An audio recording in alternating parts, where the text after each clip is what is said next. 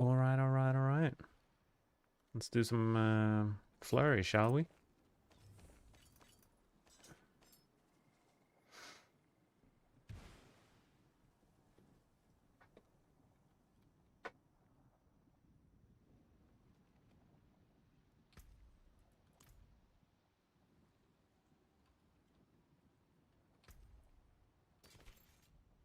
Ooh, that's pretty good.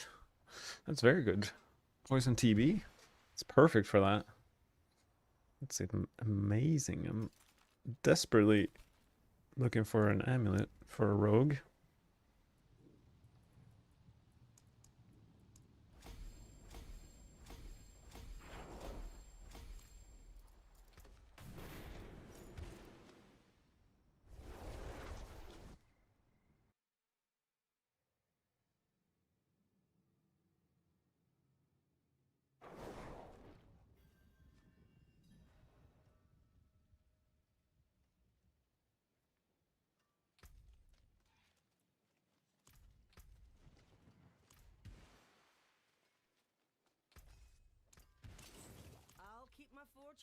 Okay, let's see. Change this.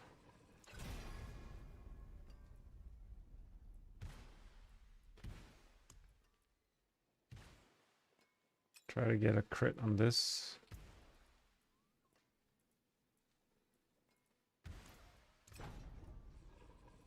I've rolled this like 30 times.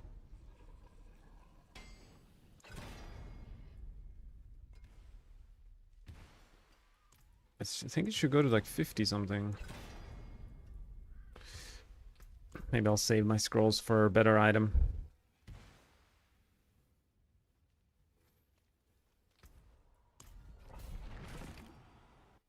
Oh, flurry command didn't work. Sorry, I'll fix.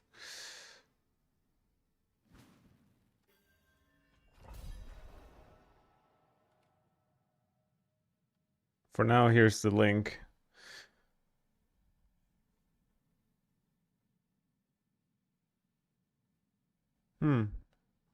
I wonder why the command wasn't working.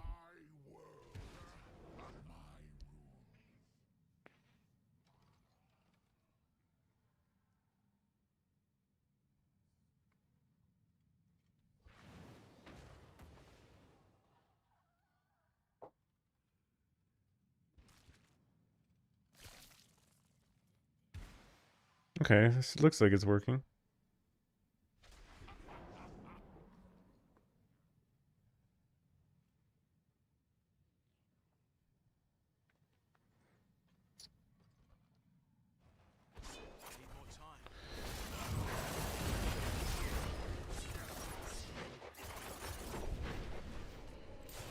Maybe to see, let's see what rogues out to see how far you can push. Yeah, me too.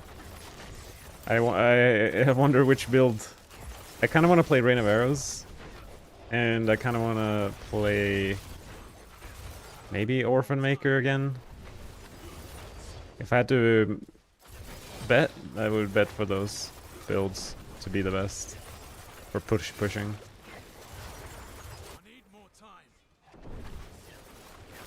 You're playing on hardcore, you did SNS with Poison Trap and Heartseeker. Nice.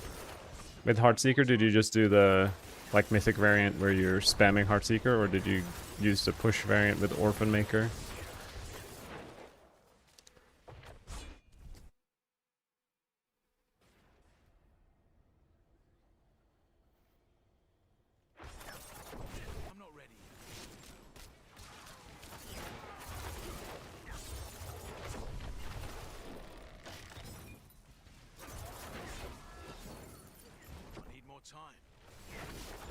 What is the use for the purified eyes of Belial? So you're talking about... So we have corrupted, and then there are purified. And the purified ones, is it like a... It's like a... I guess you could call it like an Easter egg. Per day, you can summon like... It's like a secret area that you can summon with those purified... I haven't gone through the whole process myself. But there's like basically hidden altars around Sanctuary, and you drop, I think you drop those like purified body parts into these altars around Sanctuary, and then you can spawn a Giga portal that leads you to a special area. There are videos guiding you. I know BioBoy uploaded a tutorial on how to do it, but you can also try to figure it out yourself. But it seems to be a bit of a process.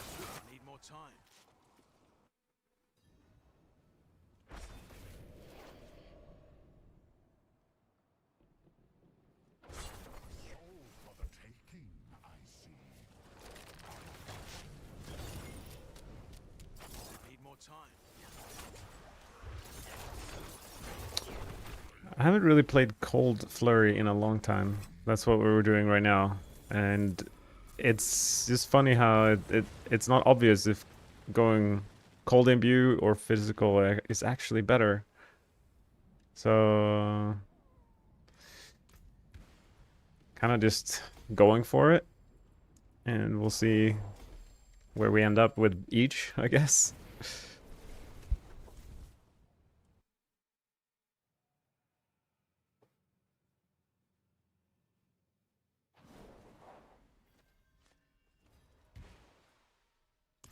Just leveling up my glyphs a little bit.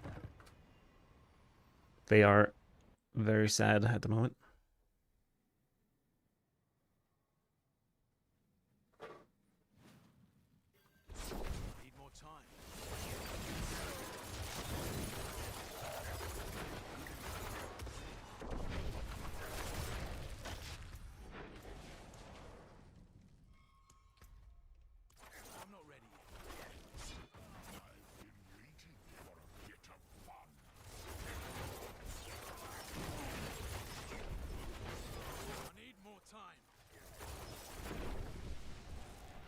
Trying to figure out my chat, if it's working. Like I have a YouTube chat and a Twitch, but it doesn't seem to be loading properly.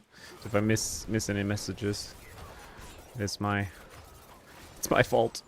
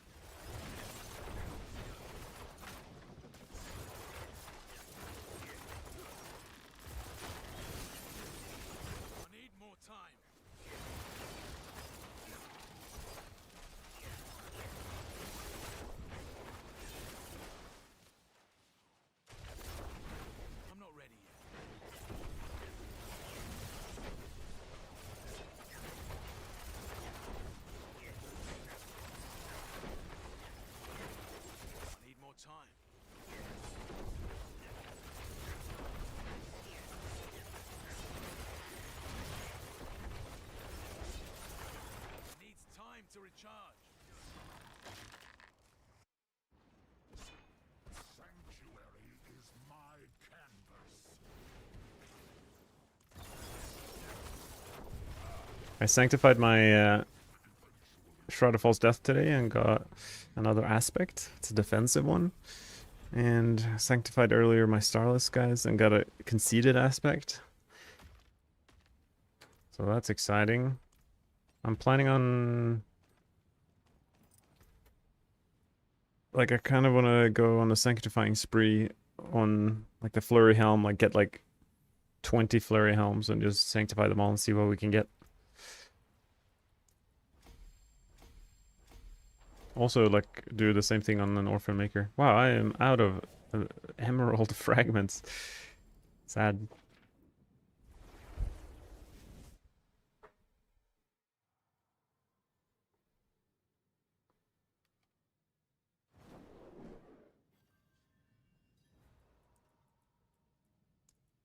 Let's try 70.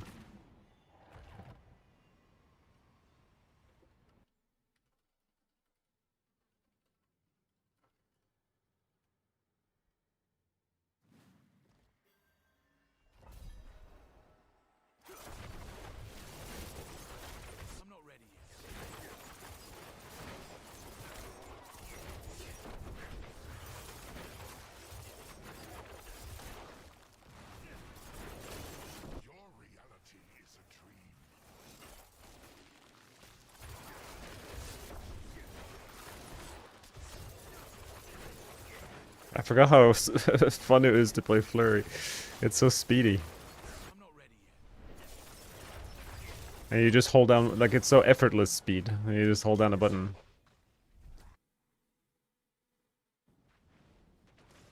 I'm not ready yet. Thank you, thank you. Lots of big numbers indeed.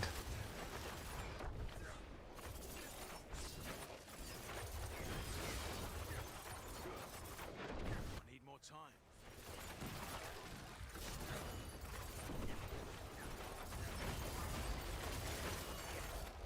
Kind of annoying. Let's try turn off the numbers.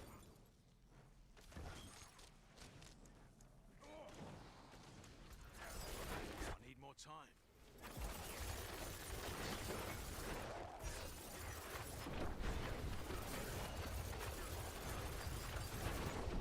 I'm not ready yet.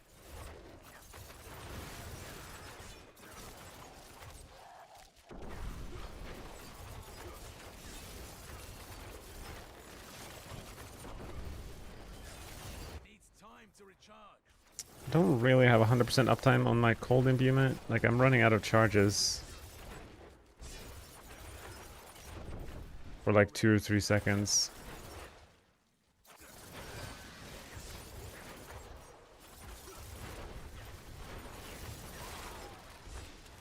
I'm not ready yet.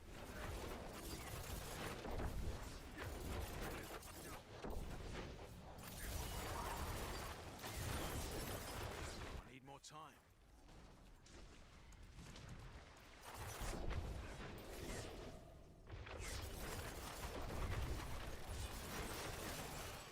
I'm not ready yet.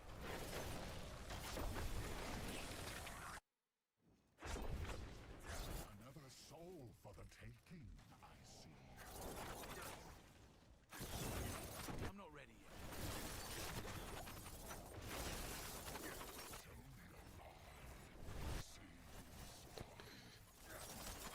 Boss damage is pretty bad. I will rise again. With the cold version here, because most of my multipliers are against staggered bosses.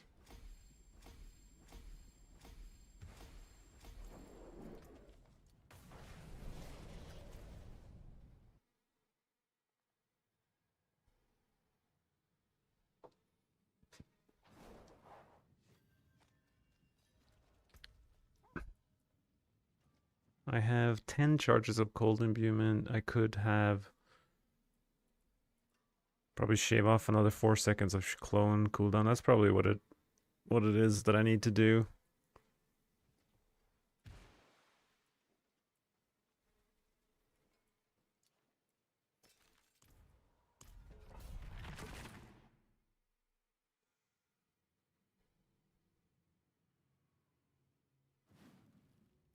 I need more time.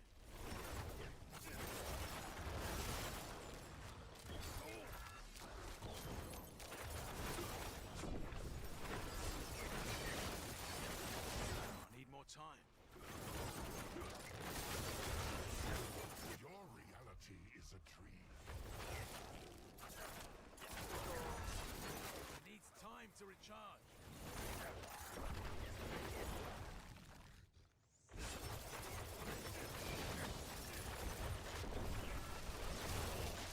I need more time.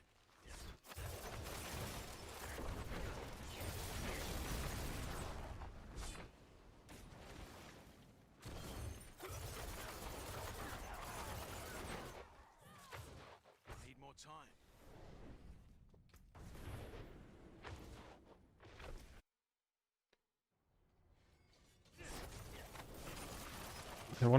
I want to get a really good Sky Hunter, so I should do some Vashan, but I don't really have a lot of. I have like a bunch of Lord Seer mats. Maybe I'll just do all my boss mats, get as many Belials as I can, and then do Belial for Varshan so I can get Sky Hunter. I think that's the game plan here. Our little Sky Hunter factory. I need more time. Factory line. A step-by-step process. I'm not ready yet.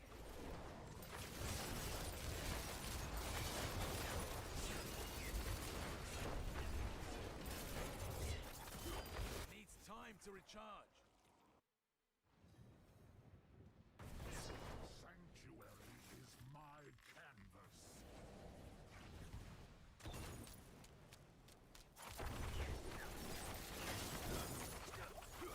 I'm not ready yet.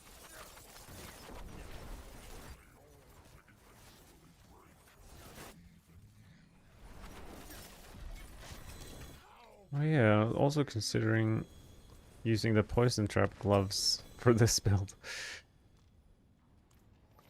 Okay, okay, let's see. How would that look?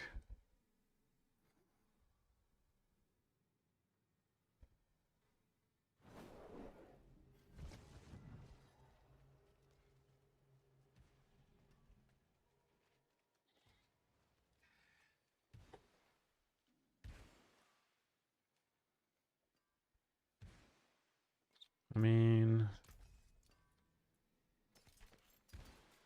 it's good, but doesn't seem that good. Doesn't give us much. But the question is, how much do even Grasp of Shadow give us? 150% bonus to Poison Trap. How much damage is that from Icarus Rose?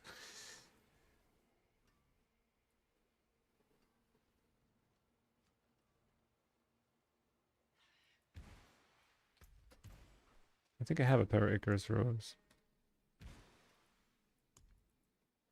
100%. Okay, how much does it go to? Okay, so it'll go to like 50 with a perfect roll.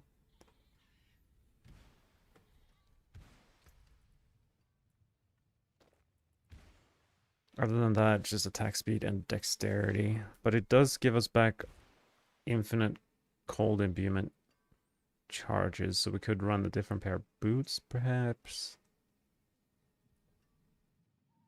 And maybe a dark shroud. I mean, it's an option, but on initial brain math, doesn't seem worth it.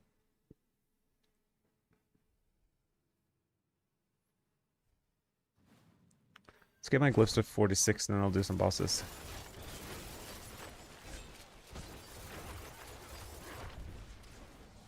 I did 12 treasure goblin, what's it called, treasure breach earlier today. How much did I even get? I had 0 Obdusite. Yeah, now I have 75,000. Those little goblin dungeons are pretty good. Pretty good.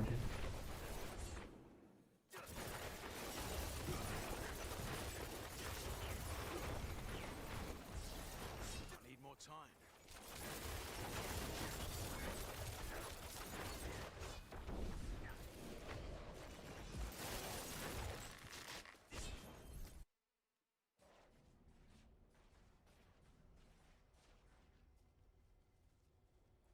I'm not ready yet.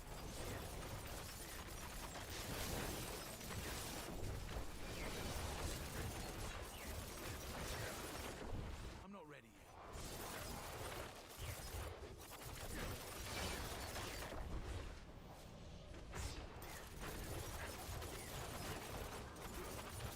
I need more time.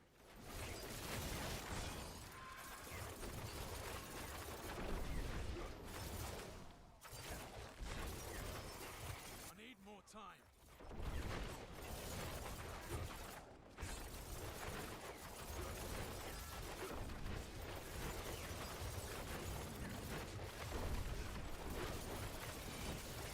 I need more time.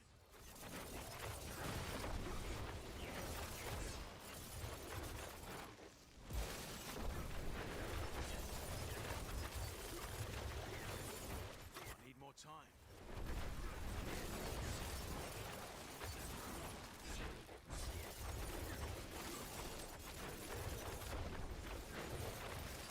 I need more time. I feel so tanky. It's weird. Playing Paladin, everything felt like it could kill me. But here on Rogue, it's like I never lose health.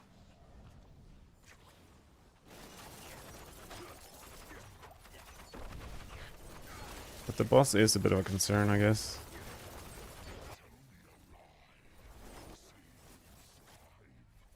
The question is how long the bosses will take in the tower. Maybe it's like worth it going all in on AoE damage, so to speak.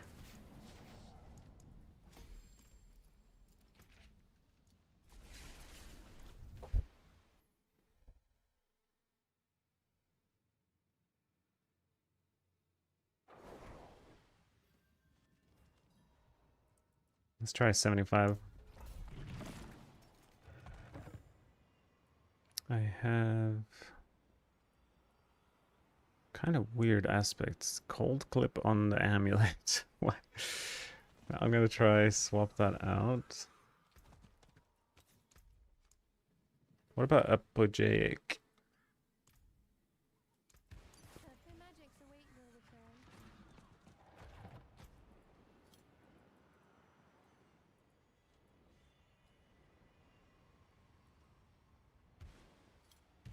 Hello, Jason.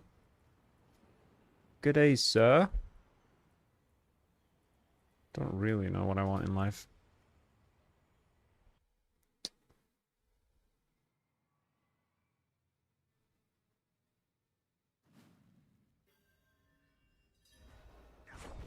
Need more time.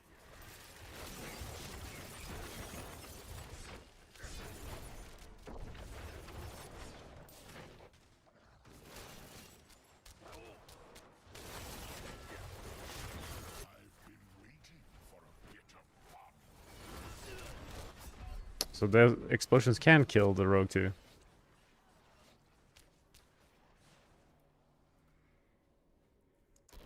I'm not ready yet.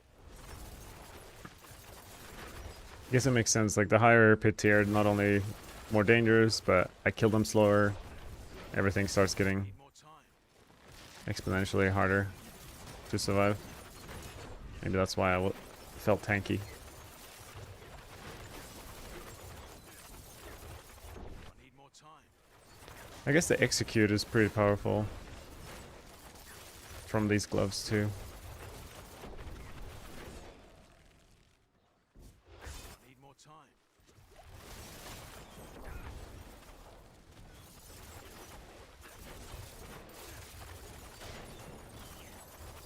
I'm not ready yet.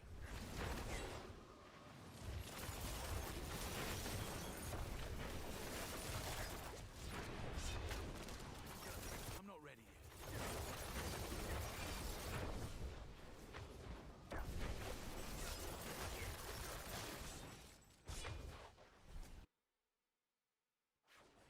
Jason, are you playing it D4 Paladin Rogue?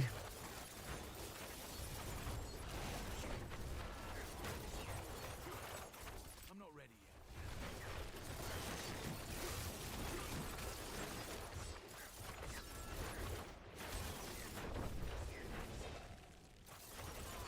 Needs time to recharge.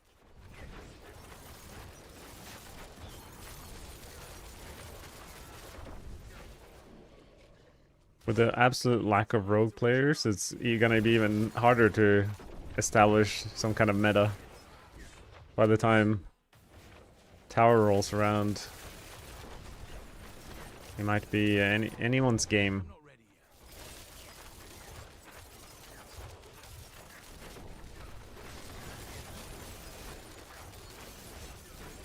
yet. It's also gonna be a ridiculous like gear difference between players this time around.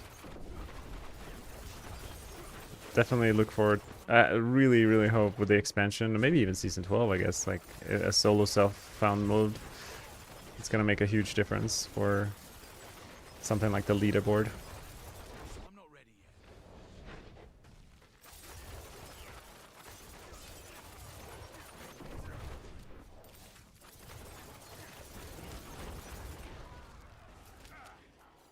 I need more time. Oh yeah, do I even have unstoppable? I guess, yeah, I do in my ultimate. That makes sense. Do you want to meet darkness and death?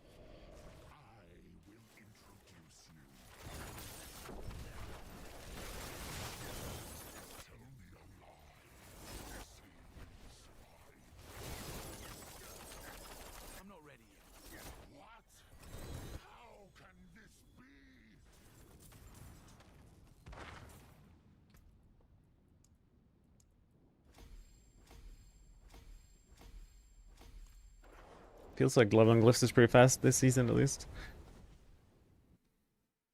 Get the bonus from the seasonal thing. It adds up. Could probably do like 65 and just fly through it a bit faster.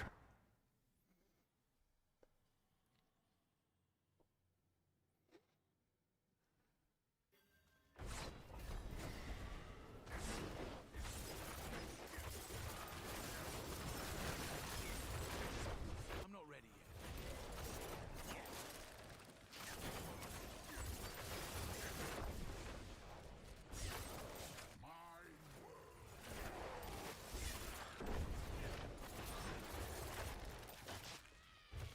I need to find a usable amulet and a Dex GA ring, and then I can invest a bit more into tempering, so I can solve my bottlenecks here with this build. So I can truly test its potential.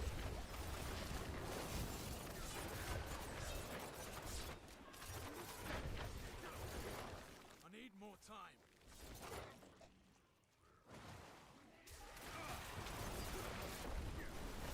Dioxide, what's up? I decided to join back into the family, if you will have me, of course. I left you fellow rogues for 2 days. Need more time.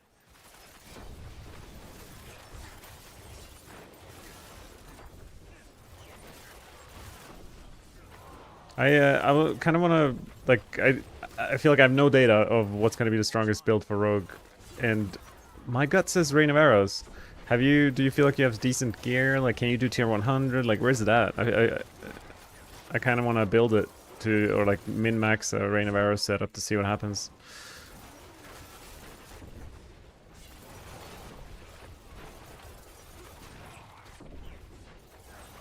I'm not ready yet.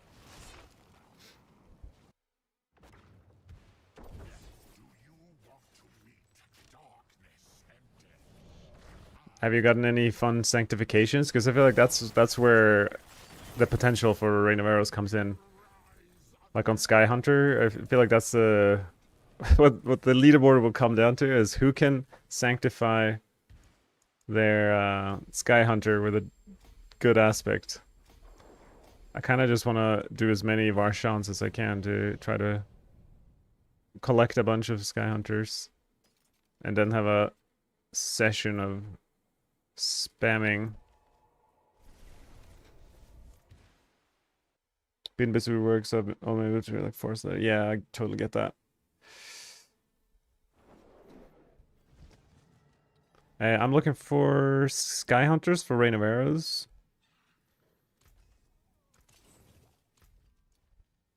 Yeah, I've kind of neglected work and it's falling behind a little bit. I'll now that I'm like, I feel like with the rogue there's less urgency, like with paladin, and I wanted to try it out before everything's figured out. But now that I'm rogue, it's like it's a bit more chill. I can relax and just play a few hours every day.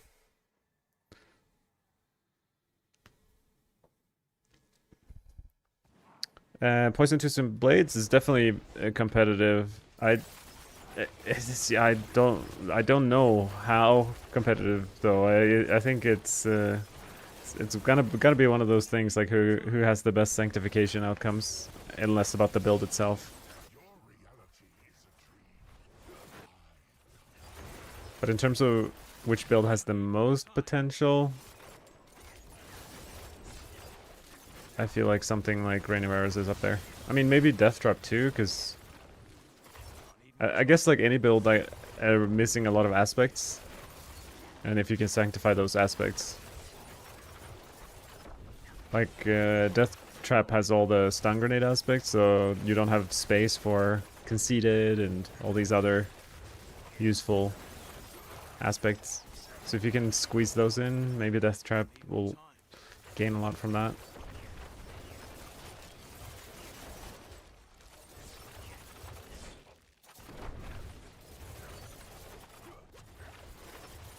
I'm not ready yet.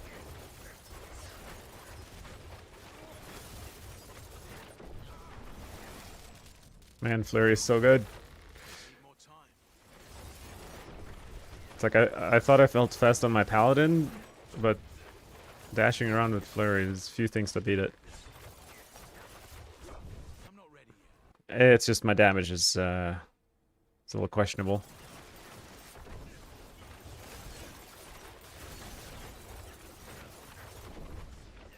I need more time.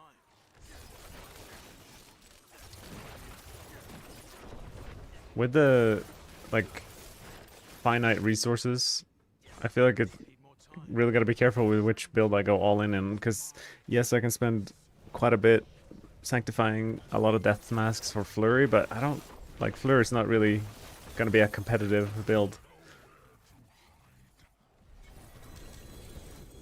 Amulet?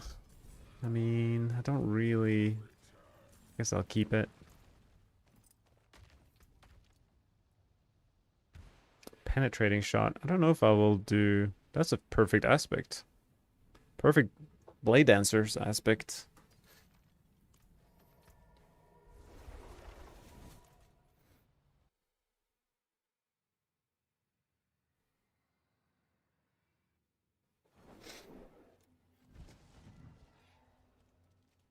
I need to. I think I should see if in the stash I need gem fragments for emeralds. I think I've used quite a few for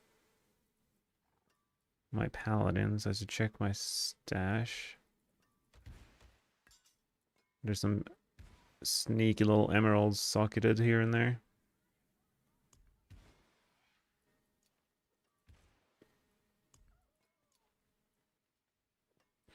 Like, do you guys' stash, like, do you keep it clean? Do you have it organized? Because it's definitely not the case for me. Every single tab is just random. There's no system whatsoever. I can't do that here.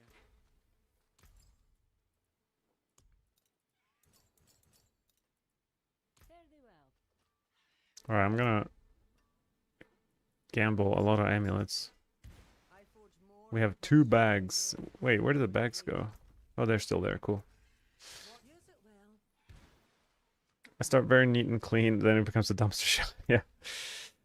That's pretty much how I feel about it too. Alright. Give him some... This is T4. What am I getting blue and rares for? 2 GAs. Okay, okay. Crap. And crap. Well, that was unsuccessful. Exploit. I could use this.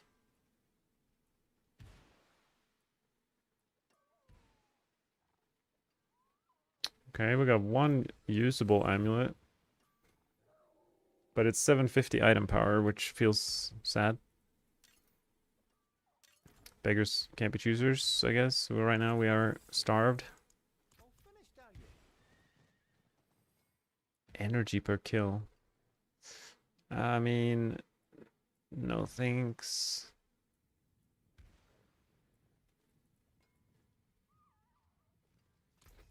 Okay, that was useless. I also almost have 10 billion gold. That's crazy. Did a couple trades and maybe I've got a... someone messaged me on trade, speaking of.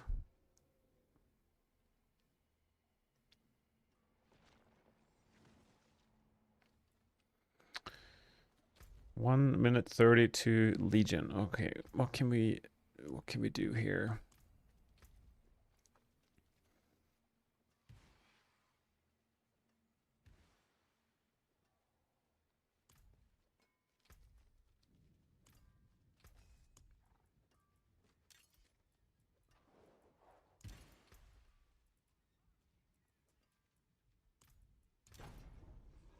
Can I please crit? How many scrolls do I have? 139. Oh, perfect. Okay, so now I have 13 seconds. And if I just get another crit, this should go to 50.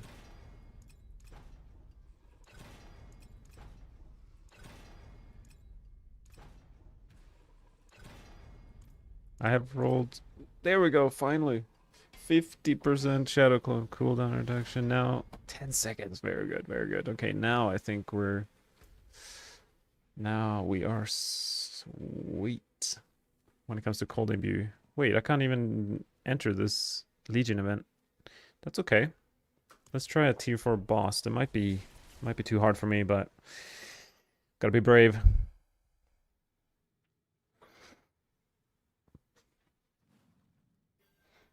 Yeah, so this ring has both GA temper and then the masterworking crit on top of it. So you can get quite a lot of cooldown reduction just from just one item. Like more than before. It's kind of crazy. Because in the PTR it was like less than ever before. Well, a lot changed since then. Alright, can I do a T4 boss? Mr. Greg B, go easy on me.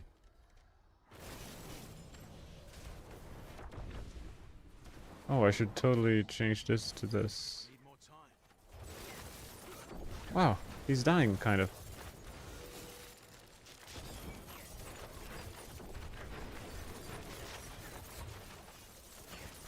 I need more time. It is possible. Okay, so this can drop, I guess, a Hakan? Want me to join? Yeah, I would love to. If you want to do some bosses, I would be very down for that. We can collect rogue uniques together. I'm gonna gather my boss material from my paladin because I think I have quite a bit. And bring it over to the rogue. You try to keep categorized armor, weapons consumed as uniques. Well, that's very smart. The only organization I have, which is somewhat decent, is my mules. I have Paladin Uniques on one separate character. I have Paladin Defensive Legendaries, Paladin Weapons, and then Paladin Weapons 2. So I keep all my spare items somewhat organized this way. So if I'm looking for anything in particular, I just go on these level 1 characters. TechCraft asks, are Chaos Uniques gone? They are indeed, yes. They are gone. There was a Season 10 only thing, but they have said that they will bring them back in some capacity. I'm pretty sure. And so maybe next season or in the expansion probably there will be something like it. Like maybe you can have a unique on a different slot in some way. That would be what I would expect.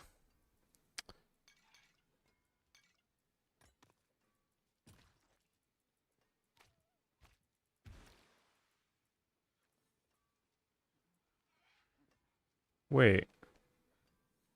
Corrupted. I see. These items can't be stored in the stash. That's a little sad.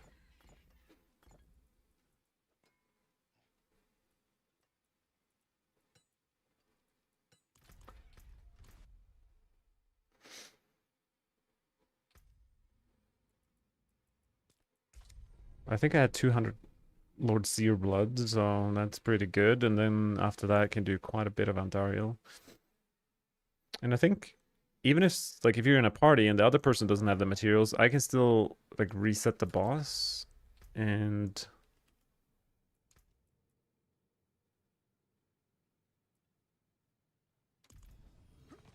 then we get a bunch of experience because tier 4 bosses is like by far the best experience from what I've experienced.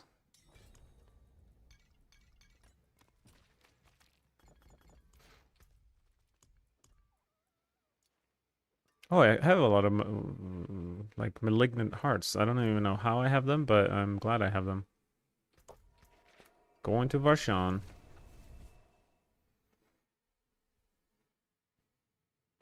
I want to get a Sky Hunter 800 item power with maxed aspect. That is the goal. I'm not ready.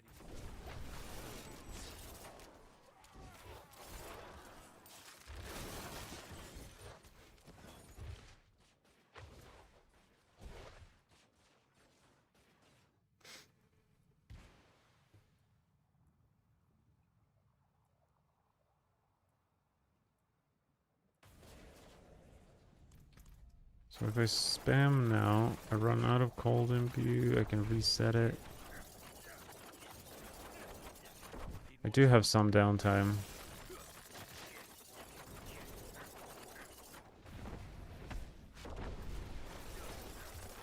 It's quite hard to have permanent uptime on the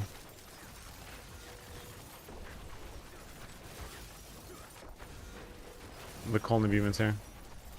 I guess, yeah, okay, in battle it's easier because quacks are in procs, preparation. Alright. What do you have for me, mister? Nothing. No GAs. I could do like at 9 or something of this guy. This is what it looks like when 2 rogues take on the tier 4 bosses. They don't instantly die like they do with perhaps other classes. You know what? It might actually be worth doing 750 item power Sky Hunter bows if you get the right sanctification.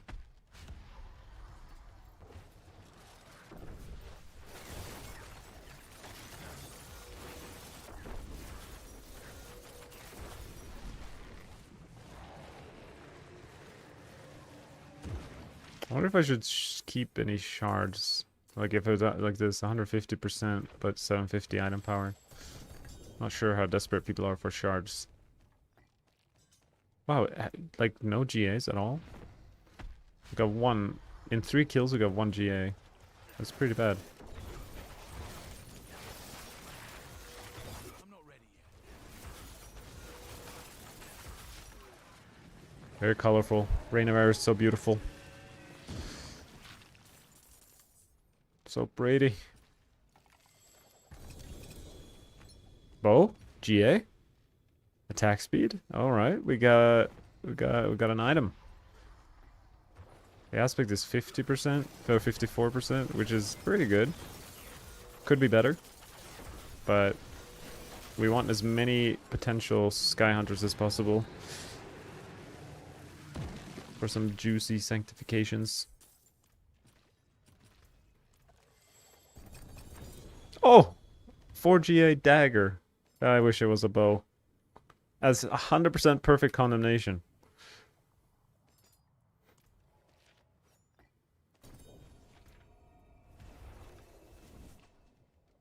I'm selling. Die. Went to town. Rapid fire time. True, actually. What else? What other builds? Yeah, rapid fire is that's good. You put that on my radar. I did play it in the PTR and it did surprisingly well. It was like stronger than Fleur for sure. And they buffed it a bit. The Scoundrel's Kiss. Such a good item to have 4GA because damage per combo point, dex, attack speed, everything is like useful. The first half of those Varshan kills were lame, but the second half showed some potential. I mean, I'm kind of disappointed in Blizzard's like how they like this. Basically, everyone's accepted the philosophy that Paladin, any new class that comes, they're gonna make it overpowered because it's new. But why don't they apply that to the new uniques? Like these pants for Dance of Knives, they're like you don't even use them. Like they're far from good. So like it's like if they drop new uniques, make that unique over-tuned and then later on tune it down. Like let people be excited about a new item versus like add a bunch of uniques that no one uses. It's kind of strange to me. It's happened with quite a few rogue uniques now of the new ones.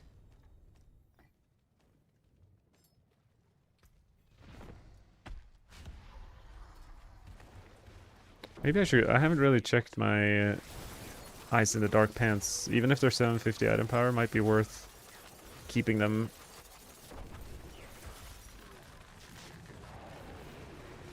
Don't really need any of the stats.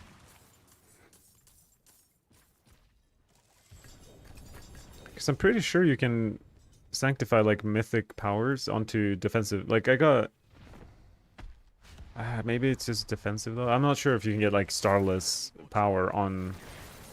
But surely you can get like Harlequin Crest unique mythic power on a pair of pants. Because it's like both are defensive slots, right?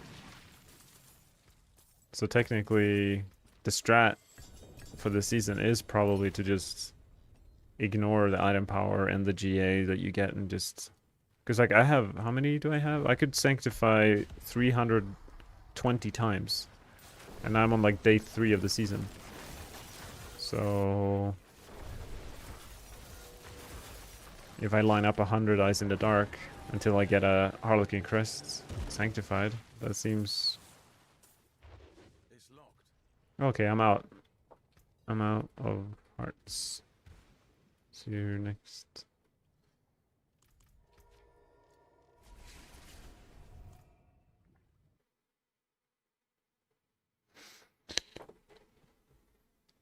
Bo, bo, bo, bo, bo, bo.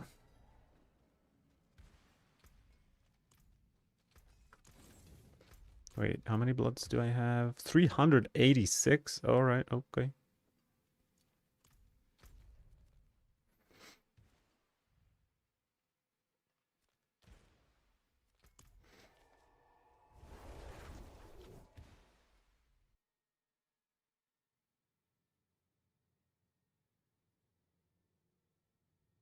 I have a pen shot. I mean... And, but yeah, rapid fire, I didn't check if, like, Dioxide, if you, I don't know if you can hear me, if you did a push version for that, because I think, oh, Vex Rune, I think I want that, actually. I feel like rapid fire is one of those builds that you can make it unbelievably clunky and uncomfortable to play, but min-max the damage. Like, no movement speed, no mobility skills, cold imbuement, misery.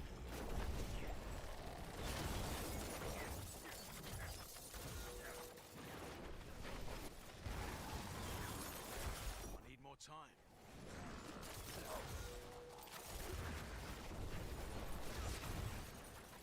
This, like, dash is so much more responsive than Falling Star from the Paladins. Like, as soon as you see, like, an effect from the boss, you just click dash and you're good. It's comfy. I don't know if I want any item from this boss. I know Picha plays a lot of Rogue Flurry, uses Assassin's Stride for this exact variant that I'm playing now. But I'm just not convinced. I need more time. You shadow imbue everything, which means you deal a little more damage, and it has mobility skill. I guess it is cool for speed farming, maybe just not for pushing. Oh, we can get a Scoundrel's Kiss here. Okay, okay.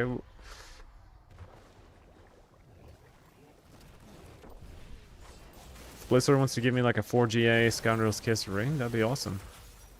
I need more time.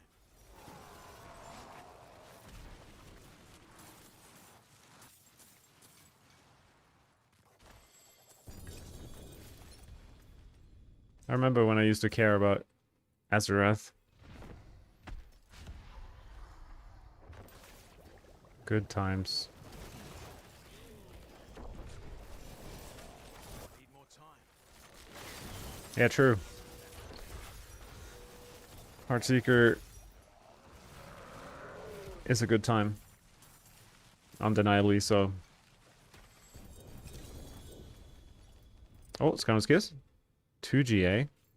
But low percentage. How come? And like, don't really need the crit chance because you're running... what's it called? Precision? So it's kind of lame.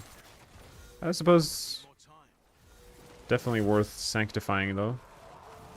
Well, we will indeed keep it.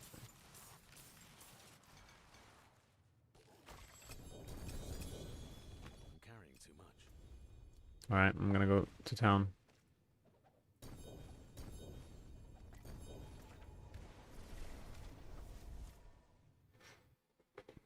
I guess I should keep like every GA Scoundrel's Kiss ring. Don't need to worry about the...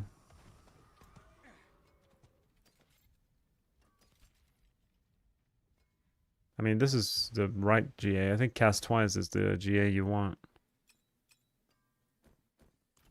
And then you go Shadow Clone double damage on the other.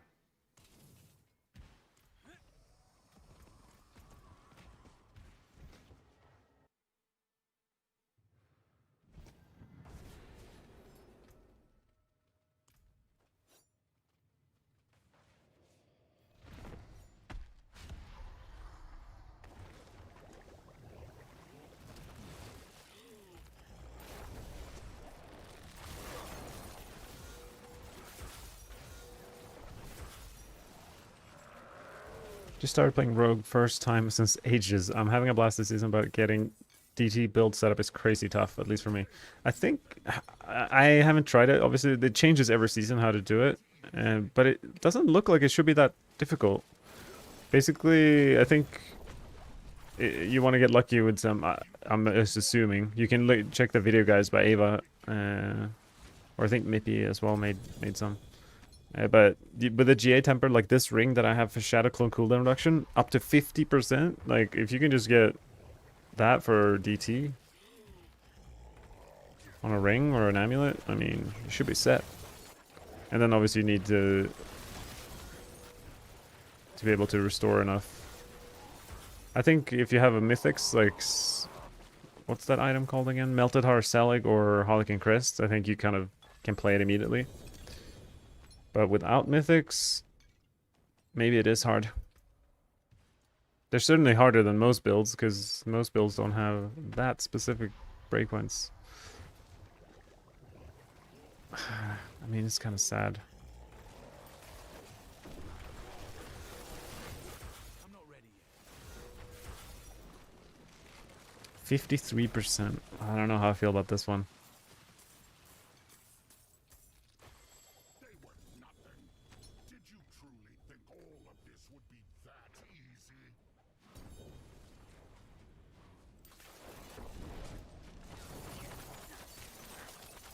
No mythic yet? I'm lucky. I hope you find a... I haven't yet myself found a Nightmare Sigil with a mythic prankster. Carrying too much. And then if you do, definitely do a rotation. Okay, I'm gonna go to town. Oh, this guy drops Orphan Maker too. Who? Hold on a second. Lord Seer, we want 2 items from right now.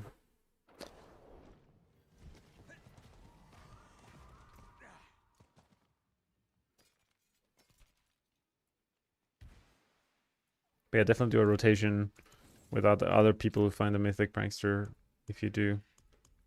Then you go from 0 mythics to 30 mythics. In the matter of minutes. Sounds a bit silly when I say it like that. 30? Like, it's a pretty high number.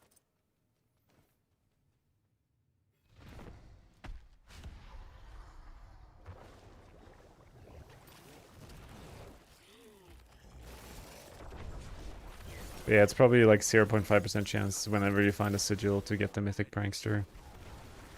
Or something like that. Maybe even less. Die got cut in half.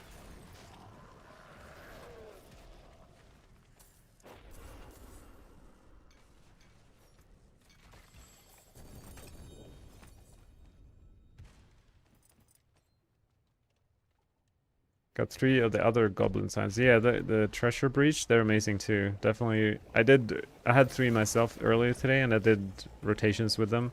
So I ended up doing 12 runs of treasure breach, and Need more time. I mean, so lucrative, and especially with the new character I am on the rogue now, I got so many of my aspects and just legendaries in general, not to mention like 100,000 Obdusite. I think the highest return on investment per minute is like doing those treasure breaches in terms of general farming that every character needs. So good. Wonder how much sigil dust I have. Whoa, I have a lot of sigil powder. I have how did I get 2,000? Need more time. I feel like my first mythic prankster sigil is hiding in that. Hiding in there somewhere. My bags are full.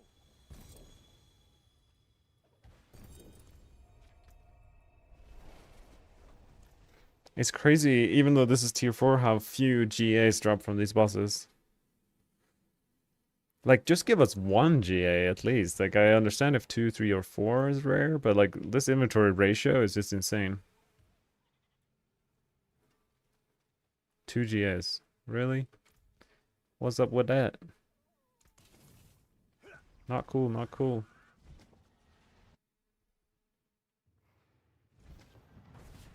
How many more bloods to... Oh, wow, I have 250 more Lord Seer blood. How does that even make any sense? I should be getting quite a... I have not gotten a lot of Belial, actually. Like, doing this many lair bosses, you would think would lead to quite a few Belial kills, but... he remains pretty rare. Who else misses the good old days when they were duping materials? Okay, I take that back. I don't miss that. For a lot of reasons. Not only did it mess up the market, but just made it so that we spent so much time in the boss rooms.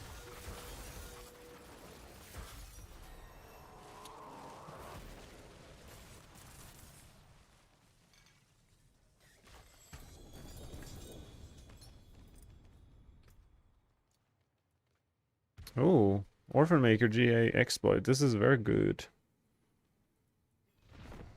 I am definitely gonna sanctify this one. Was that a 2GA? 2GA razor plate. Do people use this item?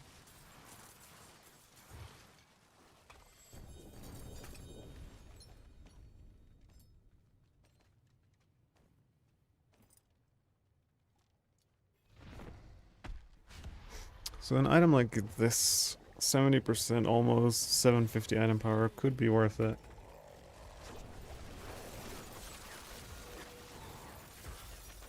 I need more time. Rain of Fire seems really strong. Yeah, I agree. I agree. And then there's like an argument for going Orphan Maker with Rain of Arrows too.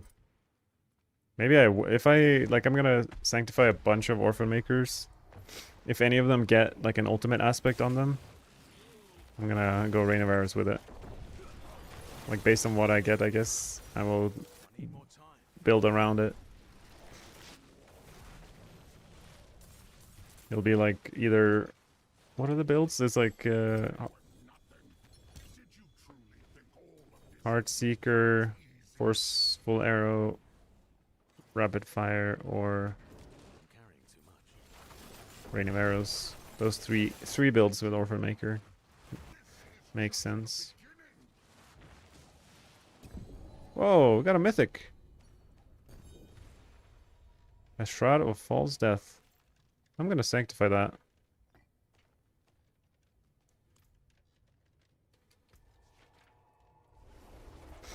Even though it has the wrong GA, you never know. Never know what you're gonna get.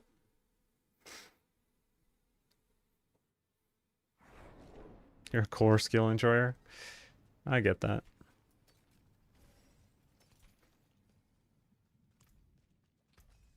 I'll keep my forge hot. I don't know what kind of build I like. I like builds that are different, I guess. Usually. Like something that feels a bit new, or like a loophole that most people didn't think of.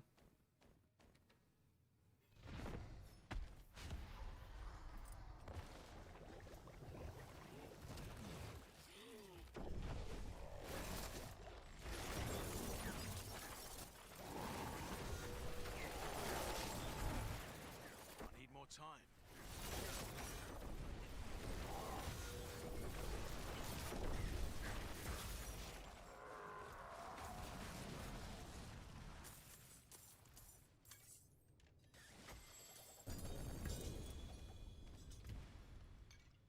Ooh, GI Shard of Rathiel. This is good for Rain of Arrows, right? Basic attack speed, that's what you want on it.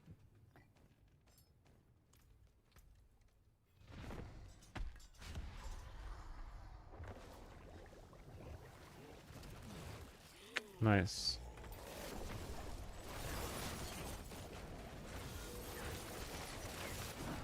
Oops. The issue I had on the PTR with Rain of Arrows with the shard was that, like, because each Heartseeker costs like 60 energy or something silly. So you need quite a bit of maximum resource, it felt like, to not, like, run out of energy or not be able to fire. So I feel like having a GA resource shard would help a bit, or a lot.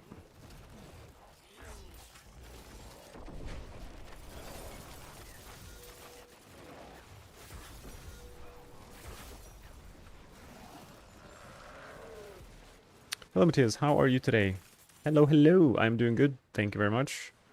Back on the rogue and back on a normal sleeping schedule. I feel like I I don't think I've ever blasted this hard as I did with the paladin the first few days. Oh, I should probably go to town, but here we go.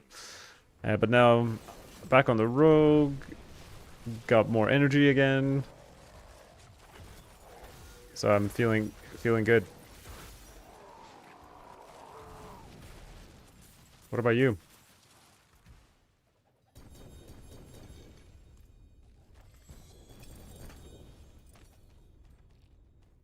Okay.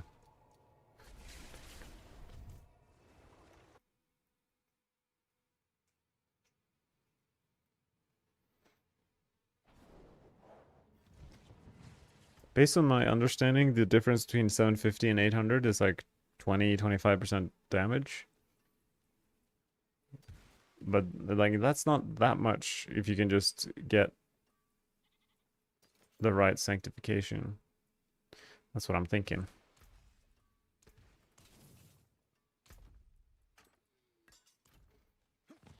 Paladin has so many variants.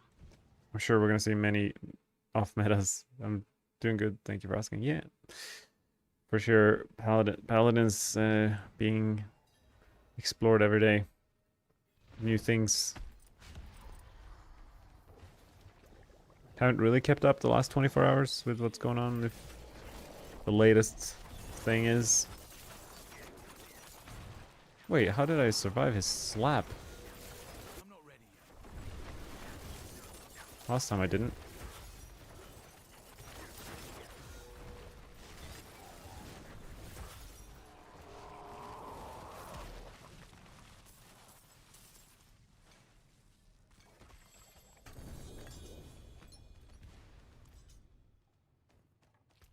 Oh yeah, how many how many Andariels can I do? I have 50 Andariel mats. That's kind of silly. And if I get even more if I do my Beast in Eyes too. I'm not ready yet. We're gonna reach Paragon 250 and do all these bosses. Usually every season I get to 250 and I stop leveling. Ah, come on, Skylar's Kiss, but 54 out of 70? That's not great.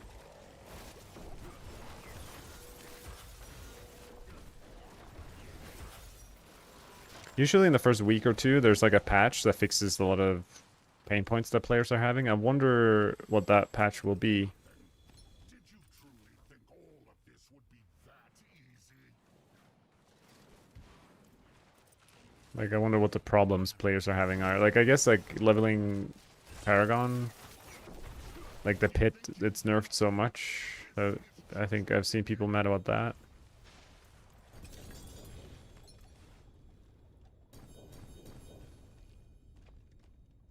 I'm carrying too much. Oh, another Scholar's Kiss. I'm gonna have a good sanctification party after this. I have like 10 items already.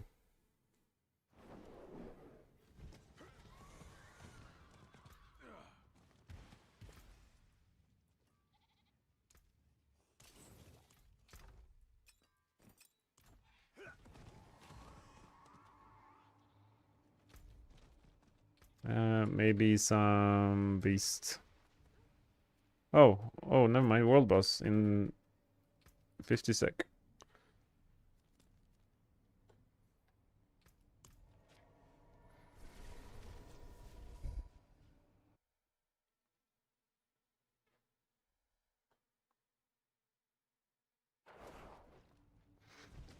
Can't do that here. Yesterday when I checked on the trade site, there was 0 Sky Hunters posted, like the bow for Rogue. Like not even one posted. So that was quite discouraging. Made me realize I have to find it myself, I guess. Let's check now. Sky Hunter. Oh, there is one linked. 500 million. Oh, it's like a really, really bad Sky Hunter is linked. For 500 million, it could be yours. That's kind of funny. But no thanks.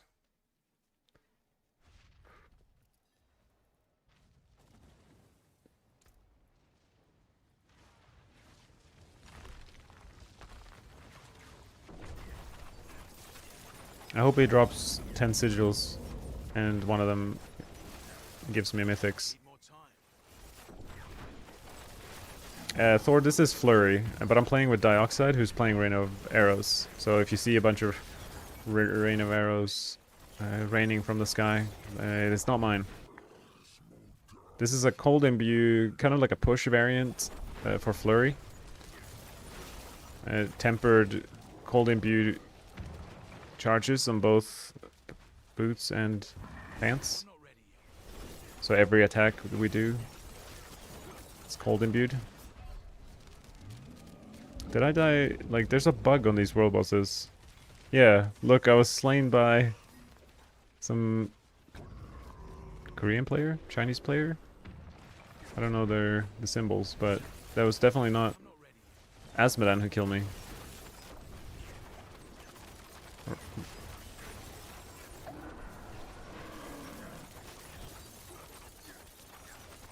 Need more time. Dioxide, VRN says hi. VRN. I'm not ready yet. In case that rings a bell.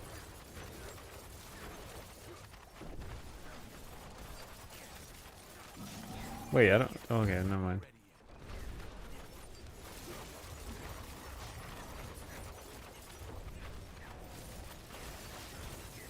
yet.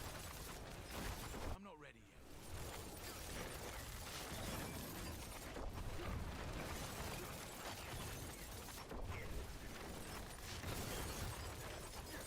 Usually in all my flurry builds that I've ever done, I skip out on Starless guys. But I'm running it right now. Just because I got lucky with the sanctification. And it seems to be working pretty well. Like, we basically don't want energy, and Starless makes it so that we have quite a bit of energy. But it seems fine. We just need to proc the helmet every 5 seconds, so... Whoa, that's a lot of materials for more bosses. I was trying to work my way through the materials.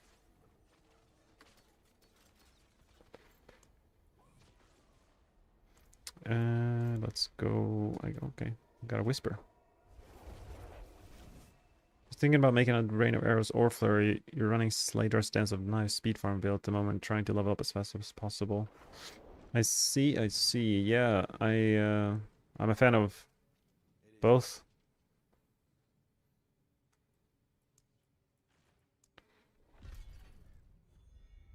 We have guides on max roll for both. I have a Flurry in the description on YouTube. Are there any boss that gives Whisper right now? Let's just suss it out. I don't think so. Go Beast. And Dioxide has a Rain of Arrows on max roll as well. My character looks like he's wearing sweatpants. I like the cozy vibe.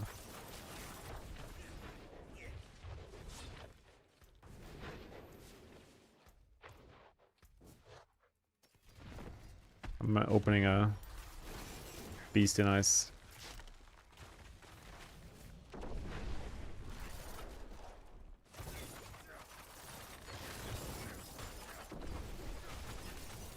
He's gonna fly away for sure. My damage is pretty low. I'm not ready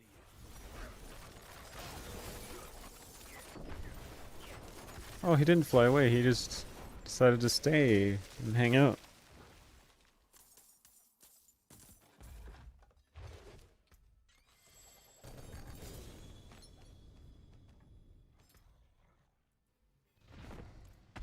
I don't know if there's anything I need from this guy.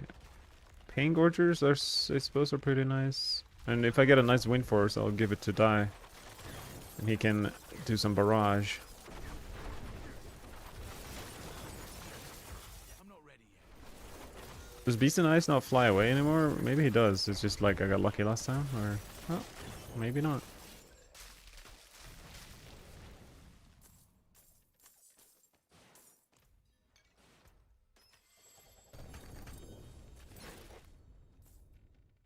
Zero GS, huh? Wait, this guy drops Orphan Maker too? What about the aspect that uses your casted imbuement to do damage all around you? Has anyone tried to make an imbuement rogue build around that one yet? No, I don't think it deals enough damage, unfortunately. But that would be cool. I don't think anyone has touched that aspect for a long time. There's a lot, I feel like there's a lot of rogue aspects that I have like forgotten exist. Like all those alchemy, like Icy Alchemist, and like, yeah, like back in the day, I feel like I used to kind of use some of those. Like there's a bunch that create poison clouds and random explosions of different elements, but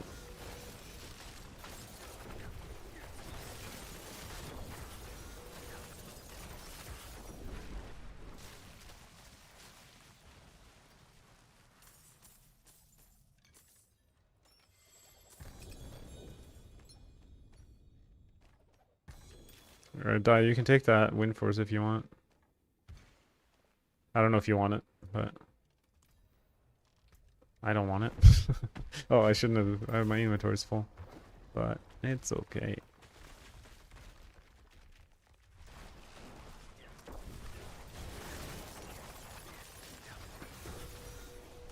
I'm not ready yet. Hey, Peach Up. We're flurrying it up. Can't carry anymore. Another bow. What did we get this time? An eagle horn. Okay, that's pretty good. 6 to malice. That's so many ranks, and it could probably wait. If I upgrade that, it should go to 8. Maybe you get 10 plus 10 to malice.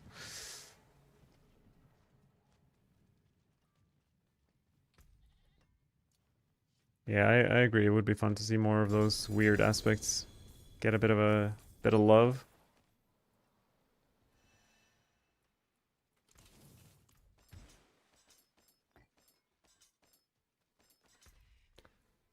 Okay, that's a good dagger. We like to see that. We like that a lot. I'm not sure if, like, I'm kind of missing highly rolled aspects for a few builds. Not entirely sure which ones, but even this one, I think it's like encircling blades have like really low roll. That's the downside of making like an alt class. It's like there's quite a lot of farming to catch up on. I'm not ready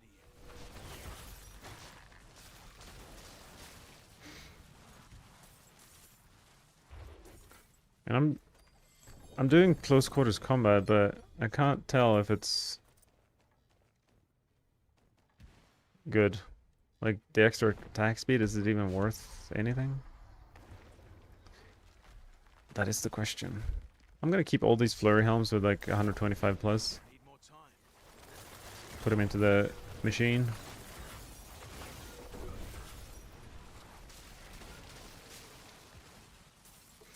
The only thing we miss out on is like 1 or 2 flurry ranks. Doesn't really matter, and some defenses should be okay. They were nothing. Did you truly think all of this would be that easy? I'm not ready yet. You think you've won? This is just the beginning. Betrayer's Husk, that was the way we wanted to see. Oh, that's my first, like...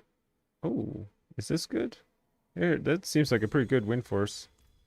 Okay, I'll pick it up again so it doesn't disappear. A wind force with cost twice barrage, and all the affixes seemed like max rolled. 95 out of 100 aspect. Pretty good, I'd say. Not sure how I feel about these beast fall boots though.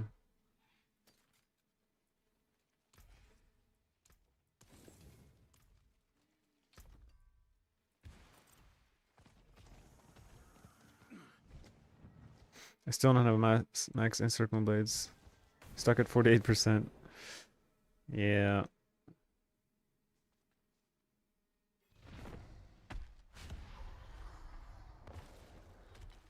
I'm gonna drop this bow.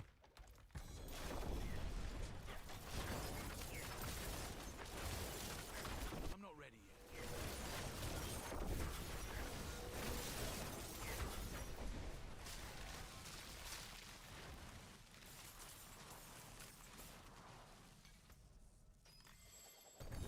Oh, 48. What was it? Oh, boots. Damn it. Perfect Rakanoth's Wake.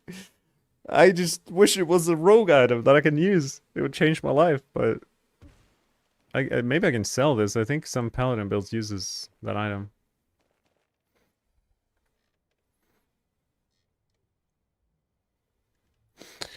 It's fine.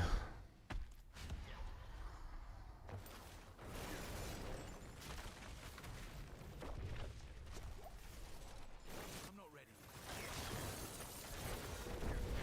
Wait, okay.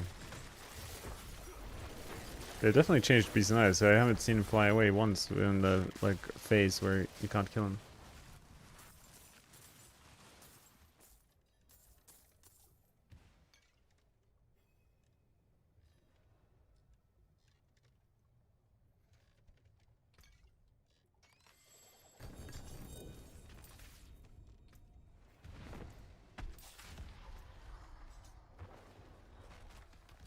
Do I even have mats for? I have one. This is the final one I can open. Then I'm on to the next boss.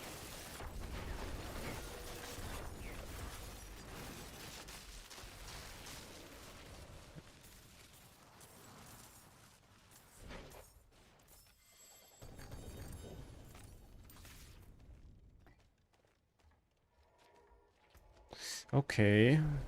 I mean, that's okay, okay. I'm gonna post those boots on the trade site, see what kind of offers we get.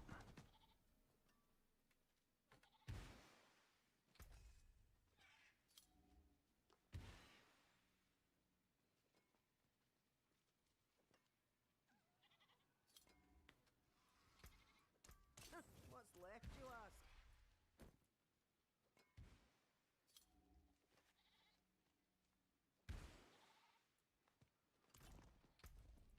What else do I have? Oh my god, I had 20 Andariels. Let's do some Andariels, I guess. Oh, she's got a whisper on her as well. Double value.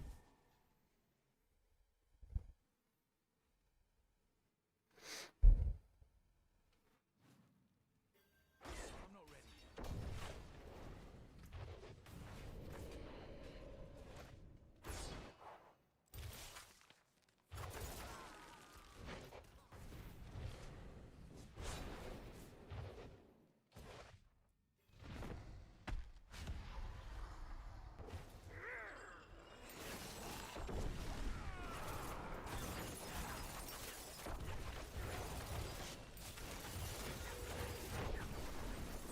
I need more time. Sometimes, like when I think that flurry glitch or whatever, when like the attack speed just goes through the roof.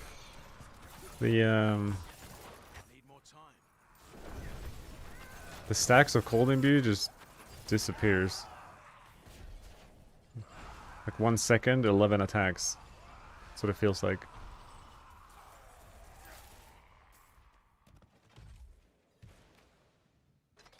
They were nothing.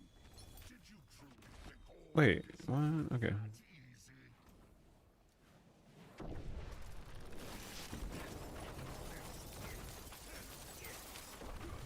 easy? I have plus 10 right now. So I've rolled it on my boots and I've rolled cold imbue on my pants. So 10 charges.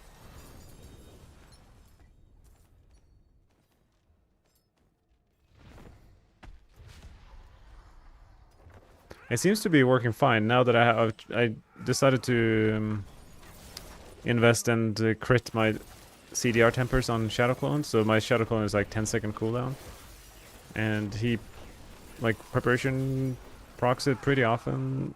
It seems like I can have 100% uptime on Golden Imbuement, even on a boss. If not 100%, then it's close to it. And obviously throughout a dungeon, it's more than fine. Because I'm proccing more quacks and spending energy that way. And Dariel's loot table is not great. At least for Rogue. It was pretty good for Paladin. Like there's no juicy bow or something. I need more time. Oh, I hear some offers coming in to my maybe my boots. Let's see.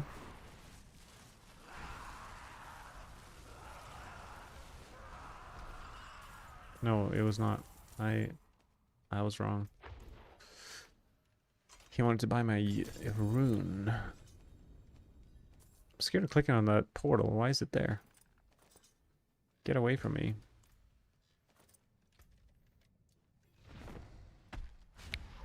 Like, all of these items is just... There's one Sky Hunter, not sure where that... I need more time.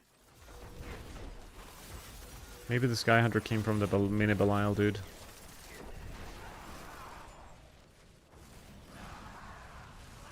I don't think I'm using Kaladin Nameless for any builds.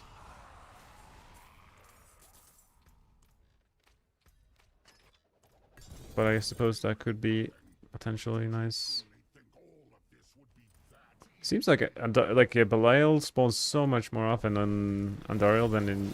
It's like this tier of lair boss. Like Beast, Roshan, and Seer, they didn't spawn Belial often at all. You think you've won? This is just the beginning. 4 husks? Oh, we just hit the jackpot. Oh, maybe you didn't get the loot. I'm TPing home now. Oh, unlucky. It's not very obvious. Oh,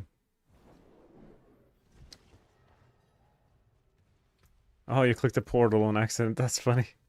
Yeah, it's not obvious when the Belial dude spawns.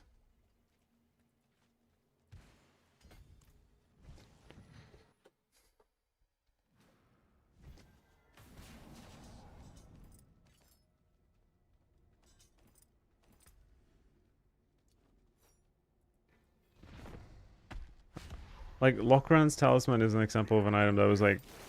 It was like super overtuned when it first came out, right? I think it was. It was like... The numbers were like 10x of what they are now. But since then, it's just a forgotten amulet. I need more time.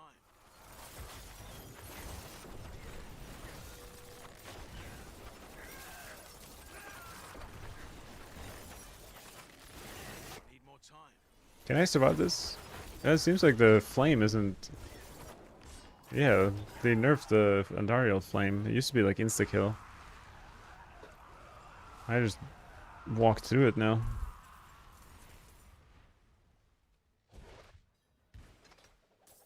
Oh. Mythic. I don't really know if I, like... If Melted Heart is actually best in slot. I feel like there is a world where... Imagine, just hear me out. You sanctify the effect of Melted Heart Salad on any item. You can because all mythics are in the pool of sanctification. You put it anywhere. You get double resources from that one, and then you wear the Melted Salad to double your, like, it's like times 2 times 2. Like, you're gonna get like 1,000, 2,000 energy from that. I mean, surely you can do something. At that point, like a Beastfall build where, because Beastfall spends all your energy, right? I think there's no limit to how much Beastfall can spend. So like I imagine like a build where you just load up Beastfalls with 2,000 energy and then shoot a rapid fire or something. Oh, I got a Beastfall so I can check. You're saying I need to save my Selig. I mean, here's what I do.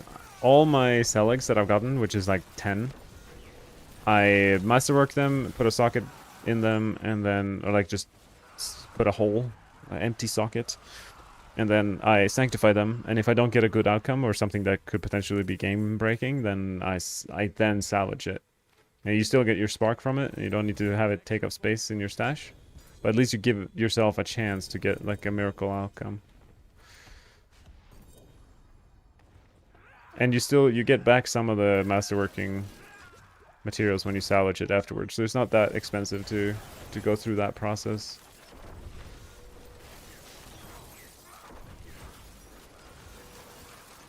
But Need more time.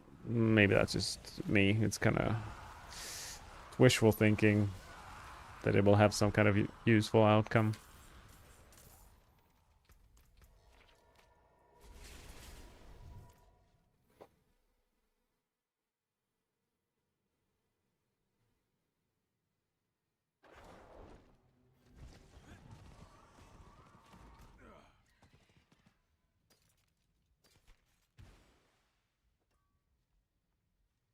When you cast an ultimate skill, your next core skill consumes all of your energy. So yeah, you would get like a pretty nasty multiplier if you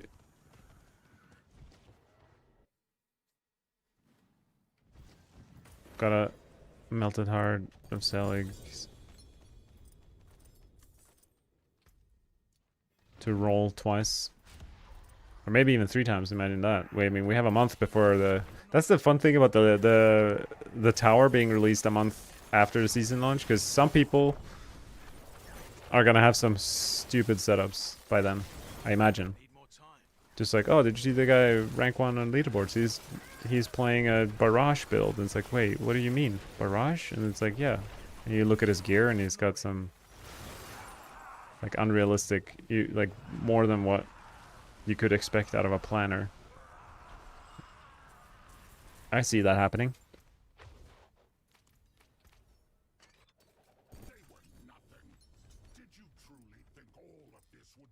I'm getting a lot of Belials here. How many husks? I have 20 husks. Alright, alright. Now we're talking. The husks are by far the most valuable, because then you get actual GAs on these uniques. If you want an OP, I have a few. Diane maybe refused to play it. Wait, if you want an OP, what do you mean by OP? Or, wait, Orphan Maker? OM? I'm trying to figure out what you mean. Cryptic language. Yeah, okay. That makes sense. Yeah, I am definitely looking... I'm gonna sanctify a bunch of Orphan Makers, so if you have any Orphan Makers, donate to the cause. I will play Rapid Fire with it, or Heartseeker, Forceful Arrow. Maybe even Rain of Arrows. There's 3 builds, actually, now I was talking about that earlier. A surprising amount.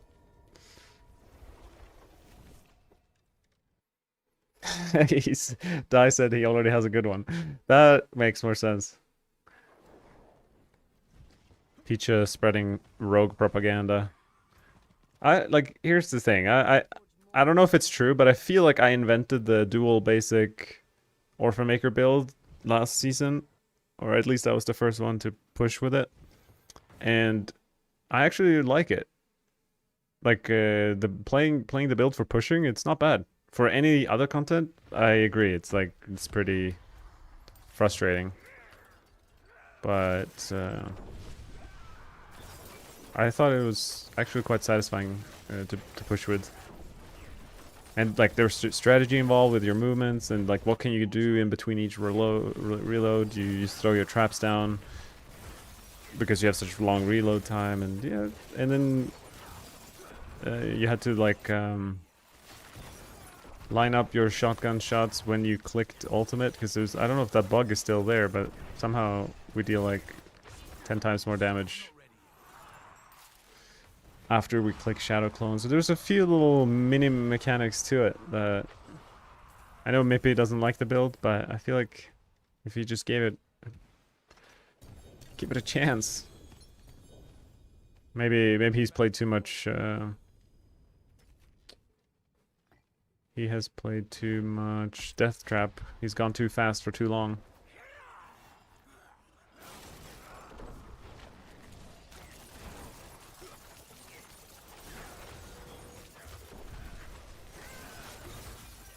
I'm not ready yet.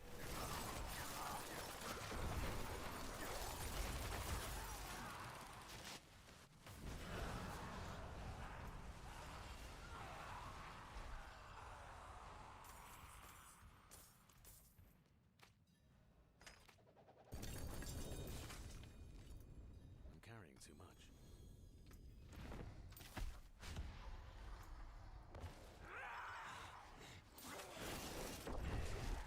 Not only are the uniques useless, but there are no GAs from Andariel.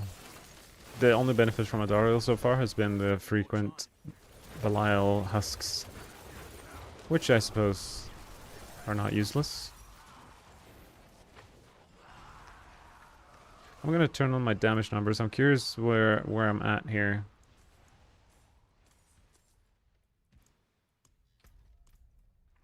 I'm carrying too much.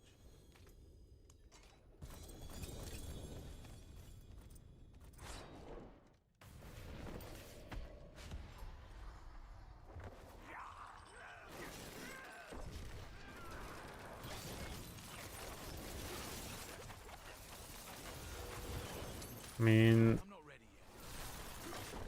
pretty weak, I suppose. 650 million. I mean, ideally I'd want to be like 10 billion plus.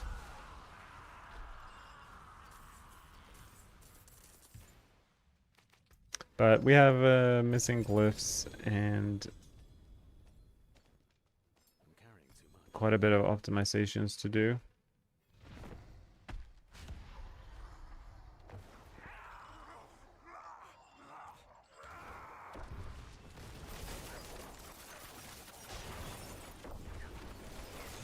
And the benefits from cold imbuement are certainly not I'm not ready yet. designed for tier 4 bosses.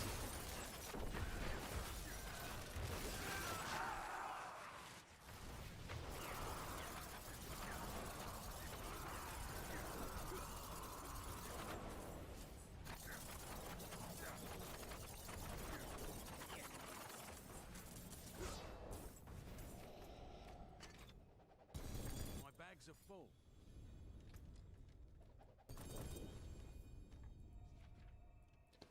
It is weird. I get the occasional Sky Hunter, even from Andariel. I'm pretty sure Sky Hunter's not in her loot table.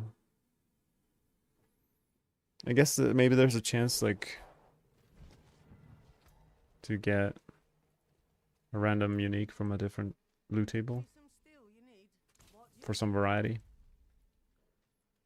Is there a seasonal power for lair bosses?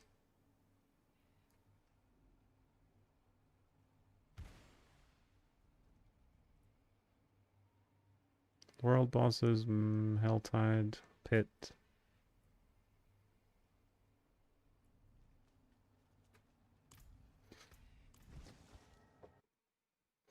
I'll do do a few more Carrying too much. Andariel just because I have like one more inventory of Andariel.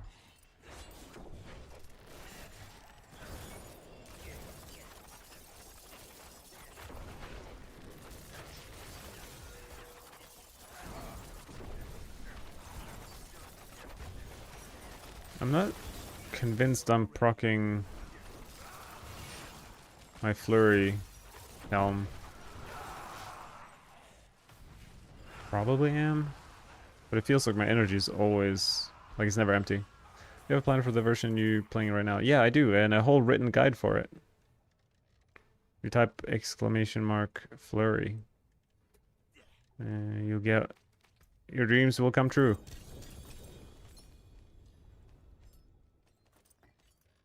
It's the endgame version, and the cold imbue is the pushing variant. So I'm playing the pushing variant right now. If you go to the build variants, or if you click on the Need more time. like the model, the rogue character, you'll open up the planner itself, and there you can select the push variant too.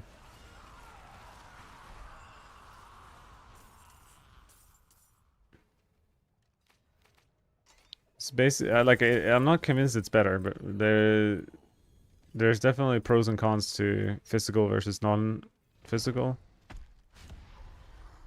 And I guess ultimately it will come down to how the tower is designed. Like if the boss is just like a walk in the park, then I have a feeling this build will be better than physical flurry.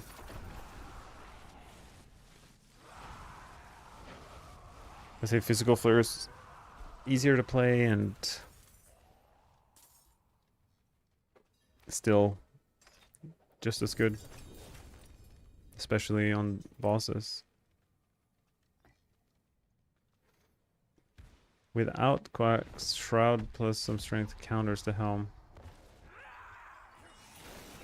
Yeah, you know, totally. Definitely need the Quack's rune.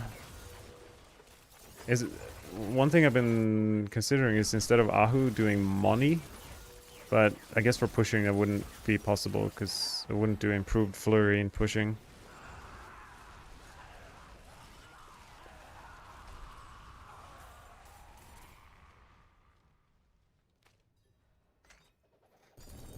Is it stronger than Death Trap? I don't think so. I think Death Trap is extremely strong still. Alright, going to the town.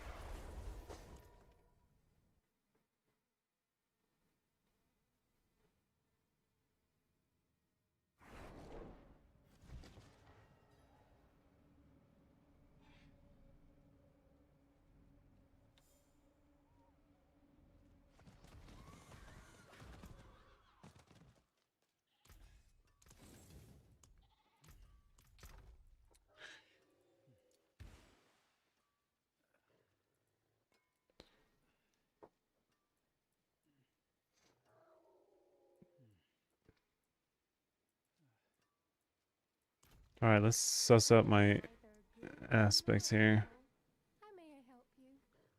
Breakneck Bandit is almost perfect. And I have a pretty good encircling.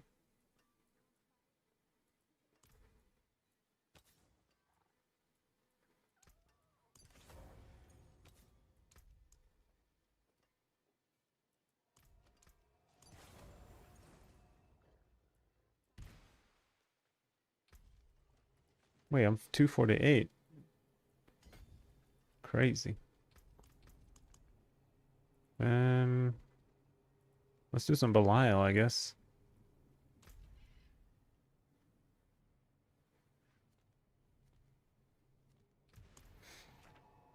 I think Varshan.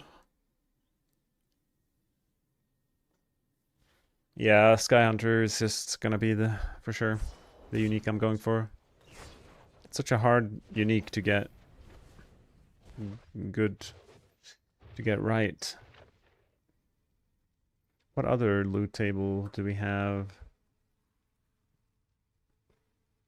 For Rogue, Varshan drops kind of just Sky Hunter, that's it. And Seer was pretty good. The Scoundrel's Kiss and Orphan Maker from Lord Seer.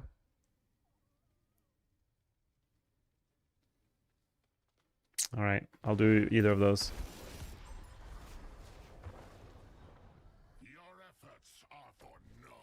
Yeah, the Poison Trap build is like you use Puncture to... It's a combo point build that... In the push, like the Sanctification variant could be insane this season. Because you can sanctify a bunch of the aspects on there, I think. But the normal version isn't that strong.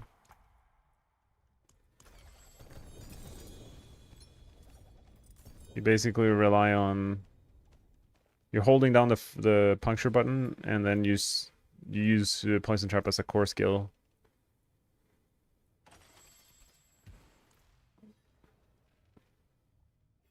Am I gonna test it? Maybe. If I get a decent Icarus Rose, the gloves, like the poison sharp gloves. I'm not ready yet.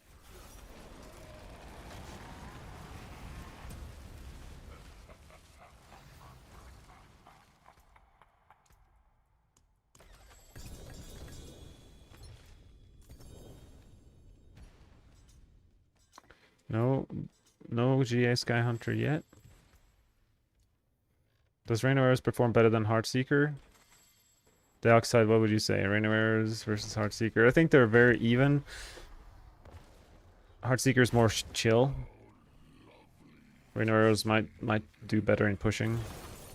If we're talking standard Heartseeker, it's more of a... It's amazing for bosses and like tier 90 plus. Rain of Arrows might push higher with a GG setup.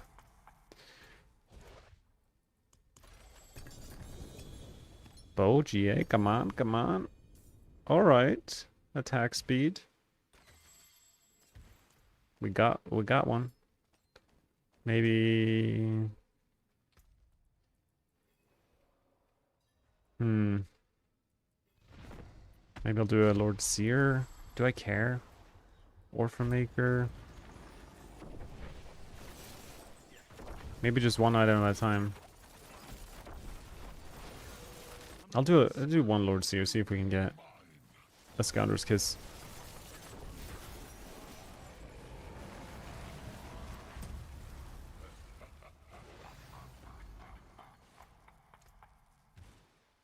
Lord Seer. Crossbow, there we go, but okay, the skill ranks were high rolls. That's kind of salvaged that one. Oh, the wrong ring. I'm selling.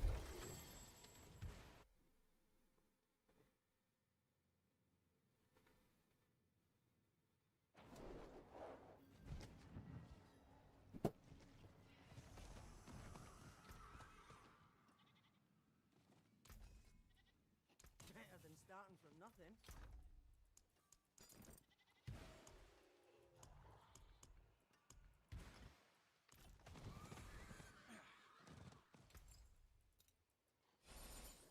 You lose a little mass to dust.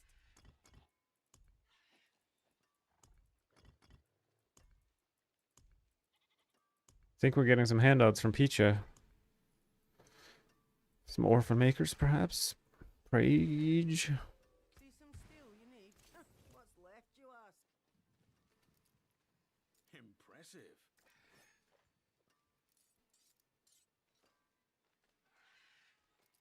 This is such a weird...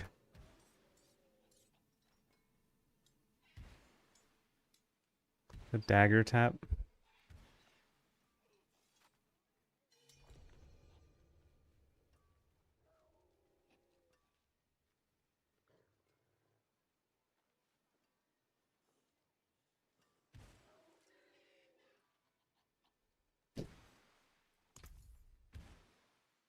Oh, oops, sorry, my friend.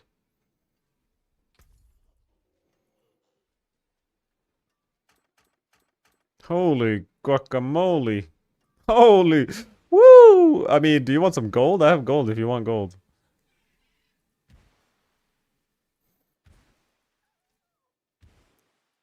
What do we have here?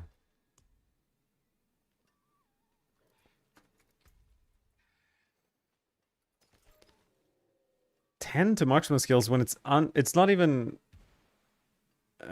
what's it called, masterworked yet. How many ranks to marksman skills can you get?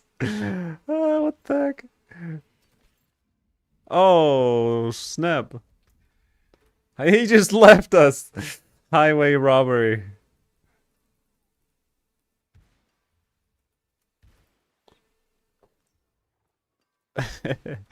I mean, this one's insane.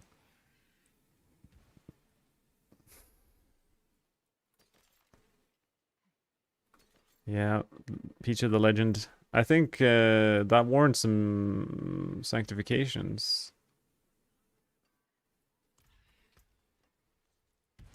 Sanctification party. do the uniques we just farmed. Alright. Let's do it. Let's do it. We're gonna get all of our sky hunters, all of our orphan makers. Gather the orphans.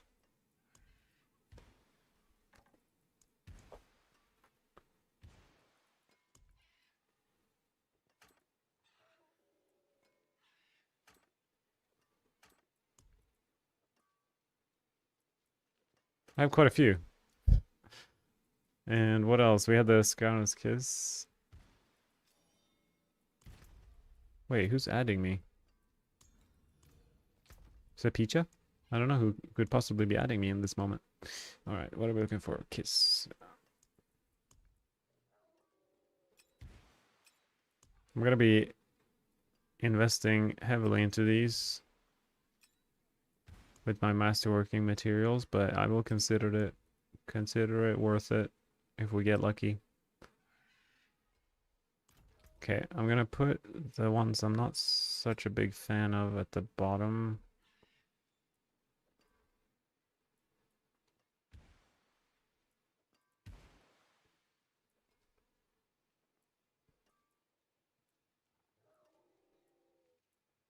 I think I'm gonna go for all of these orphan makers.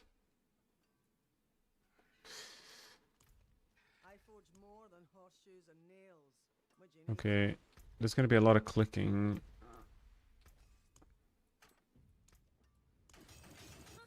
More there than I thought. Okay, so which masterwork do I want? If I do, I think exploit. I can't believe we get plus 10 to exploit, by the way. How does that make sense? Exploit is definitely best for the forceful arrow heartseeker build. Is it the best for rain of arrows? It might not be for rain of arrows. I'm just gonna keep it. I'm just gonna go ahead and say that that's good enough. Solid bits here. This I want on the rapid fire. Perfect. We're gonna remember to There's a good one. add sockets to these items. Yeah, dioxide. That's what I was thinking. Or at least if I get a decent orphan maker for it. Like, it comes down to if I can sanctify something useful. We'll see.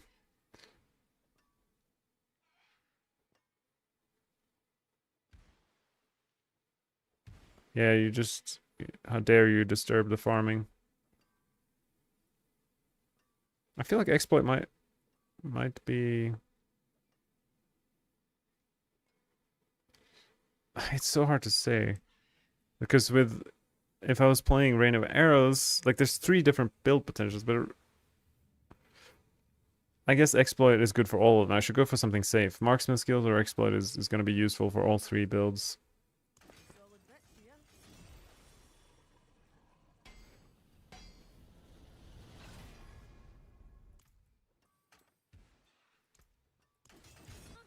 More there than I thought.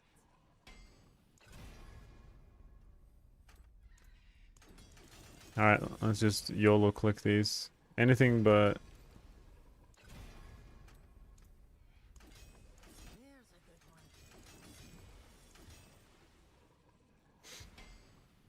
Yeah, Scoundrel's better if you don't keep the distance for sure. That's the tricky part about that. It's so hard to stay at a distance. Puncture's range is so short. Here.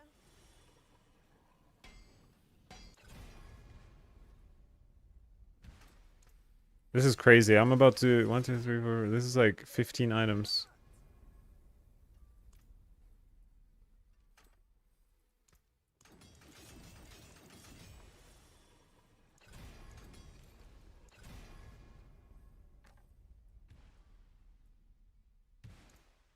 There's a good one.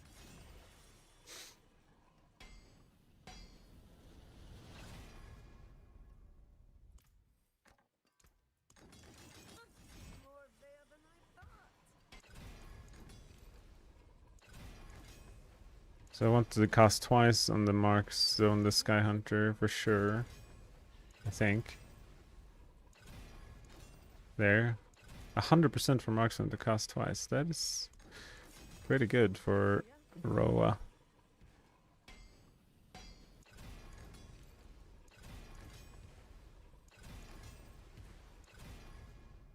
Alright, let's go on to the Scoundrel's Kiss rings. What do I want on this one? I actually don't know.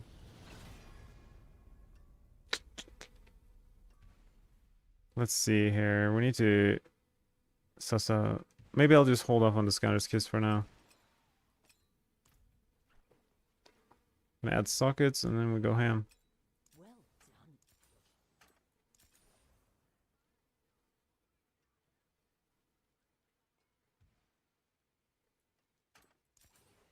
I can't do that.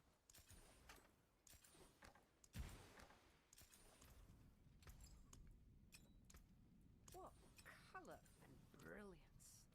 I think that's it. Yeah, all these items we're gonna sanctify. What are we gonna get? Nothing? Maybe. I think the top outcomes are gonna be Rain of Arrows related, so like Apogeic Fury or whatever it's called, or You carry the anything. Everything is socketed, masterwork, okay, that's it.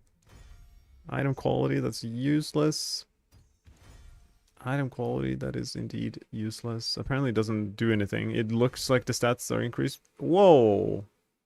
Orphan Maker with 450 dexterity? That's such a high number. 450? That seems silly. Like, that's a lot of damage. Physical damage on the Orphan Maker. That's interesting. Is there a physical build? I guess. Yeah, the Heartseeker Forceful Arrow would. Well, no, it's Cold Clip. Physical is useless, right? Like it would maybe like I don't see physical being valuable because it's always going to be cold imbued or something. Oh, what do we have? Edge Masters. And these are getting two-handed. Someone had an interesting point that like, okay, so my Edge Master's got 46 out of 50. What is my... Okay, no. Cool. This is pretty good. Edge Masters. Most builds should have max resources when I cast spells.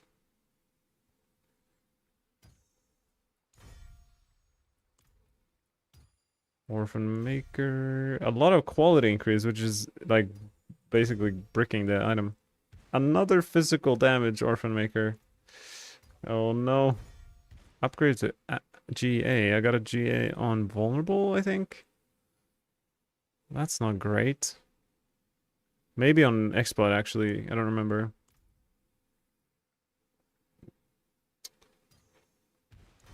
New legendary power. Ooh, Inner Calm. Inner Calm. I mean, it's useful. It's not game changing, but it's pretty good. So we have Inner Calm and Edge Masters. Here we go with the Sky Hunters. New legendary power, come on. Wait, what?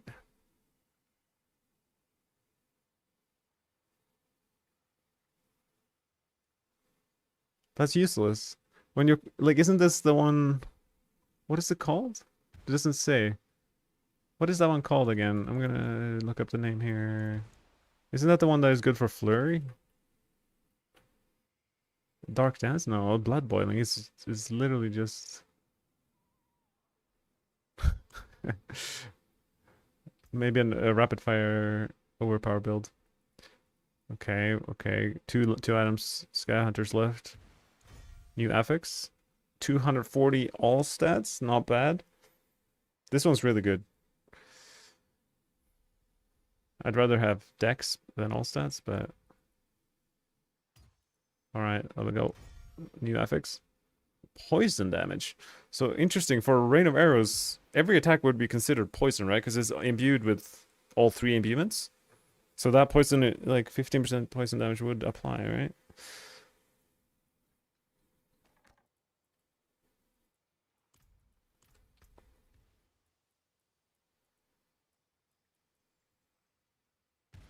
So for Sky Hunters, I kind of got...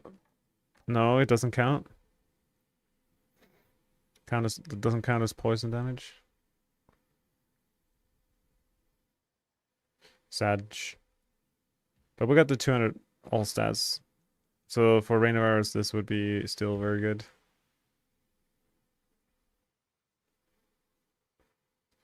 Well, thank you, Picha. That was fun.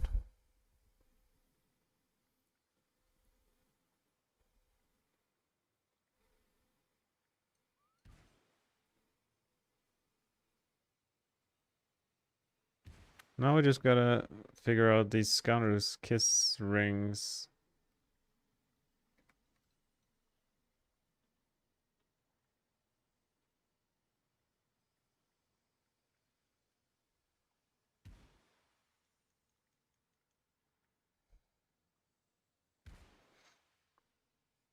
Yeah, I got some good Orphan Makers out of that.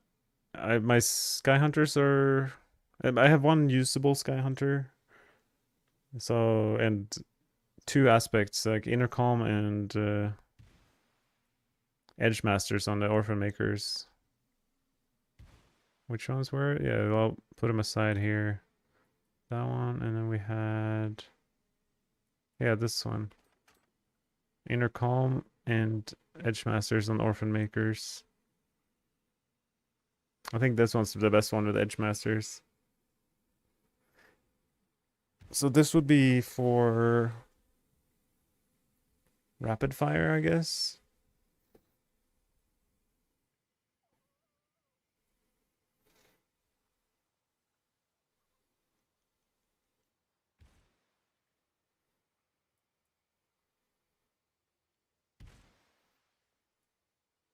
Oh, my screen is covered. Maybe it was. I'm not sure. Yeah, those 2. So I was gonna check. Do I even have? I don't have a planner.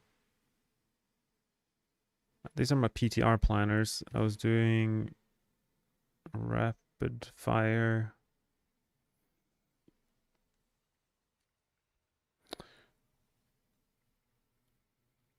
Okay, so I would change these to...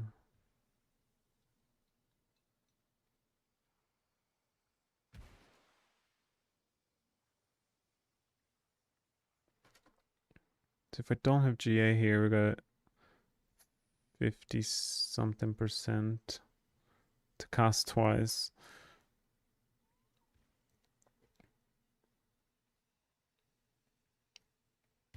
Okay, we'll get 100% for sure, so we don't really need...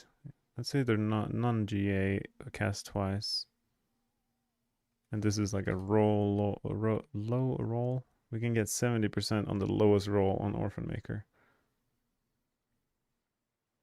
And the lowest roll here we can get... Yeah, we can essentially get 100% cast twice on RF, no matter what. See ya, Die. Thanks for playing. How high do you think TB can push this season? I don't know. Definitely above 100. You got Umbers on your Tybalt's Will? Holy, that is a massive.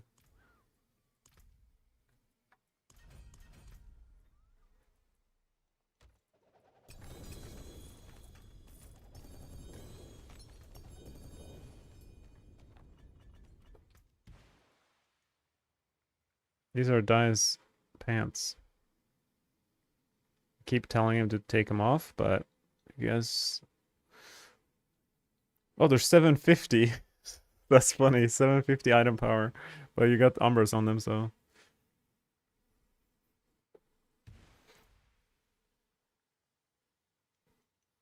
Yeah, that's massive. I should keep my 750 item power tables. It's like, why not? Don't really need the stats that much from that item.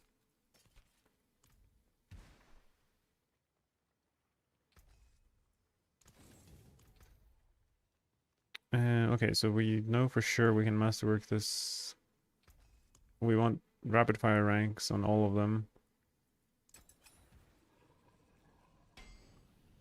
Wait, did I roll that off the...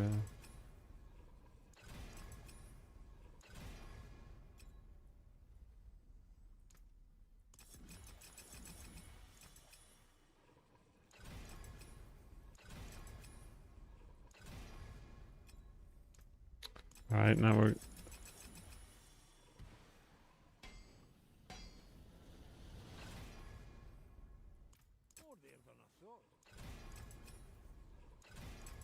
It feels very strange what I'm doing right now, which is like I'm building four separate builds at the same time simultaneously, like in parallel to each other.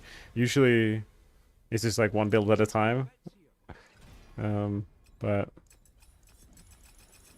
I'm kind of doing this sanctification step to figure out which build, like if I get some exciting outcome, I'll just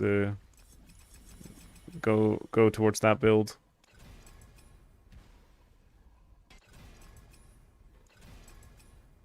I think I'm leaning towards rapid fire or something right now at the moment. That's a good one. They all have sockets, they're all masterworked. 5 scoundrels kisses. Wait, what about this one? Why is it left alone? He can join the party even though I don't like him as much. Ooh, +7. Let's go. Okay. Boom. New FX. What do we have? Shadow damage. Shadow damage. That's a brick. New FX. Poison damage. Is there any world we would play Poison Imbue Rapid Fire?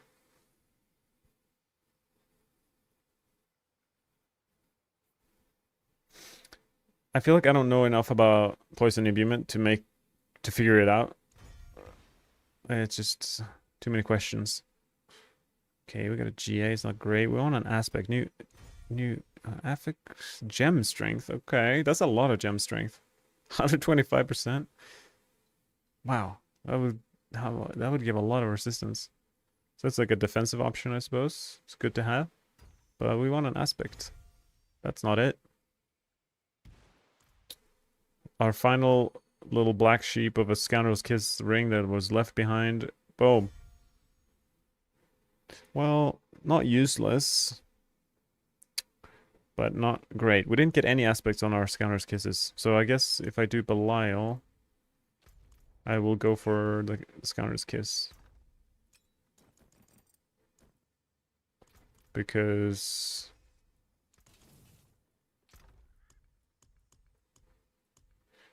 all the other items I have usable options for. Wait, what would I get for this? The item quality set. I should probably salvage some of these. Maybe I'll do that later. I won't use that. Won't. Maybe the poison one. That one's decent. The gem strength is interesting.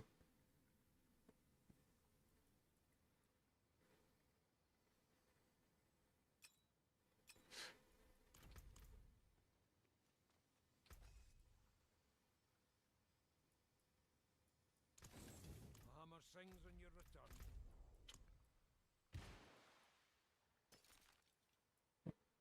Maybe I'll do a sneaky little like dungeon key crafting session here. How many can I create? 30? I mean, that's quite a few. Let's see what we get. Nope, nope, nope, nope. Nope, nope, nope. Hidden armory, I'll do those. 2.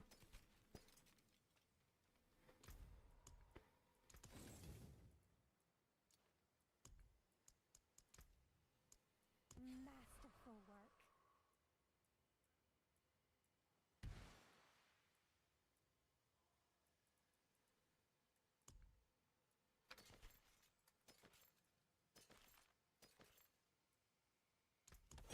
Well, that was a quick session that didn't give any results. I think I'm up to 200 crafted sigils.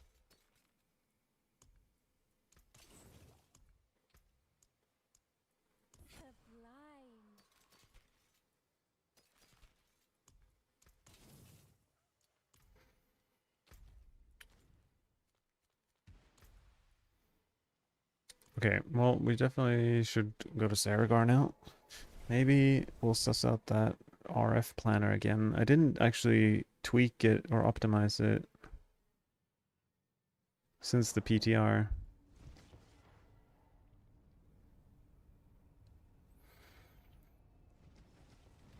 Let's see if it still makes sense.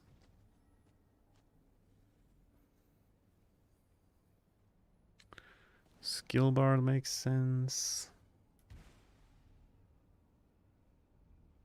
Wait. Oh, true. There's no clone, but why is there no clone?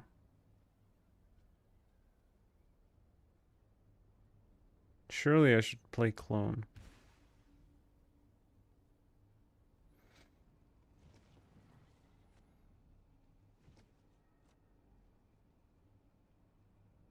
Hmm. I have a clone version apparently of the planner.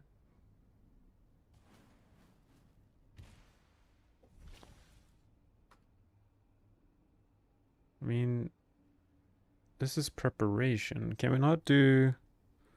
Let's see if we can make a combo point clone build. Is there... I feel like there's... Every time I go for this, it's like there's like a mechanic that... or a functionality that doesn't work, that I forget that it doesn't work, and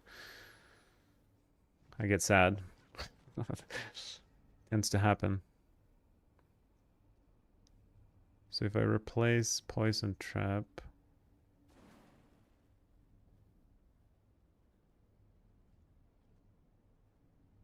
with clone...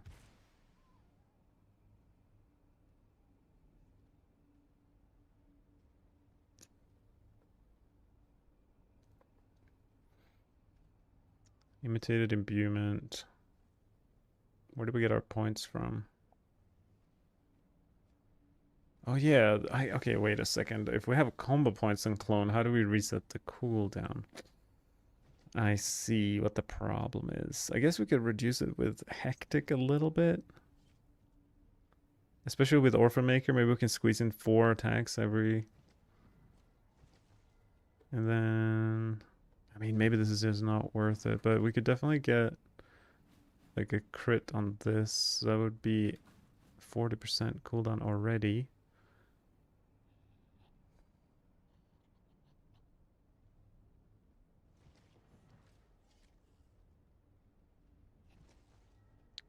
$30 seems a bit too much.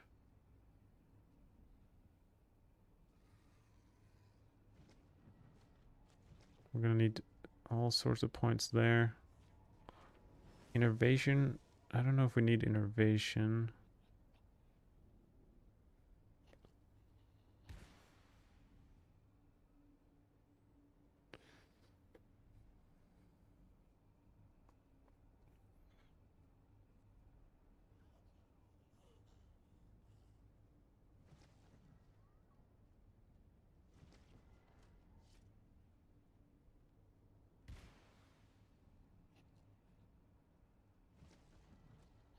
Okay, we have innervation back.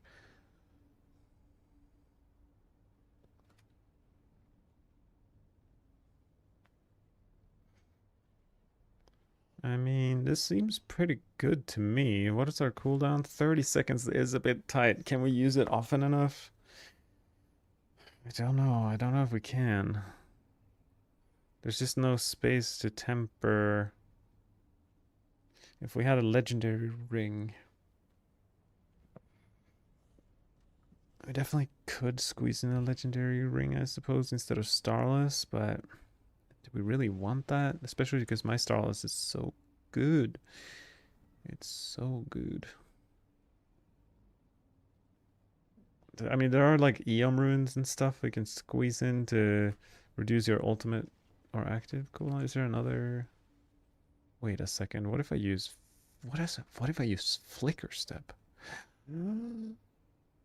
This is crazy.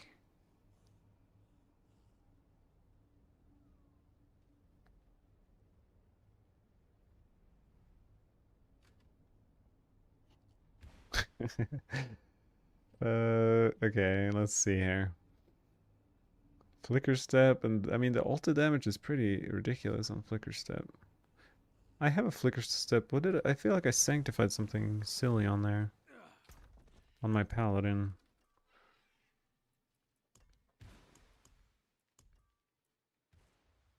All stats, okay. I mean,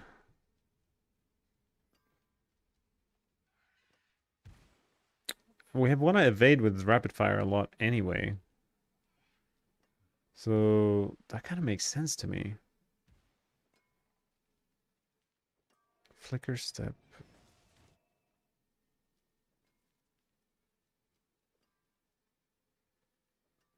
And then just clone double damage on one of them.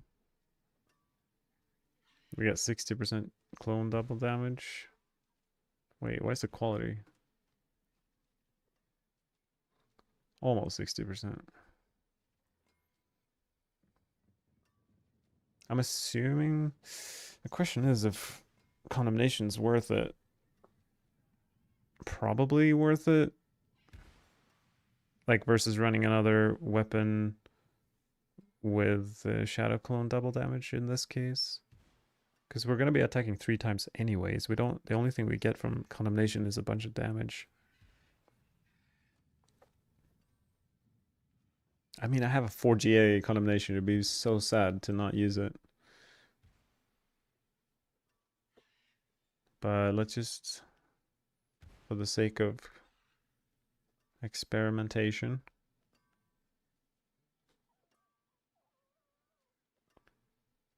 Quite a few aspects, I suppose, we could have. Even Cold Clip or something, like it's 40% damage.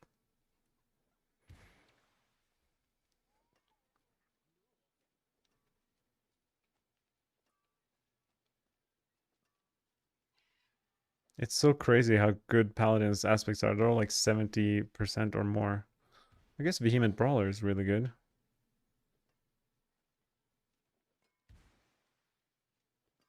That's like 35% plus damage. Thank you for the follow. Okay.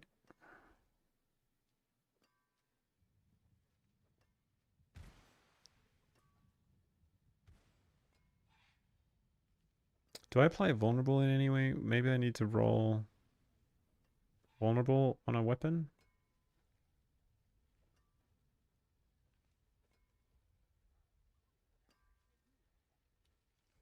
This is so scuffed. I wish there was like an objective, easy way to just know what's the best way to make a build. Like comparison sake. I guess there is like the calculator, but I don't trust it for specific cases like this.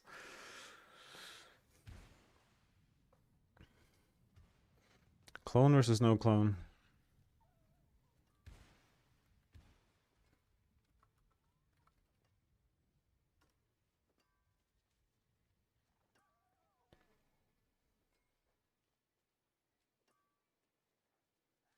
Wow.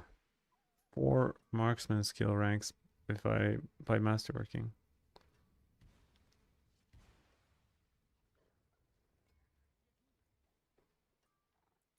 What is the orphan maker? The one with the edge master.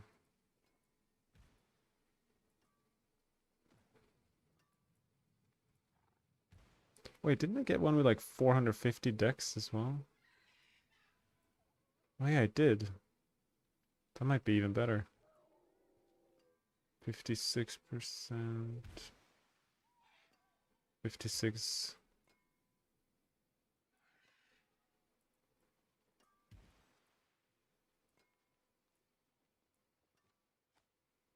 Okay, that one has 80%. There's a Legion event. I'm gonna run to that.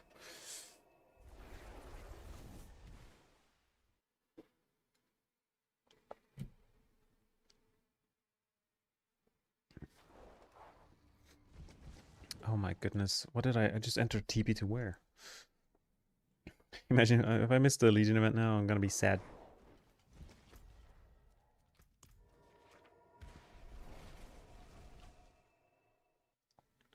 I feel like there should be a power of some sort that maybe you unlock, where you can teleport anywhere in the entire world map. Like you click in the open, you don't even need waypoints. You can just click out in the wild, and your character will teleport there. Needs time to recharge. So whether it's Legion events or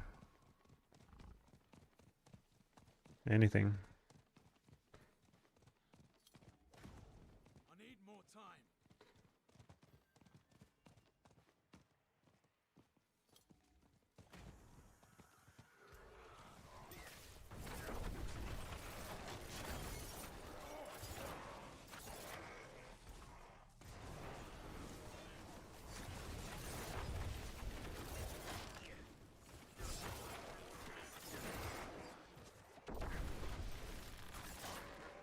I need more time.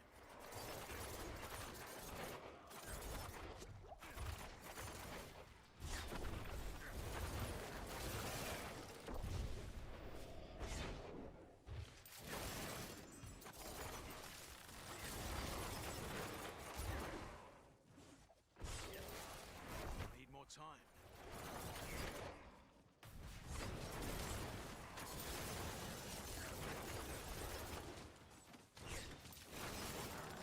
I need more time.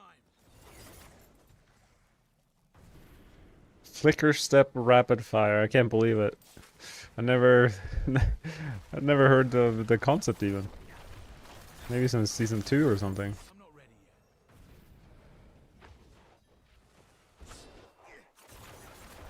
But we're gonna make it happen. I'm not ready yet.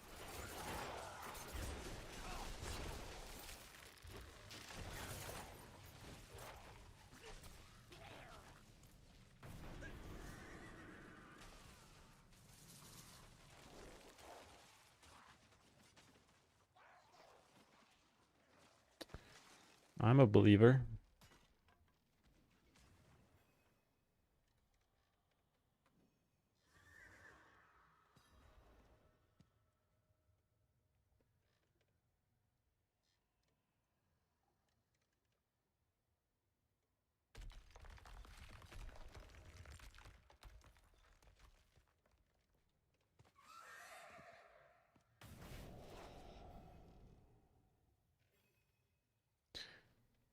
Right.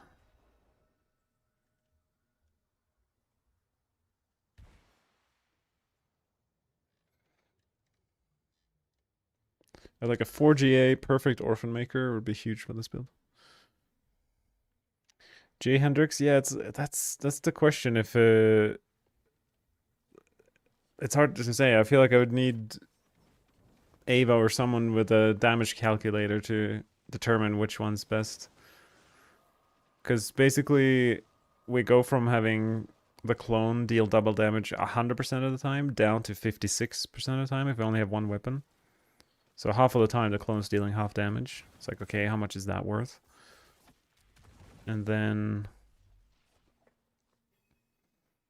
yeah, I mean, the aspect is like kind of half, I suppose. Like if I go to condemnation with 70%.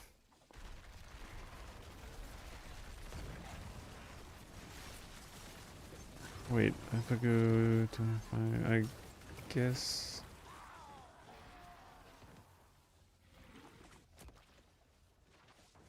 Maybe it is worth to just use condemnation. I have the 4GA perfect one, so. And the benefit with the condemnation, I suppose, it's easier to sanctify because it's a unique item. It doesn't have the risk of removing an affix on it.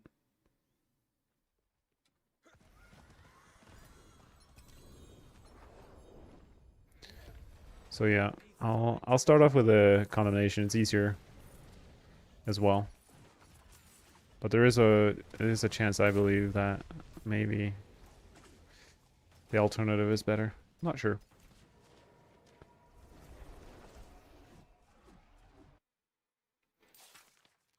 Thank you for the follow, Choco. I'm here to see if someone can finally make the rogue pump. Yeah, well, no pressure, right? We'll see. We'll see what happens. It is done. I am gonna sanctify that for GA condemnation. So it came at a good time. And amulets, those are very good. I desperately need rogue amulets. Even if they're 750 item power, I don't mind. I mean, that's not great.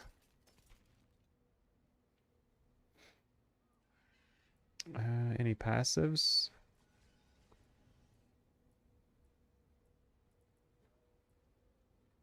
Malice, just one rank though. Not good enough. It's not good enough. No, thank you very much. Put that away, and then let's go look at our sexy condemnation. Boom. I mean, they write these sort of daggers. They write stories about them in the history books. Make sure we put the socket in there. Make sure we masterwork it. What do we want to masterwork? That is the question. What builds could possibly use this? My poison trap build would use it. I guess we just go for damage. Probably damage per combo point spent. I think so. Yeah, the poison trap build uses it. And rapid fire. Alright, let's masterwork. Dexterity is good, but I don't know if it's as impactful. Like we don't have as much additive as we normally do.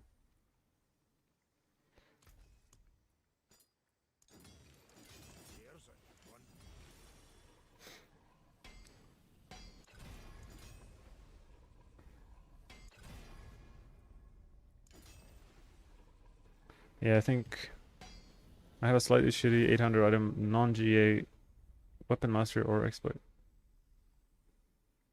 You want it, Picha? I mean, maybe. I'm not at the point where I'm like putting together the rapid fire build, but is that puncture? Yes, we will be using puncture for this. All right, let's just stick with the damage per combo point spent. And are you ready for the most important sanctification of my life? We got anything but item quality, please. Oh, we don't want item quality. It can't get a GA. We don't want another greater power or new affix. It's ready, right? I didn't stuff it up. No? Okay, let's go. Oh, new letter. Okay, come on. What do we have? Okay. Inner calm. Very good for the poison trap build, because that build stands still and uses this weapon. Rapid fire unfortunately moves around all the time, so it's gonna be just a fixed 11% bonus, but still, that's pretty good. Maybe we'll get the occasional triple bonus. But that's pretty darn good.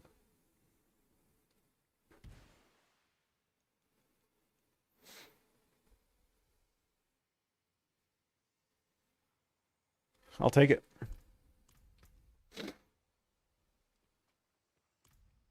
It's like the game is pushing us towards this rapid fire build. Let's make this stash tab where we collect the goods.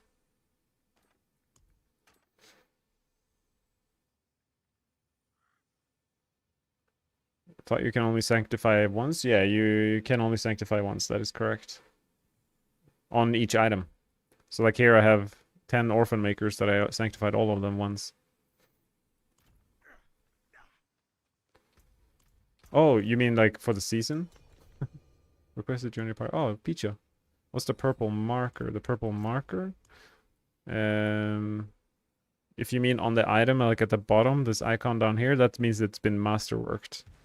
Which you do at the blacksmith. What am I looking for next? I feel like I could almost put together this rapid fire build. Oh, Peach is here.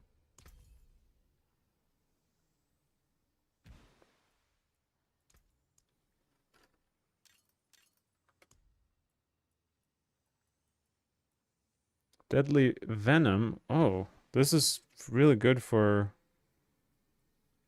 Poison TB.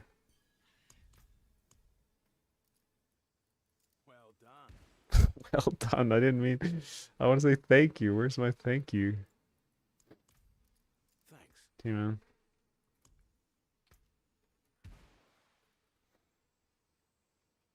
Can you sanctify back-to-back different weapons? Yeah, I mean, I can sanctify. The only thing holding back sanctification is how many heavenly sigils you have. These that I'm hovering on right now, I have 311, so I can sanctify 300 things, back to back to back, no problemos. Um.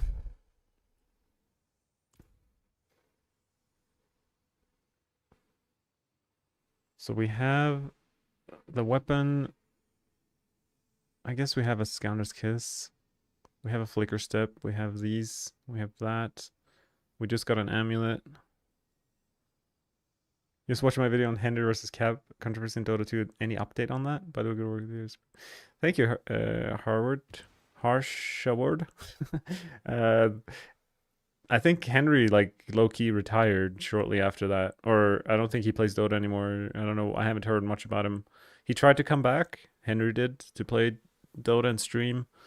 He's kind of been on and off the last 3 years ever since I made that video. But the last year, I haven't really seen him. And obviously, Cap is still a caster in the Dota 2 scene. Is there a viable Rain of Arrows build, by the way? Thinking of playing Rogue and love that build. Yeah, it's Choco. It's this. I'd say it's the #1 pushing build, and overall, like, if you like Rain of Arrows, I would recommend it like it's probably top 1 Rogue build.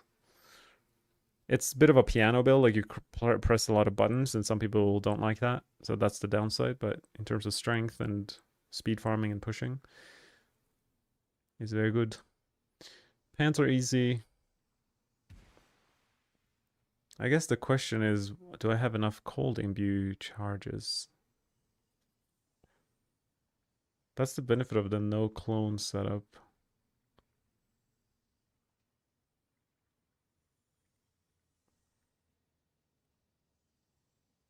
Hang on a second. If I do clones, no, cold charges here.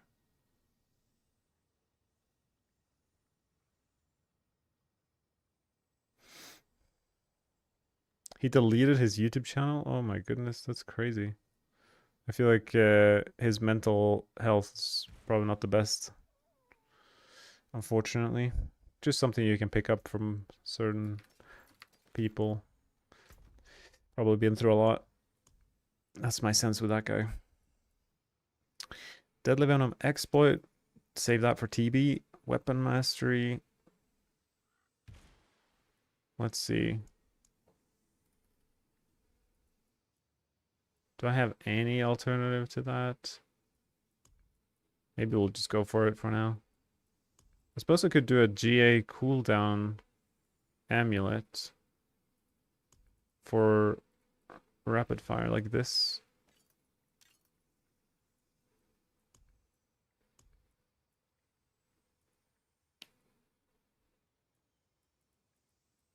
I have so many garbage amulets. I don't know about you guys, but it's been a tough season for finding amulets.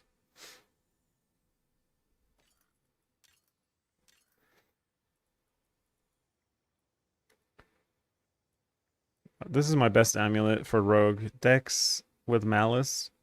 I feel like this one's really good. And then it has the max resource, which is really good for Orphan Maker Forceful Arrow. So this is like a GG amulet, honestly, for that build. I'll save Weapon Mastery for Flurry, maybe.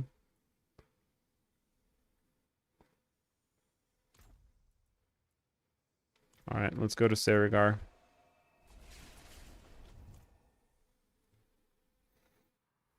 Level while you lurk. That's the best way to do it. So I'm going to be swapping to Rapid Fire right now. Just because I can. RF Cold Clone. Cold Clone. Boom. And take off my clothes. That's a question, actually. What about Grasp of Shadow? Can I just use Grasp of Shadow? I could, but I would miss out on... I could use this. Hang on, yeah, I could use my current amulet, actually.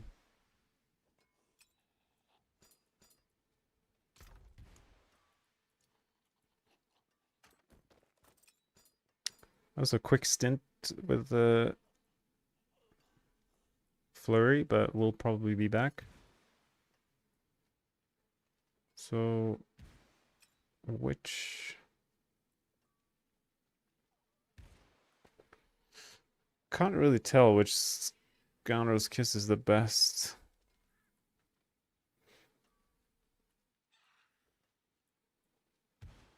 This one has 7 ranks to rapid fire. It seems like a lot. But this one has a really high aspect. Maybe the aspect is most important. Wait, this one's good.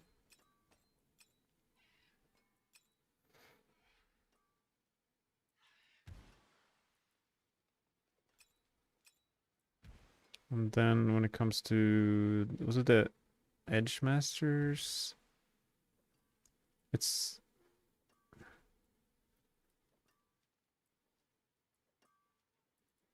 Wait, I made a tab for these two. How much build have you made for Rogue so far? Only Flurry. 2 variants of Flurry, physical and cold, and now we're on rapid fire. I want to do Rain of Arrows as well. There's so many builds. Okay, do we have an air perdition? I think I have one. Wait, it's being used by my paladin. Not acceptable.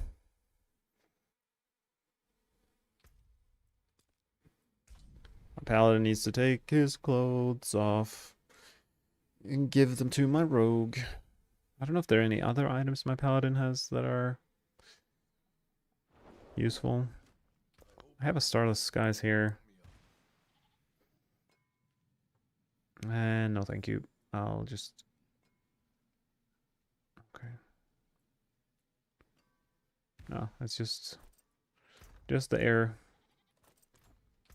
Any other materials or something? I don't think so. I have some strong rooms. It's good to know.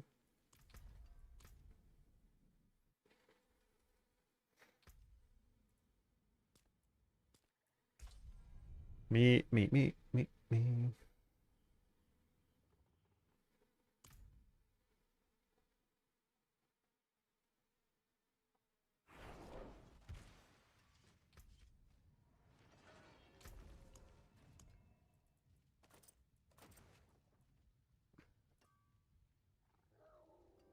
Oh yeah, and the flicker step. Hang on a second. I have these amazing flicker steps too. Alright. Oh, alright, no, I just got excited. We're gonna sanctify these 2 flicker steps. If we get hectic, it's gonna solve our dreams.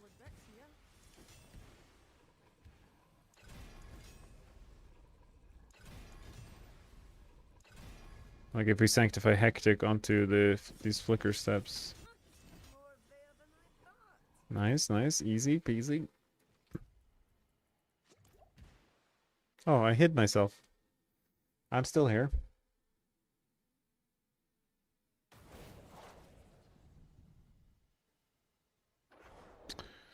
Alright. Wait, I haven't masterworked them, did I? Yeah, I did. Right, okay, we're good to go. Boom. First pair, new affix. What is it? 3 to subterfuge skills? Wait a second. Is that ever useful? Like, it obviously gives defenses because it gives us Dark Shroud ranks, but does it for Poison Trap? Would we ever need Flicker Step? I don't think so. But there's some decent damage reduction, I guess. Oh, that's not it. Oh, so, okay. This was an interesting test. A 750 item power item that we rolled a GA on. It doesn't turn it into an 800 item power. But at least it's possible. I think the 125 all stats is still better. So we didn't get an upgrade from that, but... That's okay. So we need gloves. I think I have some rapid fire gloves. Okay, those are good. Okay. Cooldown reduction. So someone using Kepeleke and Tibalt's. He got Tibalt's aspect on the Kepeleke. Okay, I was like, with higher roll than his pants, he would use. Uh-huh. Yeah, there's some crazy stuff that can happen, that's for sure. Okay. We definitely want cold. That's so nice. I can keep my pants. Oh.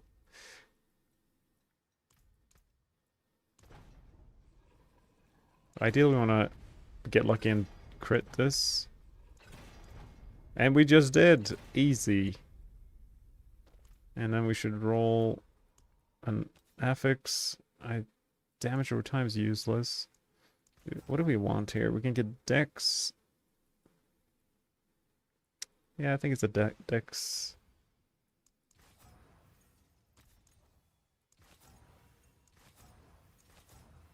Surely I can get more than 108 dex. Surely I can get more than 100. Okay. We'll leave that for now. Now we masterwork the rapid fire.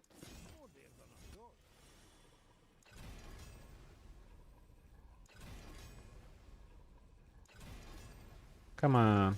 There we go. +7 to rapid fire. The build is coming together. We're missing a sword. Have you got any Uber affix on your sanctified gear? I have. I got the Doombringer. Doombringer sanctification on a pair of pants, I think. Yeah, look here, these pants. I got the Doombringer mythic power, which is just defensive, but it's good. A sword. Surely I have found one. Just like this sword right there. And that just needs to get tempered with Shadow Clone double DD. This build was fast to put together. I love when that happens. I say that before I've hit crit on this. We need to temper crit on this. Pretty important.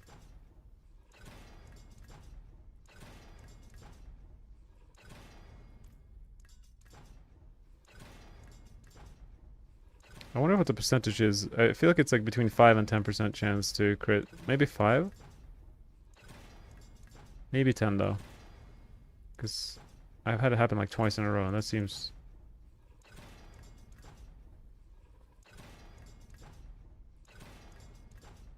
Okay, so now I've used up 20 scrolls and haven't gotten it.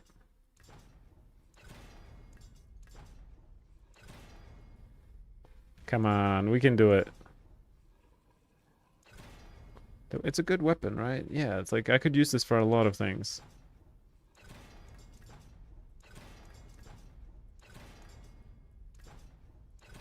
Right? It's worth it. I'm trying to convince myself as I'm using up all my scrolls that this is worth it. Oh, there we go. Finally. Oh, that got sweaty. Assassin's Stride usable by any build. Yeah, for sure. Flurry and dash and shadow step. You can look up Ava's dash and shadow step builds on max roll, and you can look up... I don't know if Picha is in chat on Twitch, but he is a flurry enjoyer and he makes flurry planners that usually have stride, Assassin's Stride in them. All right, we got our sword. We got our everything, really. Now we just need to imprint some aspects. Wait, someone texts me. Check my gear. Oh, this is a rogue. You struggle on pit 55 with this gear. Okay, let's see. Creeping Death.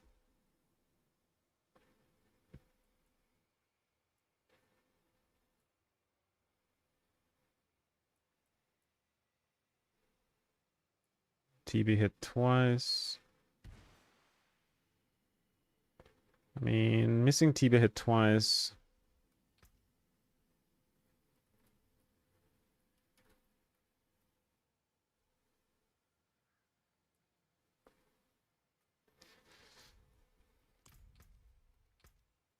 Okay, okay, let's see here. Is there anything left? I don't think so. We imprint. What 3 aspects do we want? We want... I already have conceded on my star list, Sanctified.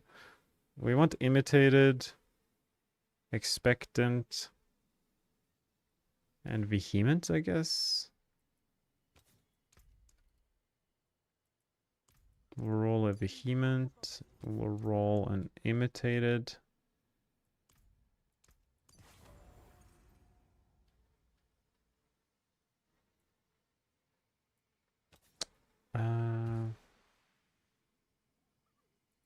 Wait a minute. What are... I feel like there's not many options left.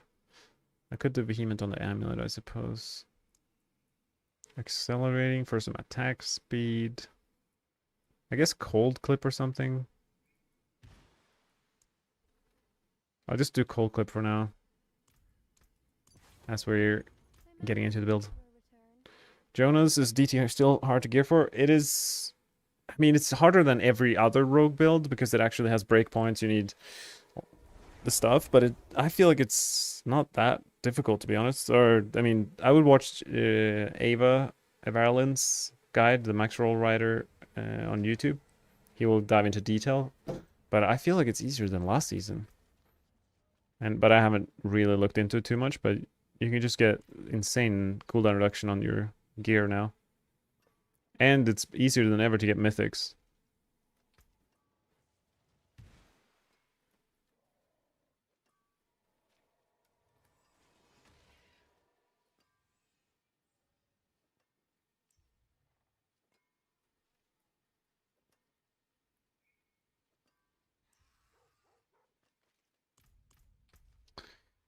Okay, we should put some gems into our stuff. Wait, what gems do you use? Probably green gems, and for rune words.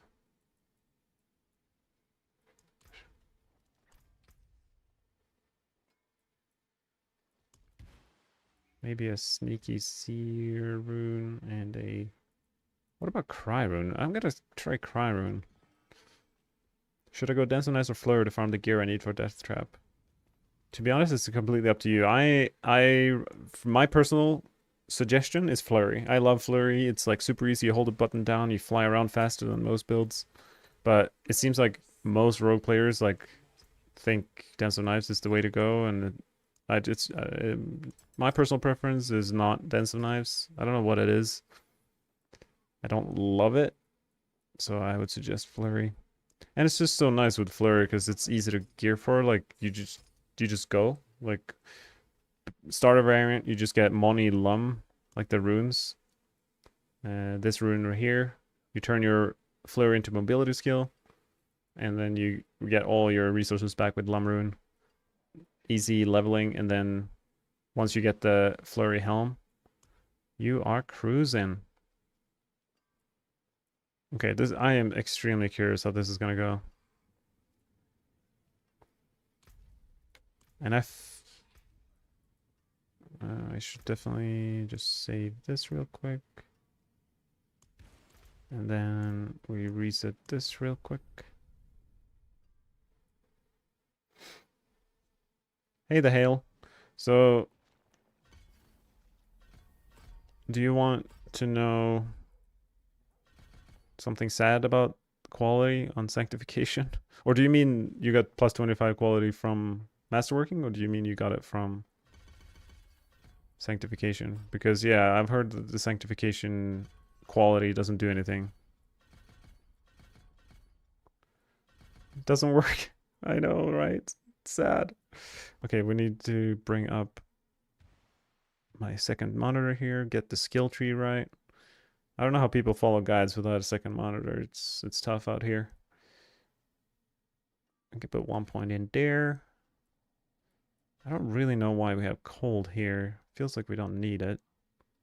But if the guide says so, we'll do it, even though it is my own guide.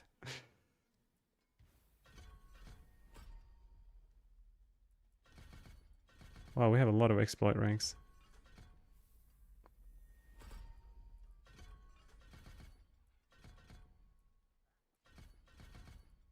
How do I poison things? Need that point.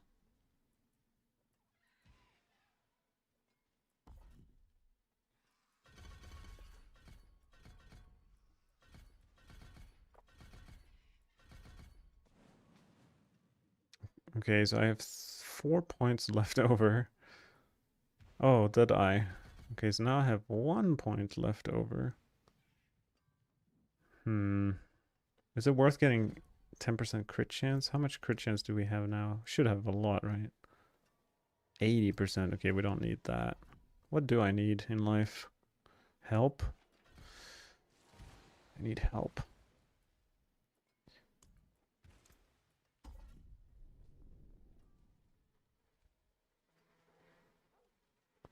The hail, yeah, so yeah, visually the numbers go up, but in game nothing happens. Chances are this will be a patch this week that like retroactively will fix it. So like definitely don't like salvage the item because of this bug. But just be aware of that. Because I just found that today, so okay, let's see. Okay, so I don't know. Okay, I'm about to teach you guys something. Maybe you know it. Maybe this is not news to you. But in this game, if you hold control on the Paragon, I'm holding control and then I can click, boom. It puts out all the points automatically. So I can just like without having to click spam, I can just like get all the points out. I learned this recently too, but it really helps, and I don't have to listen to the loud effect of like this like chunky sound that is the Paragon points. So I want to go up here, want to go up here, get these things. We want to get not those. That was the wrong direction. There we go.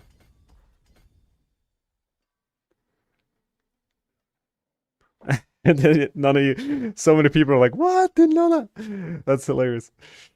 I was the same until like a few weeks ago. So they added this somewhat recently in the last 2 seasons, maybe it's been there. But yeah, it makes it change your Paragon makes it way faster. And like at first it's a bit clunky because the automatic path maybe not is ideal. But you can definitely save some time when you get used to how it functions. Like even just taking like 5 steps at a time. Like here, I'm gonna go up here, click there.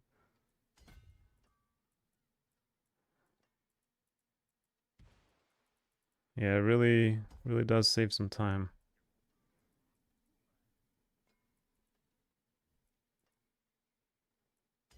Do I have enough Paragon points? I hope so.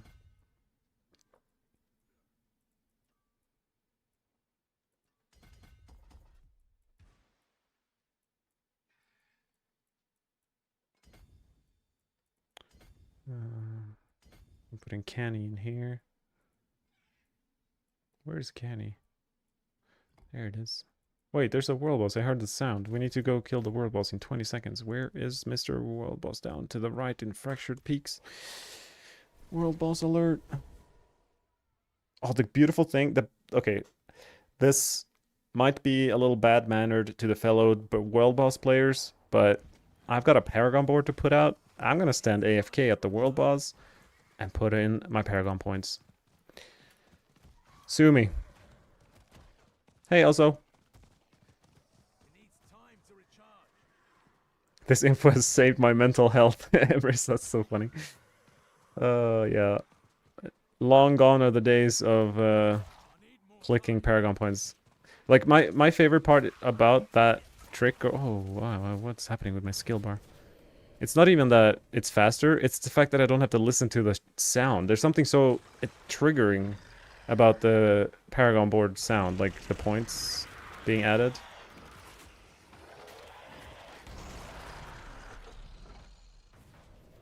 How's Fleur doing so far? It's doing good. Honestly, I forgot how fast Flurry is. Like the dashing of Flurry is just mucho grande, very good-o. I didn't actually finish my Paragon board in the planner, so I'm gonna have to improvise. Good thing there's not that many options.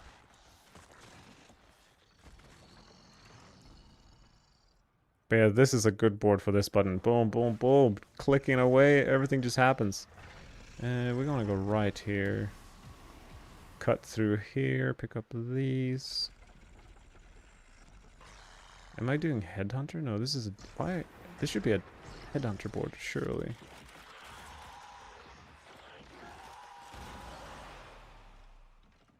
Oh, I'm running Cunning Stratagem in this planner. The long forgotten board. I guess that is worth it.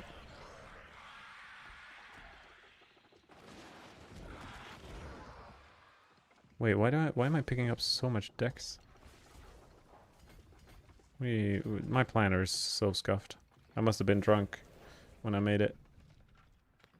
And I don't drink, so I don't know how that happened. Wait, can I? No, it doesn't. I was thinking, when you undo nodes, you still have to manually click. That's okay. Oh, this is a one-way board, and then I go there. Okay, cool. It makes sense. 70%. Yeah, we want that for sure. Oh, world boss defeated. I contributed. Wait, I didn't get any gear. Was it because I didn't hurt him? Need more time. Well, that's sad. I was in the area, but I didn't get any loot. That's a first. I think it's because I wasn't close enough to trigger like his health bar. It's good to know. Eldritch Bounty goes here.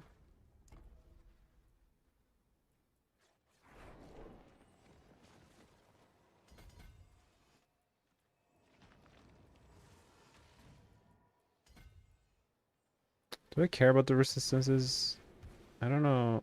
This build might actually be super squish. We're about to find out, I suppose.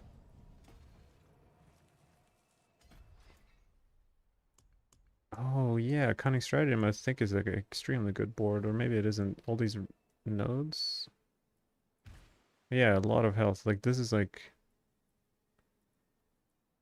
Yeah, there's a lot of health on this board. That's what we like to see.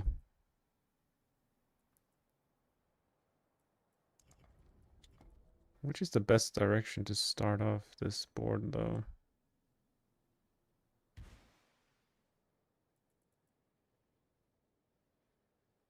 It's hard to say. We'll start with this.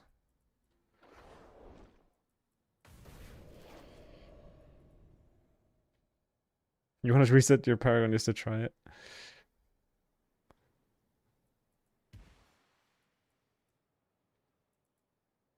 Okay, this is where it gets the most satisfying. See, I want to get this legendary node in the top right corner.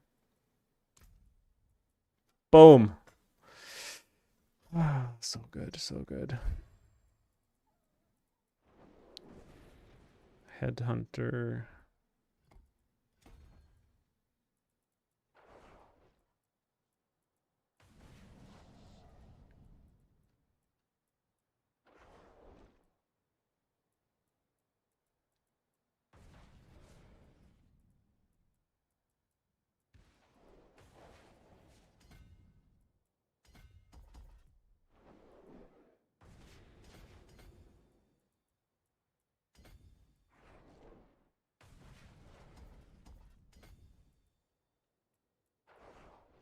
Oh. Should definitely pick up this node.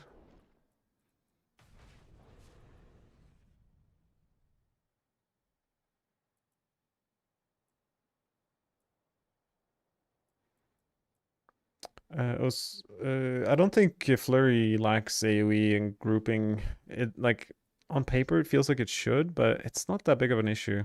And you can run Cry Rune to solve it immediately, because it has like a rune word slot open that is kind of flexible. So, alright, I think we're kind of ready to try out this build. Feels crazy to say. Wait. Oh yeah, it's running clone. I forgot. I was like, what am I doing here? This is such a strange... This is like season 2 skill bar. No dash, shadow step, just a bunch of crap. We'll see how it goes. This could be a disaster, to be honest. I have no clue. But we have quite decent gear here. Not to be dismissed. Some sanctification outcomes that are like, yeah, we have 3 aspects, sanctification aspects. Sanctified. Alright, so what do we have? We need to evade through monsters to get our shadow clone down. We need to change our control scheme a little bit.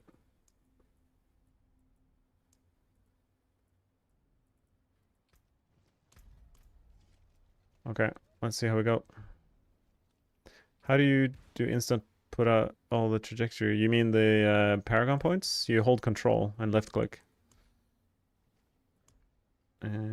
Okay. Aspects. Let's just try like a sneaky tier 60 here.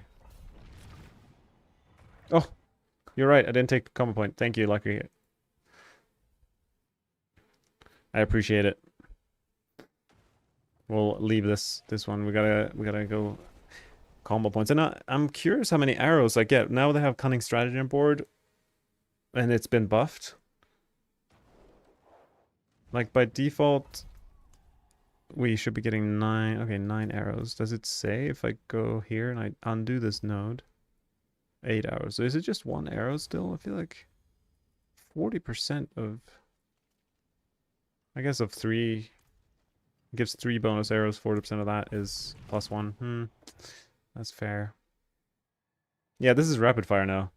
But... I don't know. I don't know what... I feel like it could go a little bit. Okay.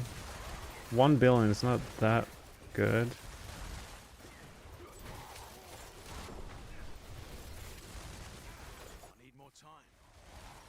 I mean, given our glyphs are at level 1. But our flurry was doing 1 billion.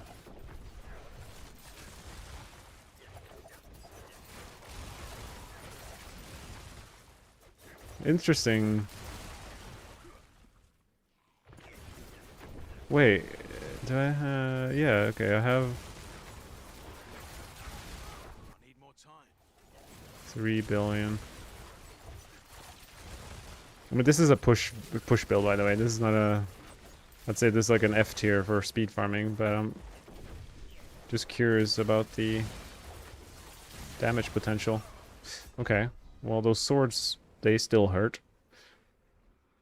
I mean, I wish I worked at Blizzard only so that I could see what the kill count of those affixes on the elites. I remember they said in one of the campfires, they were like that they have very detailed stats of all the different things in the game, of what people are dying from. I would imagine quite a lot in this season has come from those, and the fire on death explosions. They seem to be, they cover the the whole battlefield and more.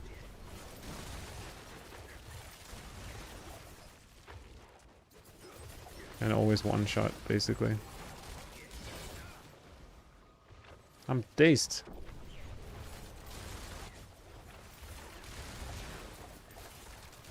Need more time.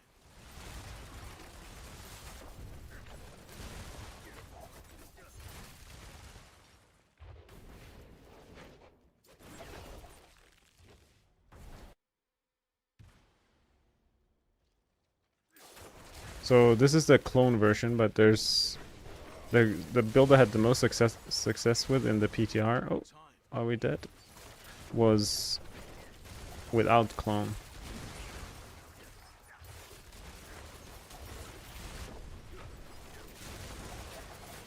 I don't think I'm casting enough punctures in between each.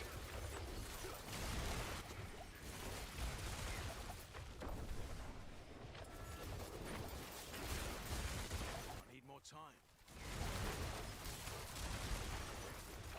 It seems like I never run out of cold imbue charges, which is good.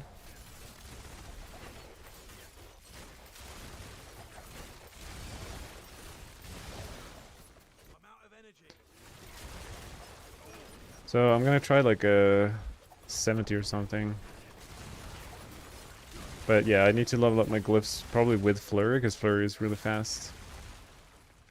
Because it's funny, it was the exact same 5 glyphs for Flurry as this build.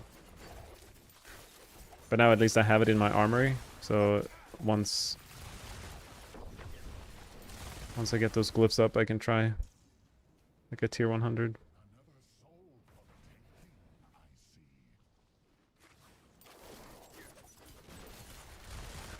Oh, okay, one-shot the boss. Obviously this is just a 60, but...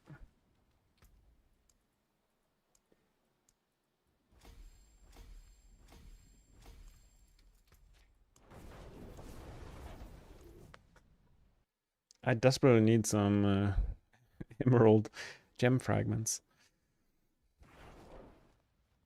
Can't upgrade some of my... Okay, let's try like an 80 or see where if monsters, like when they don't get one shot. The problem is I probably will get one shot, but...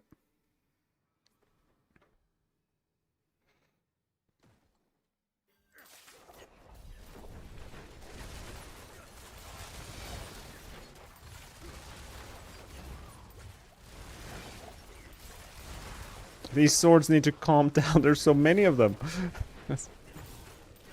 There's so many.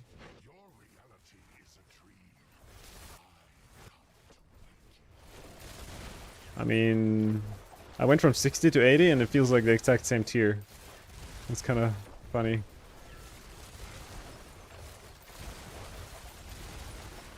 It's one of those builds where the damage is there, it's just a bit clunky.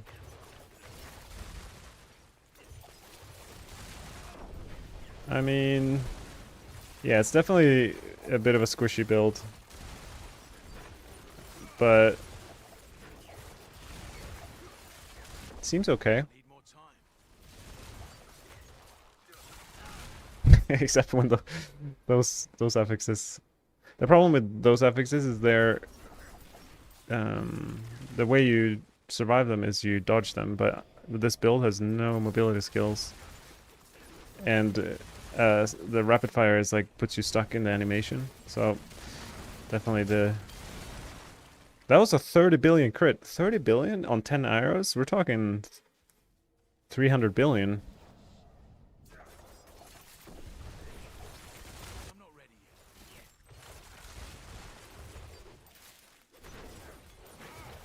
I see some potential for this. Definitely tier 100. I'm not ready yet.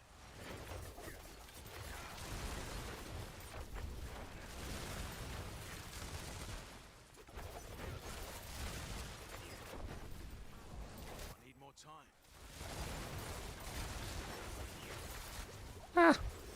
Those shadow snakes.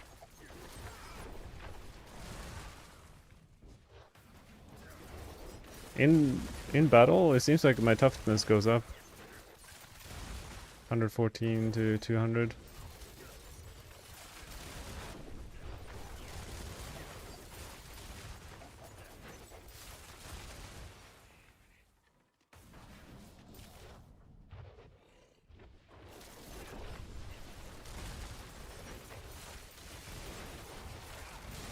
Oh no, my weakness. Okay. I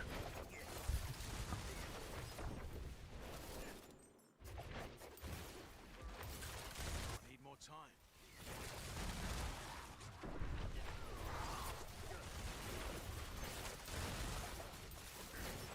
time. Basically, I'm happy with the result. The fact that I have permanent uptime on Shadow Clone, and actually, I just realized I don't think I have no witness board.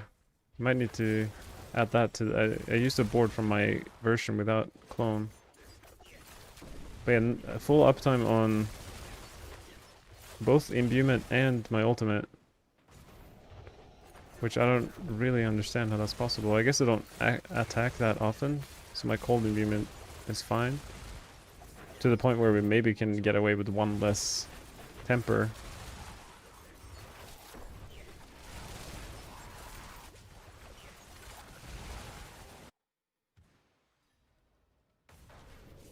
And then we can get like damage per dog shred on my gloves for another 10-15% damage. I'm not ready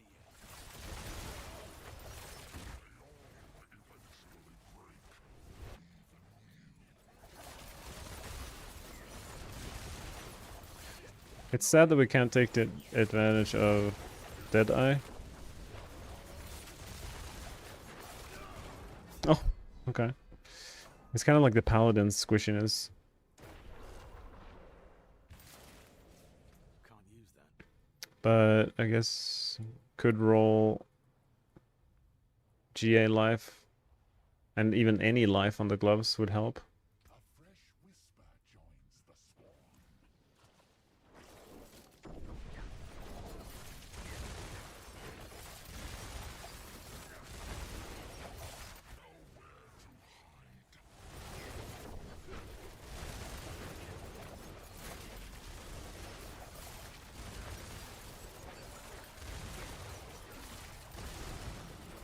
I need more time.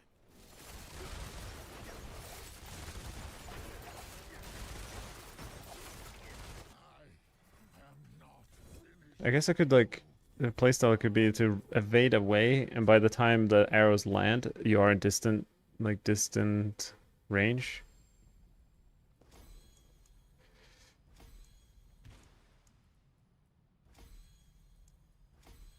To get the Deadeye 40% damage bonus. If you're willing to do 1-to-1, you could do Deadeye, but you'll hate your life. True. True.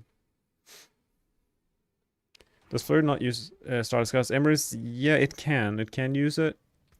I used it today and it worked fine. But the issue is we want to spend energy so that we can activate our helm more. And Starless can sometimes prevent that.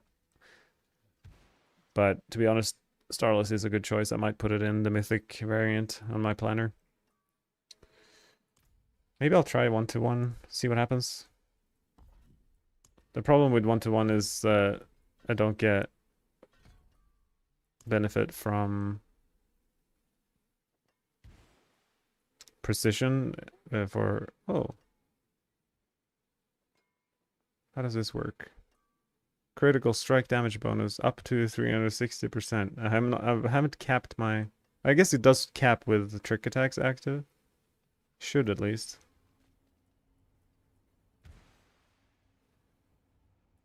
What about Vex Rune? I should probably put in Vex Rune here.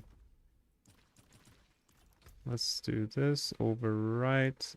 Cold equip. And now we steal the Vex Rune from here. And then we equip Cold Clone. We put these items away. Bada bing, bada bang. Big Bro, yes, back to basic. That's right.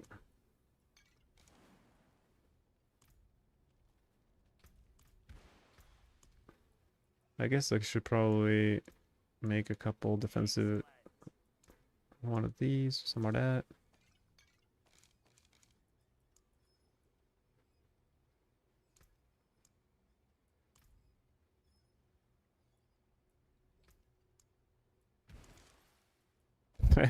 my total dex is under 2,000. It feels so low.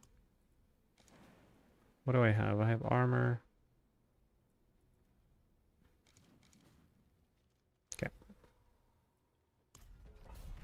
Wait, I should do... Let's try higher than 80. Let's try like 90. I want some resistance here to try. Where's the funky underpant? The funky underpant. I've never been asked that question before.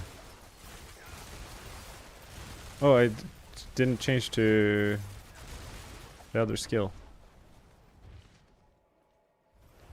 Heart Seeker.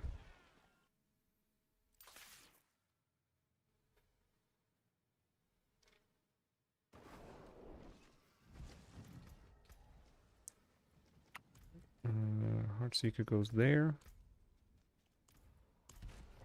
But hang on a second. Let's try like higher. Things died there. I want things to not die. I want the kind of the reflection of what a pushing experience would be. I'm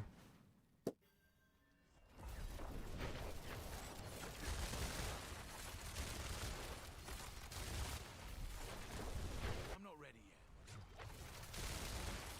And then I need to keep my distance somehow. Wow, you have to attack so slow.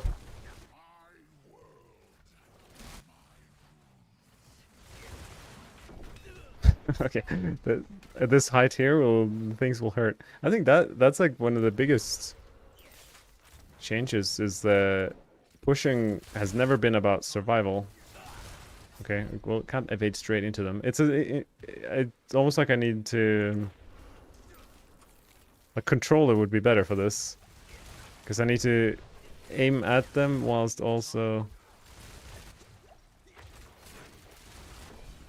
Okay. There was like 70 billion. I need more time.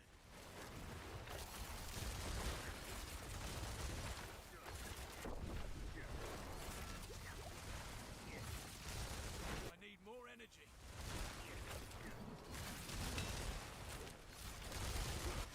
It's interesting how the damage fluctuates so much now. Because every other attack I do no damage. With precision.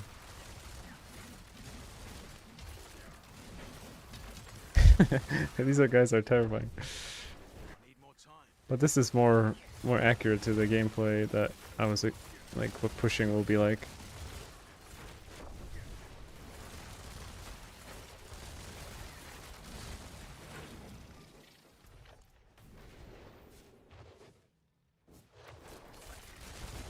I'm low on energy.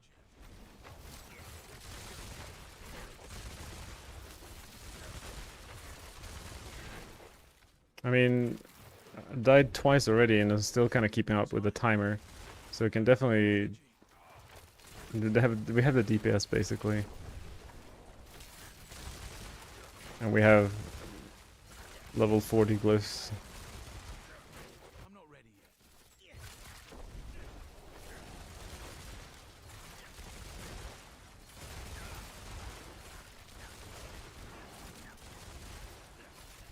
And I think I'm using cold clip on my amulet. I need more time. I'm out of energy.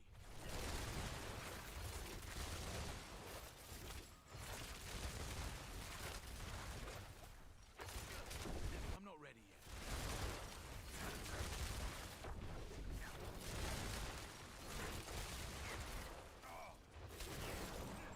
It feels really good to have flicker step because we can evade so often. Because it reduces the evade cooldown by 2.5 seconds. This is gonna be hard to survive. Ah! Okay.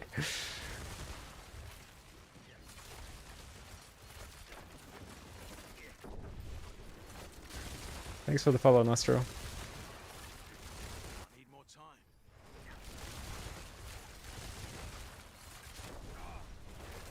Oh no. Okay, maybe I pass on finishing this one, but... Not ready yet.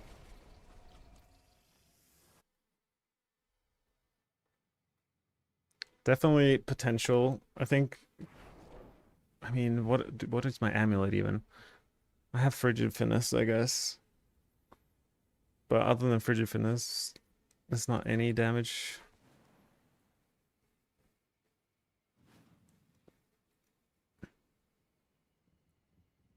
I'm just looking at where I can improve the gear and like how close to optimize this is.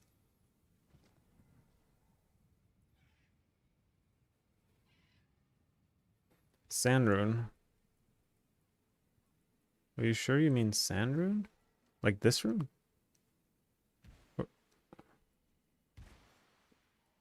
Cast an ultimate skill to gain offering? I don't think you mean that one. But which one do you mean? We could gain life on 3 pieces to increase our survivability. Oh, the X sand rune, yeah. We don't really have a good way of generating offering unless we go the drink potion route. But I played that one and it's so tricky to play the overpower rapid fire build. But I think, yeah, the guy who's mastered that playstyle, he's gonna do pretty good. Gladiator, that's kind of what we're trying to figure out. I think there's like 5 builds that have potential. I'm gonna save this build and move on from it for now. I'm gonna go back to a bit of flurry. Level up some glyphs while we contemplate our life's choices.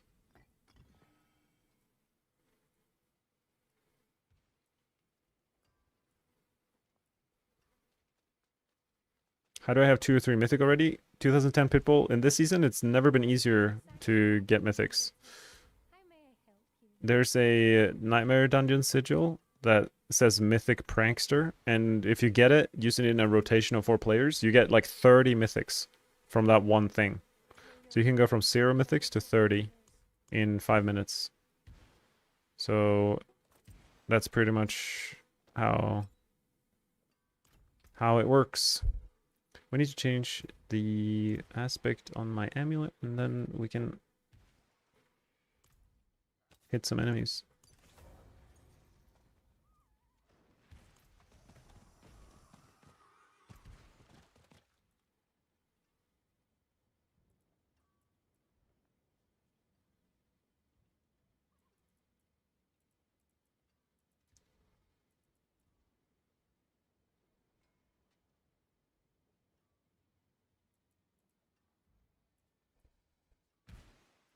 Maybe I just get some defenses. I'm not sure where to go.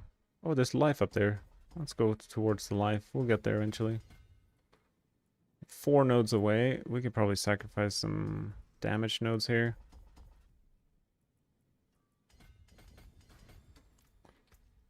This is a lot more toughness.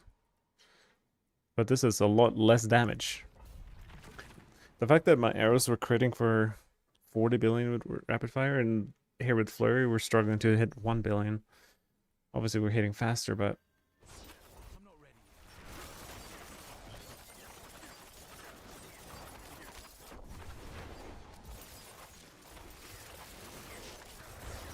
I'm not ready yet.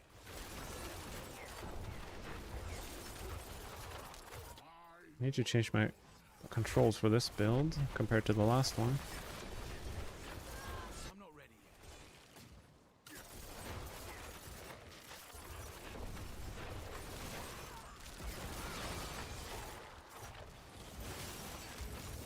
Need more time. But yeah, like even as I played a bit of rapid fire, it might be the highest DPS, may or may not be. But the fact that it's so squishy and hard to play makes me think that maybe it's not worth it. And maybe just go for that death trap or rapid fire or rain of arrows might be the play.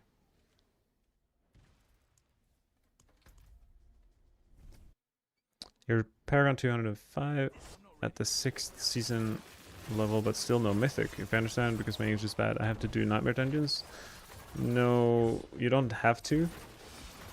Need more time. Oh, 6th season level. Oh, you mean, yeah, so you can definitely, like, there's like 4 sparks you can get from these. If you're a paladin, and you can do, like, there's even one, you see here, kill Lilith in T4. That's 1 spark. Killing Lilith in T1, or at all, is another spark. Completing the, like, talking to Hadriel, the angel, And like, yeah, if you finish the board on his, then you get a spark. And then you get a 4th spark when you complete, I think, all of these. Like this here, spark right here on the right.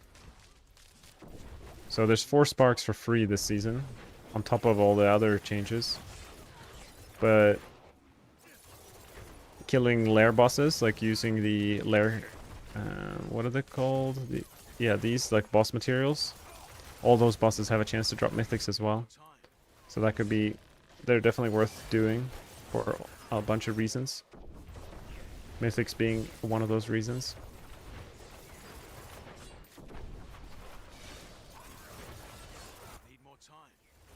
But yeah, like the contrast in playability and comfort and like the flurry is like 1,000 times more likable than rapid fire that I just played. How come on the maximum build planner for flurry you use a longbow and not a crossbow when on all your gear you're stacking vuln damage? So that question comes from, like, with all due respect, I haven't figured out all the mechanics of the game, but it comes from a lack of understanding of how the damage is calculated. It doesn't actually matter. Vulnerable damage or crit damage are put in the same bucket. They're in like this huge additive damage bucket. So as long as you have 100% uptime of both, like I have 100% crit chance and I have 100% uptime on vulnerable, that means vulnerable damage percent or crit damage percent are equal to each other. So we just want whatever's the biggest number. And the reason I put a bow for something like flurry and it gives crit damage, it's kind of irrelevant. I don't really care at all about the damage type there. The only reason we put a bow is because it has a faster attack speed. So when we cast traps like caltrops or poison trap, I don't know which one it is. I think it's caltrops. It uses the bow. So it casts, you save a few frames when you cast the traps. But ultimately it doesn't matter. I would much more focus on the GAs and the stats and what you sanctify. It's kind of irrelevant. Long story short, like ignore ignore the type and just pick whatever one that you have the best of.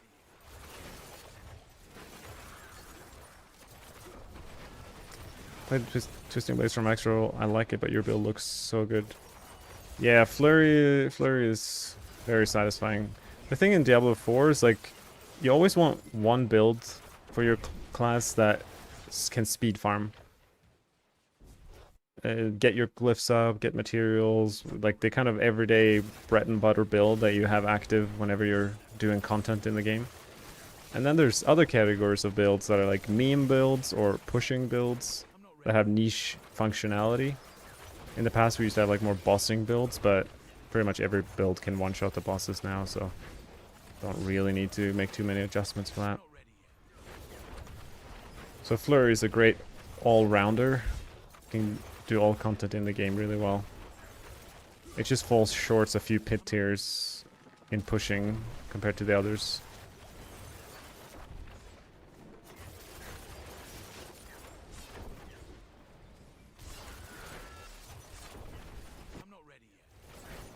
But pretty sure it can do tier 100. Maybe we should see.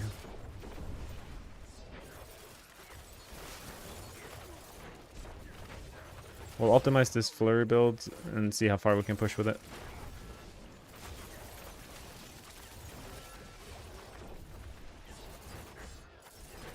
Needs time to recharge.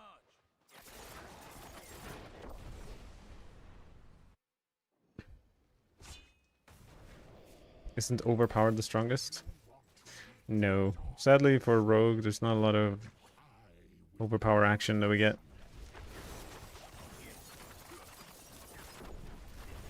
Your underestimation will be your demise.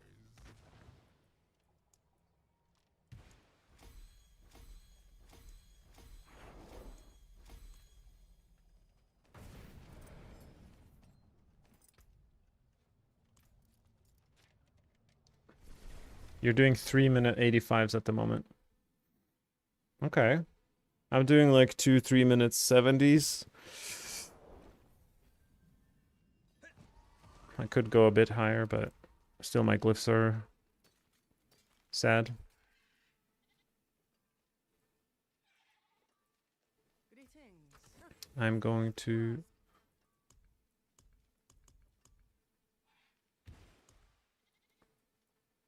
see if I can find this. I'm gonna salvage the emerald so we can level up the glyph to 46 in my next run. You're not sure about 100 yet? Yeah, okay.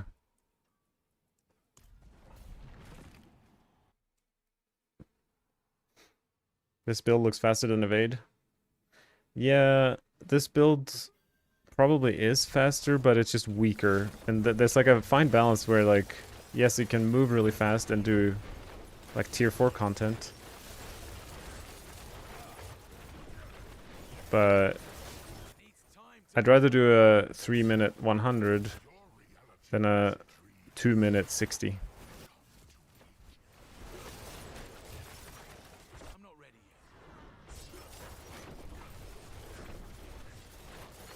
But yeah, this build is so satisfying, especially in like corridors like this where the enemies can't be spread out. So we're just by default hitting everything. There's no way to miss the targets. Just joined. How's the Death Trap? I haven't played Death Trap. I feel like Death Trap became such... I I feel like such a hipster. I played Death Trap before it was cool, in like season 5, 6. And now it's become so mainstream, and so, like, basically I try to play even the same with Paladin. I try to play things that no one else plays, to try to find things that like, I try to be a discoverer. I try to find builds that are underplayed and maybe are underrated. And the same with Rogue. Like, Death Trap is going to be played by... Mippy's probably going to play it. I think Ava's probably going to play it. I'm not ready yet. And it's already on the leaderboards. I think rank 1 on the leaderboards. It's such a popular build that I kind of stay away from it. So I'm not sure if the Death Trap will be rank 1 on the leaderboards, but it's certainly the fastest speed farmer still once you get it set up. It's a bit tricky still compared to other builds. Like this build here, I slapped it together in an hour. Obviously, I had the mythics, which really helped. But Fleur doesn't require much. And this is like an even a little bit... I'm playing the push variant, kind of Flurry here with Cold Implement. Because the main Flurry build is physical, not Cold Implement. So this is a bit of a... It takes a little bit more to put together than the regular Flurry build.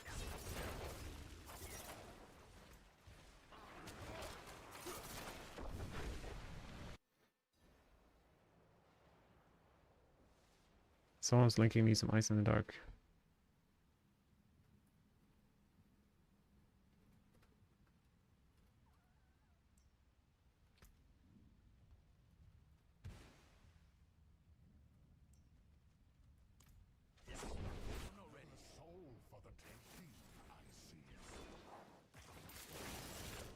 Legion event in una minuta.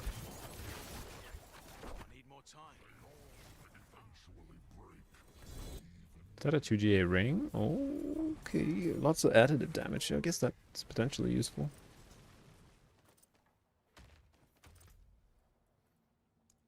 Yay.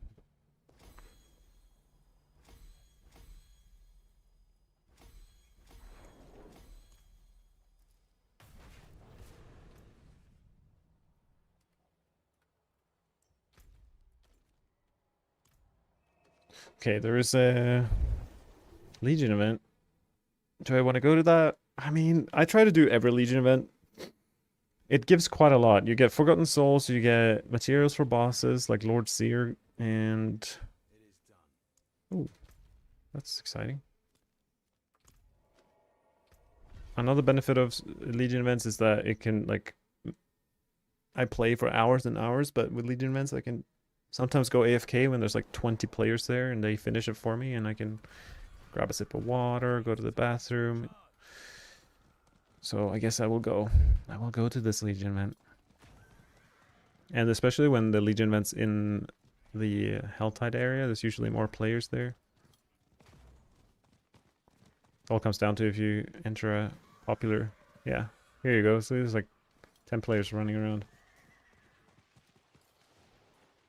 Just tuned in. Is this a Poison Trap build with Flurry? Curious if you think Penshot can be made viable with Poison Trap tech. I mean, you can play Poison Trap with Penshot, but it's not needed. Like Dancing Knives is a better vessel for it, but it's certainly possible.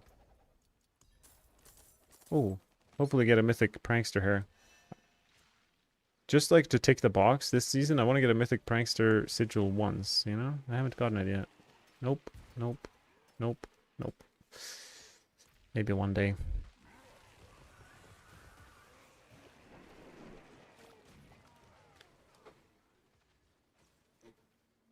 But yeah, I think basically any build can, or any skill can be used with Poison Trap.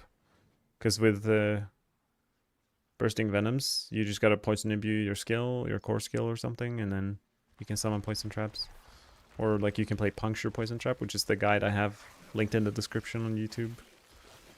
I think I have it there. It's on max roll otherwise.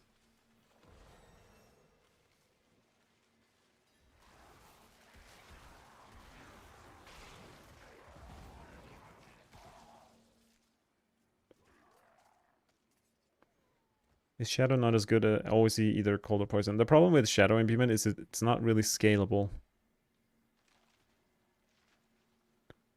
Poison Imbuement scales off of the skill that you cast. So if you increase the... Like if you have more core skill ranks, you get more Poison Imbuement damage, etc. So there's a few ways to scale that.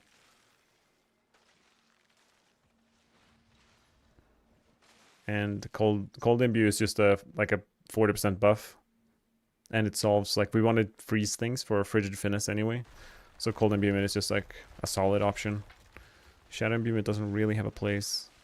But you can play with Assassin's Stride, you get your attacks automatically Shadow Imbued, so you can get benefits from it. And what am I looking for? Matthias Rain of Arrows.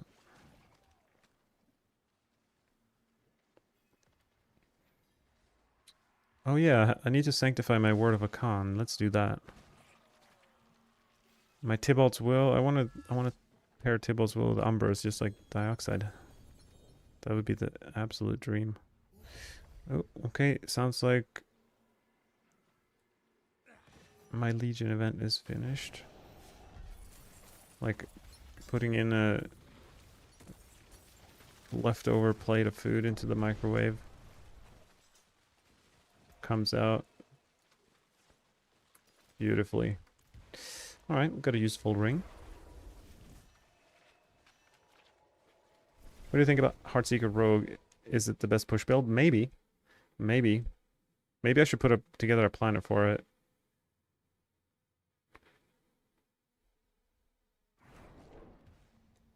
I think I played in the... Wait, where... Yeah, I played it in the PTR. Let's see if we can just fine-tune it a little bit here.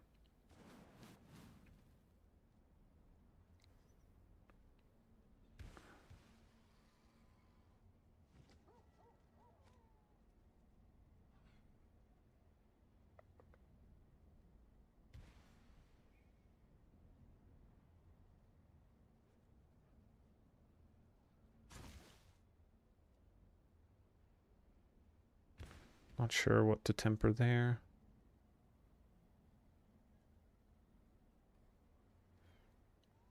Death Trap and Heartseeker was pretty cool to play. Yeah, I like both of those builds. I guess we just put Penitent Greaves on. Just chill potency on Penitent Greaves. Sounds good to me.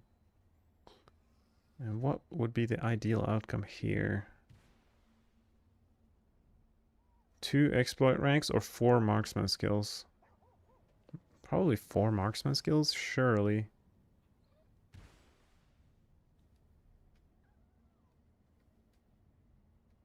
As a dead gamer, I love Death Trap, but not the gear requirement. I had to play exposure. Yeah, totally get that. I think Like my gut says that it's easy in season 11 to get Death Trap going, or easier than season 10. You can just get such ridiculous amounts of cooldown and things on the jewelry now. The harder part is probably like restoring enough resources.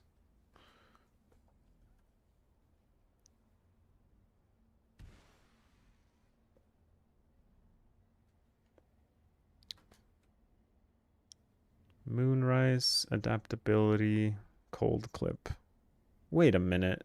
I'm using melted hard Selig here. That doesn't sound like it. That should be that good. Why not Starless? Okay. We're gonna change the plan there.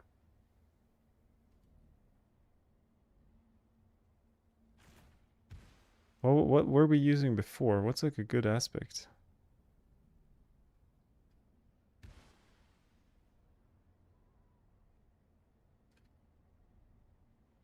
Means we won't have barrier. Yeah. But what about Ahu or the Quacks procs it sometimes?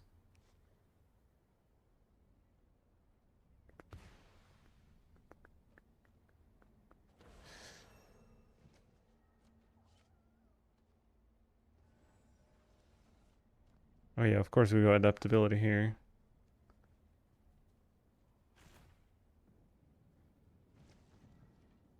I don't know. I have such a good Starless. I'm gonna try it. I have like a conceded sanctified on my Starless, so it's a shame to have a bunch of core skill ranks on it, but I guess that's fine. Cold clip, adaptability, that makes sense. Don't really need to put it amulets or like it's like whatever. Whatever. And I guess probably go all in on the cooldown reduction. And same here, probably. How many seconds? 12-second cooldown clone. That's pretty good. I mean, we could even roll. What if I roll a cooldown reduction on the ring or something?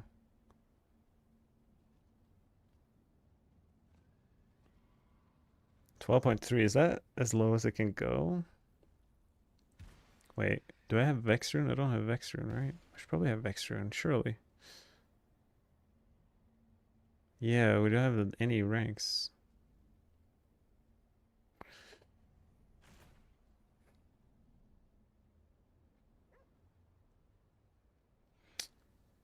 Vehement Brawler would be good for to make our clone stronger. So like Starless isn't necessarily that good. Like we don't benefit that much. The crit chance maybe, not really. Yeah, I could see a world where we don't go Starless.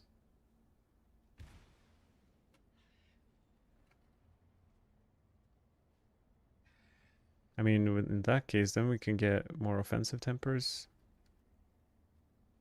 Probably don't need 3 tempers. 10.5. If I remove this. 10.5 still. Okay, wow.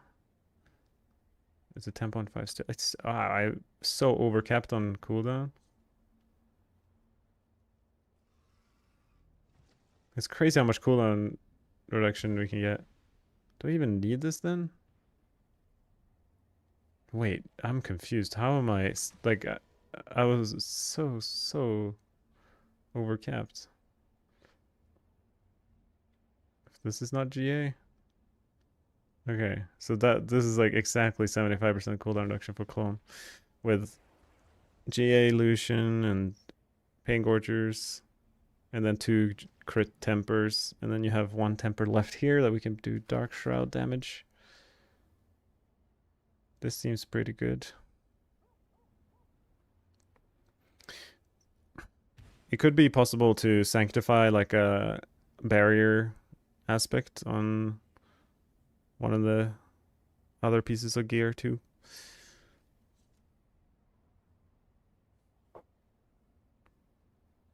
I'd definitely do that. I guess I have this sword that I just have on my character now is going to be used for so many different builds. I mean, this looks pretty doable. I have quite a lot of the pieces. What about basic skill pants? Is that something I have?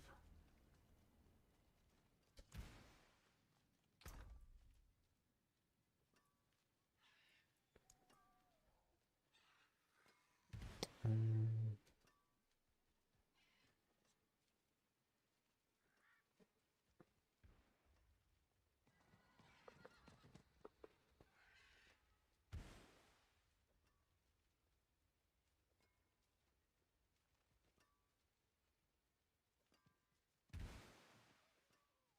what's the max close to pit for Heart Seeker? I don't know. Probably over tier 100 though.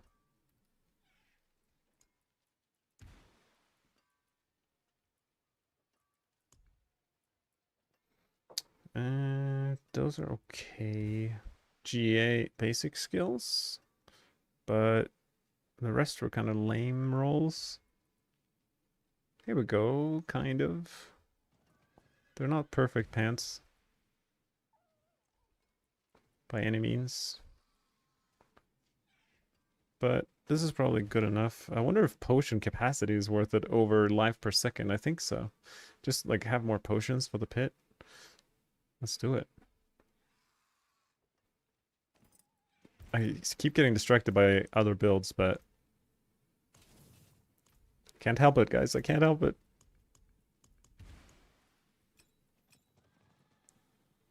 So for Orphan Maker, we don't really value cast twice as much as we do the other things.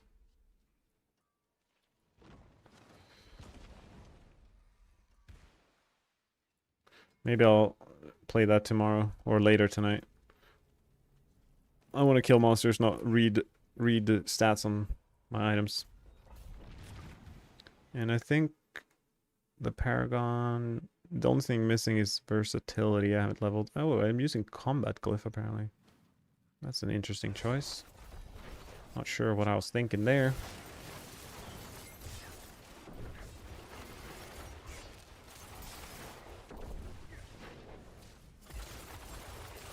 I need more time.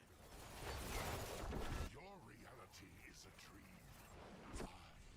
Wait a second, did they fix... I don't think I manually changed my class specialization to preparation. But it seems like when I loaded my armory, it swapped it. And in the past, it wouldn't actually save in the armory like what you chose for Needs time to recharge. that. Oh, that's a weird pit. First floor. I'll just force myself into this dead end and be sad about it.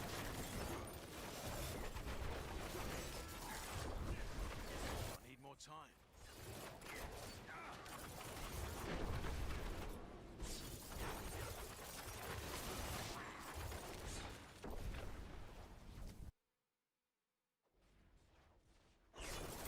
I need more time. So next up for me to test is Orphan Maker I need more time. and what was the other build? I mean, we have TB, I suppose, but I don't feel super keen to. It's like such a. It's completely different archetype and different glyphs and different everything. Needs time. There's not a lot of overlap with TB and other builds. This is one of the few poison dot builds. I need more time. Rain of Arrows, I forgot, totally forgot. Rain of Arrows. Of course. I need more time. Knew I was forgetting something.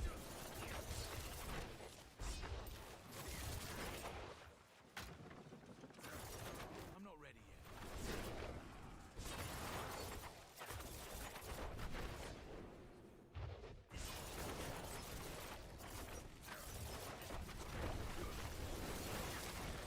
I'm not ready yet.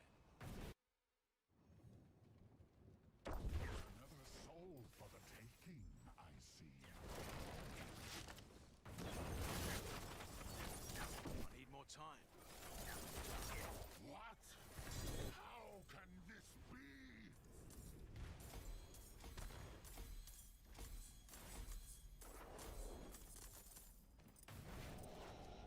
I'm also just realized I don't have any mercenaries rocking.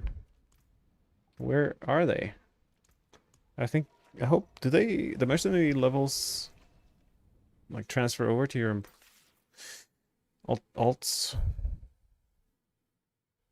I never make alts, so I don't really know. Don't think Subo likes me. I don't think Subo likes anyone. But don't Seems like it did. he's wary of any. Yeah, it did. What mercenary do I want? I feel like I don't really care about healing, attack speed. Maybe just a standard right here.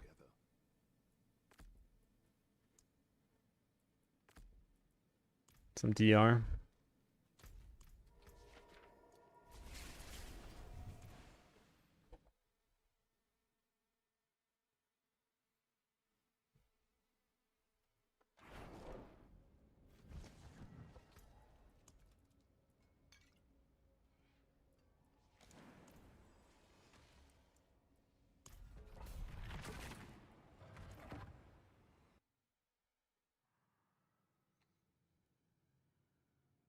Maybe I should do a quick comparison because it's not too much that's going to change from here on out for this variant of flurry.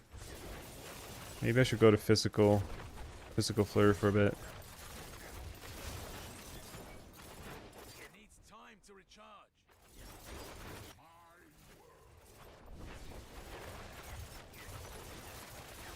I'm always like looking around for the next thing. So I feel like, oh, that's a lot of ice in one spot. I'm not ready yet. I feel like I've gotten enough data for my brain to be like, okay, I'm satisfied with cold flurry and like its power level.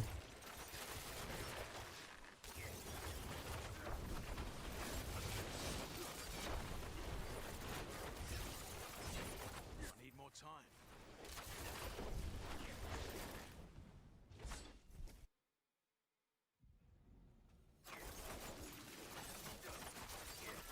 I need more time.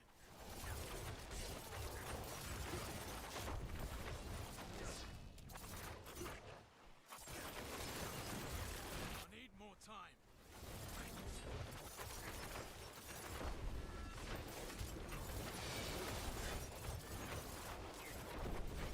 I need more time.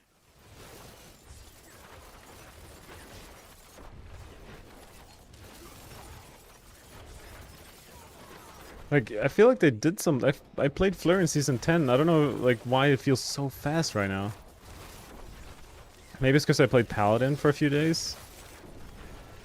I'm not ready yet. Like, the improved Flurry and, like, the attack speed is just zooming. Sanctuary is my canvas.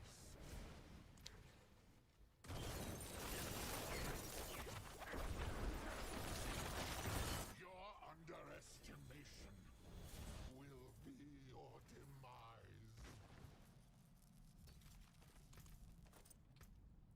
Maybe I should level up another...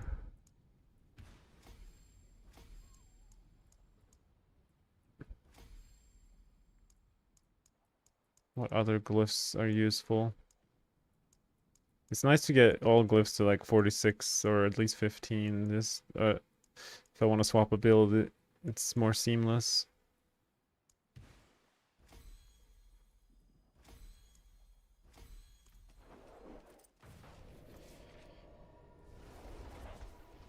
Ooh, a perfect hectic aspect. Sometimes I put that in my builds.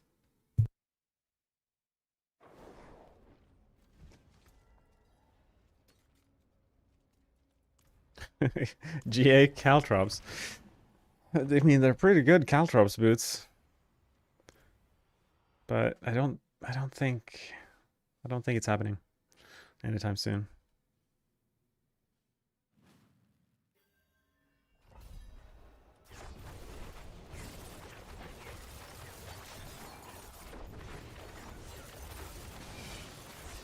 It needs time to recharge.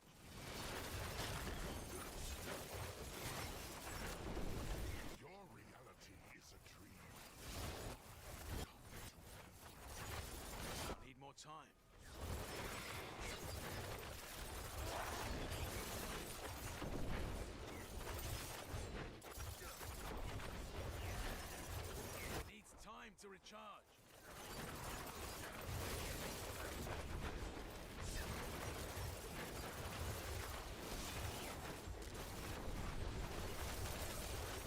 I need more time.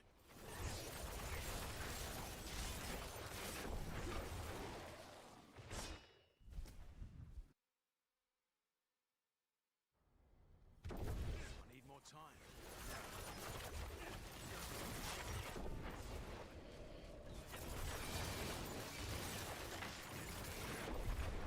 I need more time.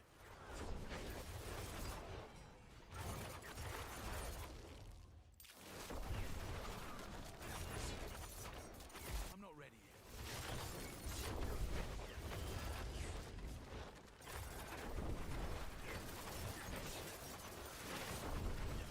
I need more time.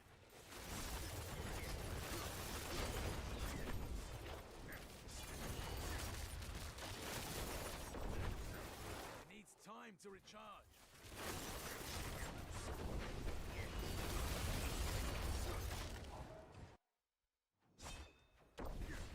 A fresh whisper. How's Rogue feeling this season? Really good, to be honest. I mean, I've only played it. I didn't level it, so I didn't go through that process, but the changes to the masterworking and tempering, like being able to crit tempers, like this one ring giving me 50% shadow clone cooldown reduction, stuff like that, just makes it very comfy. And pretty much every rogue build can do tier 90. Like it's very evenly balanced, so I am happy.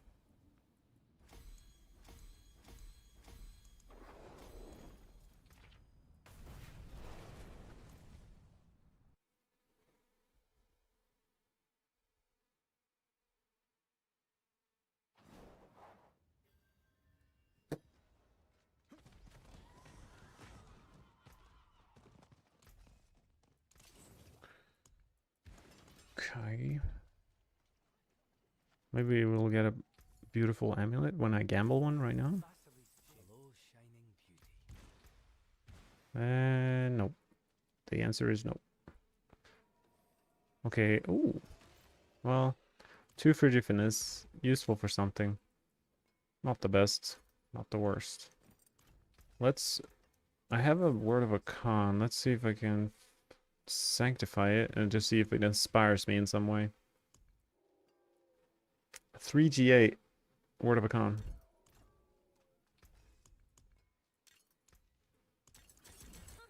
More there than I thought. Wait, what do I want to...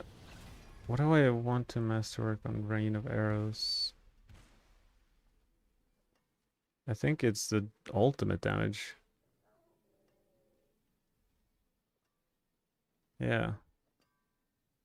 Chance for Rain of Arrows to deal double damage. We can get 56%. Wait, I didn't have a GA on it. So 43%. Okay, no, we want the double damage for sure. Yeah, we do. My hammer sings on your return. There's a Legion event now, I think, but I can't enter it. I need to go and do the Stronghold at some point, so I can unlock the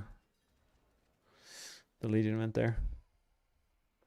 All right, let's sanctify my 3GA Hakan and get what would be something sweet, maybe like Vehement Brawler. Socket 25. Bada bing, bada bang. New affix. What do we have? Total resistance, a defensive. I mean, I suppose being tankier is never bad, but it's not as fun as what we could have hoped for. It is good enough. But I think I had other Hakons. Let's do it just because we can.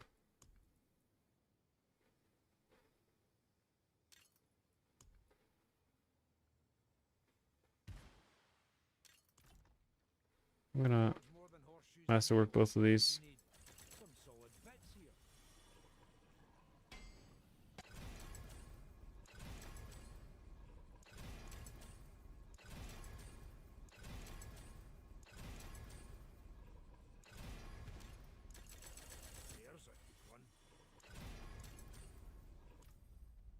All right.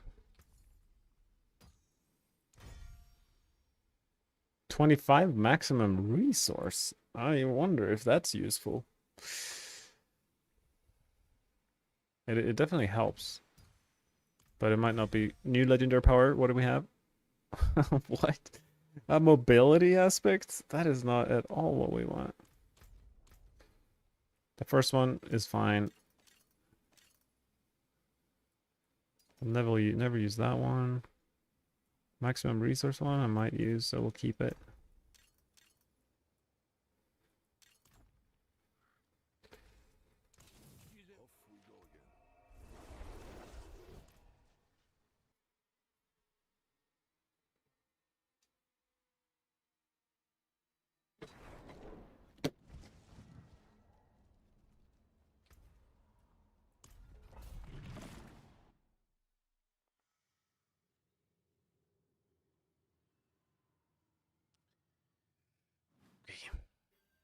I'm not ready.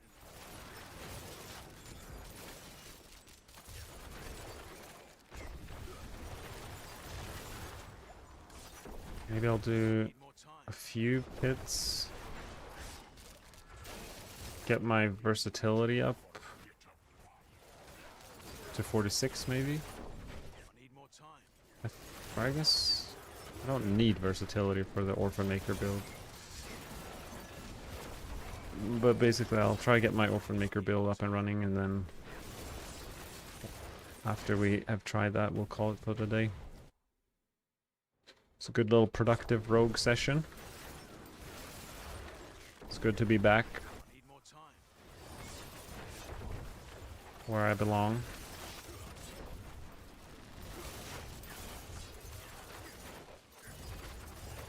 I need more time. What to masterwork on Hakan? So it depends. If basically you want, if let me put it this way, if you have GA on deal double damage, you don't need to masterwork it. But I need more time. assuming like there's a few things you want. There are two things that you're looking for. You want 75% or as close as possible, 75% cooldown reduction to rain of arrows. So you can get that immediately if you just have GA on that cooldown reduction on the Hakan. It's like 74.4. It's good enough. I'm not ready yet. And if you have that GA already, then the second thing we're looking for is Rain of Arrows to deal 100% chance to deal double damage. And we will get 56% from our one-handed sword, always. So we want 44% from Word of Hakan. And we get 44% if we have GA or if we masterwork it. I need more time. So we want either GA or or masterwork on the double damage. But that only applies if you already have the cooldown reduction sorted. So there's a few factors.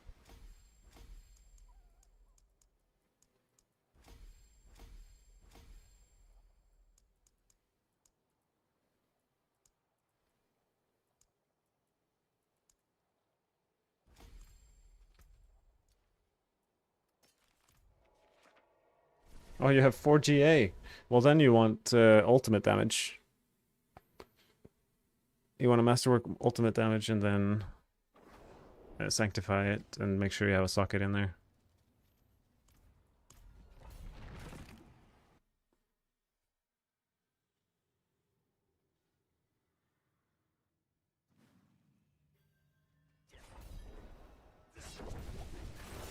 I need more time.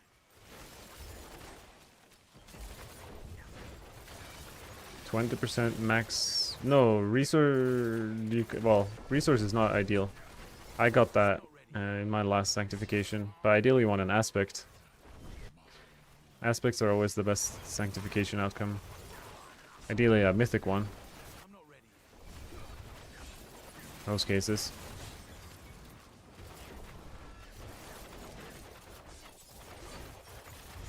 I need more time.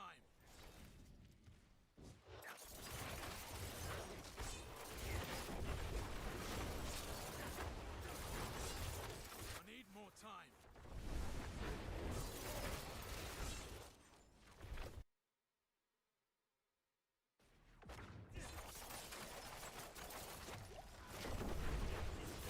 Wonder how many people like didn't really read up on the patch or the season, and they're like, oh, sanctification, that's cool, and they just kind of click it and brick their items because they can't change the aspect or masterwork it or add a temper. Like, I feel like there's gonna be a lot of bricked items this season, and a lot of like frustration because people are like, oh my god, my 4GA item, and then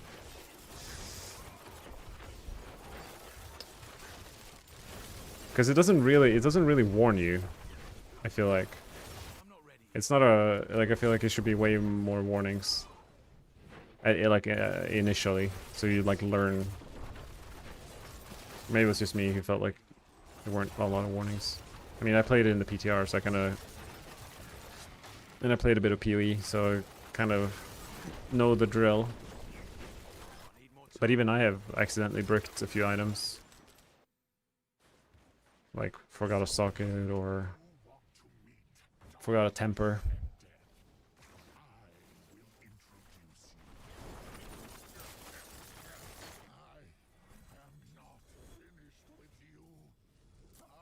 Nice.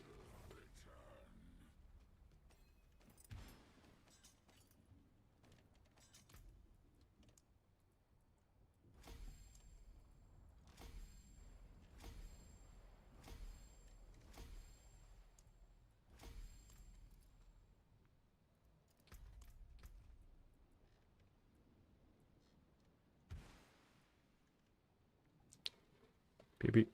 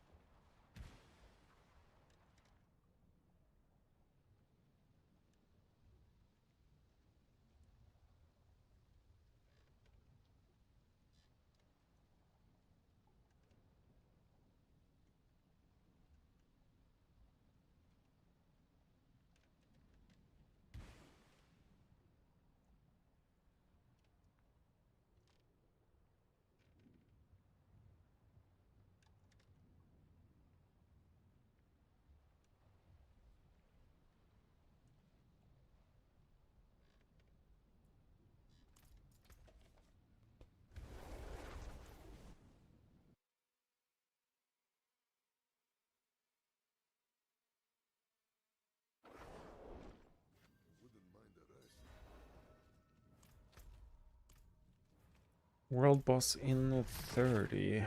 Maybe during the world boss I'll do the Paragon. For the Heart Seeker build. Need more time.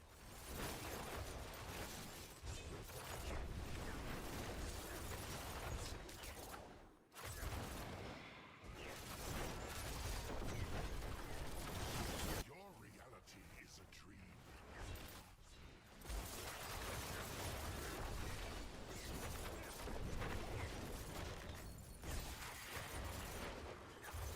Needs time to recharge.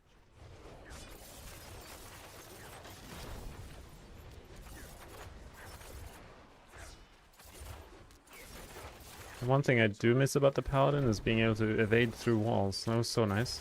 I'm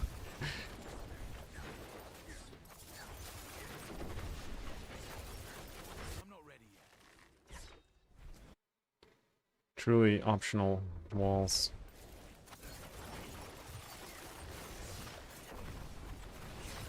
Needs time to recharge.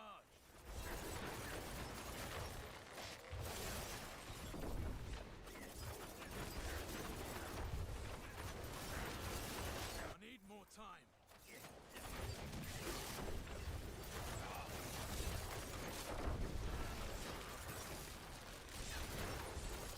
need more time.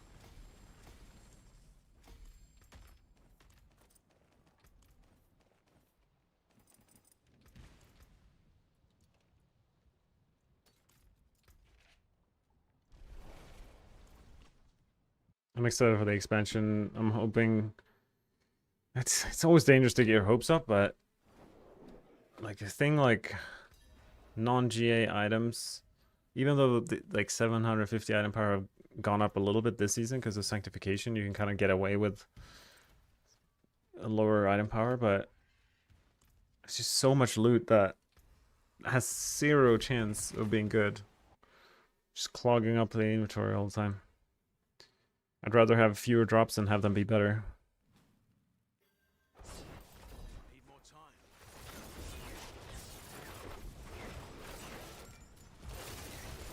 And I'm expecting some change I'm not ready yet. to the itemization somehow. Your reality is Need more time.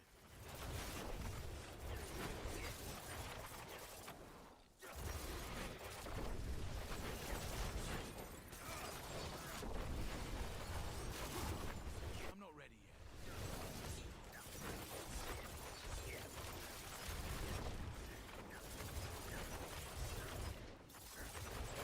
I need more time.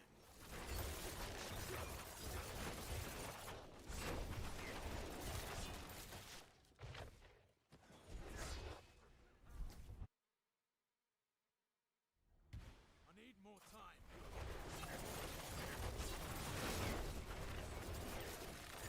time. I need more time.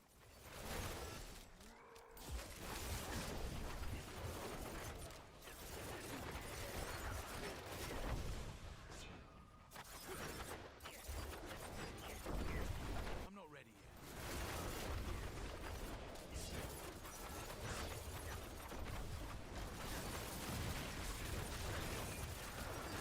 I need more time.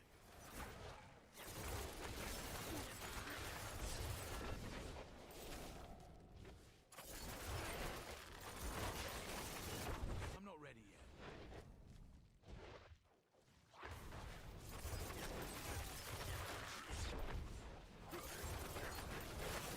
I need more I'm also really excited for the pits in the expansion, or like even maybe next season, because they sounded like they're looking forward to separating the pit and the tower, and then having pit just be some crazy place where things happen.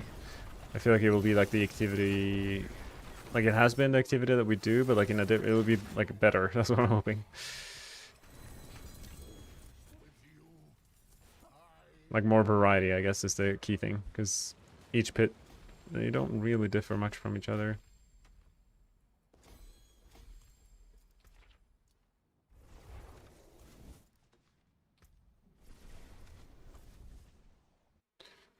Alright, 2 more pits, then we're changing build.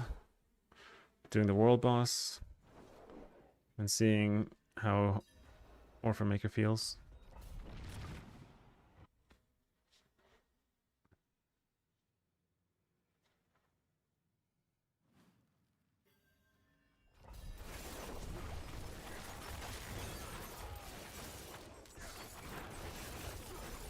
I need more time.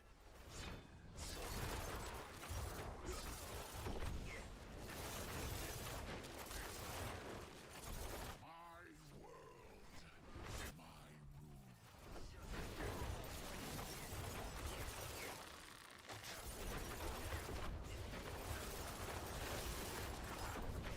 I'm not ready yet.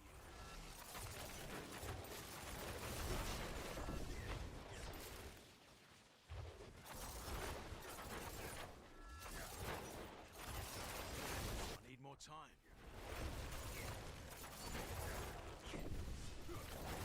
I feel like the last expansion, like it didn't feel like it changed that much to the game. But somehow it feels like this next expansion will change a lot more. Just based on the trailers and the things that they're announcing that's coming out. And I'm not ready yet. like season 5 to 6 was like a 20% change to the game.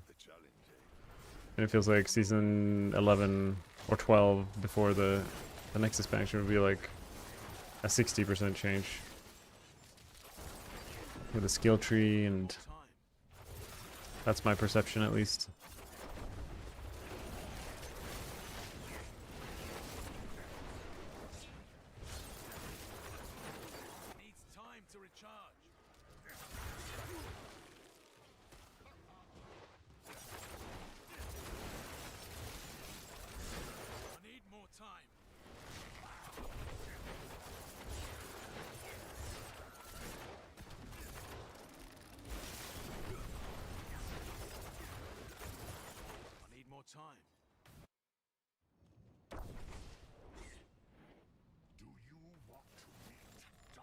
I wonder if in the season we're gonna have to deal with this Belial spawn animation the whole time. Probably. They're probably not gonna invest developer time into changing it, but I don't know why it keeps slipping into seasons or the game. Like random having to wait randomly. Okay, well I can't upgrade versatility anyway, so maybe just leave that. Ooh, an upgrade to my flurry aspect. Was it encircling? I think it was. Yeah, not only is Belial always the boss, but he takes so long to spawn. I forge more than what It's like I'm good in it. double bad. My forge hot. Return soon. From 75 to 80. We'll take it. Alright, well Flurry is definitely very recommendable.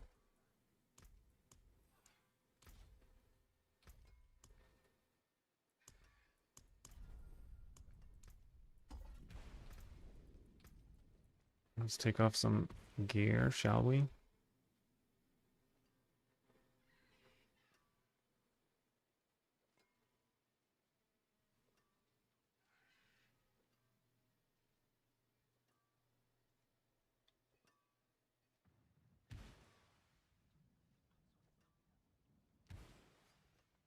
Alright, Pain Gorgers. Do we have any decent ones? I used a pair for my Paladin.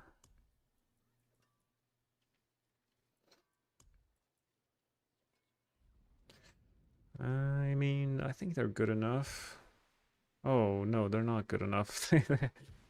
Maybe these ones? Yeah, these are good enough.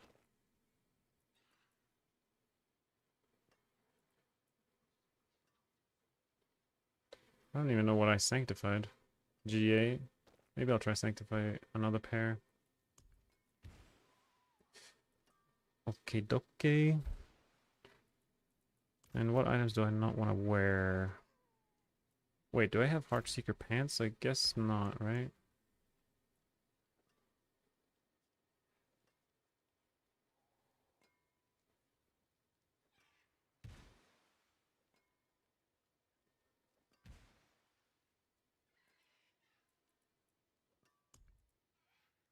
I do.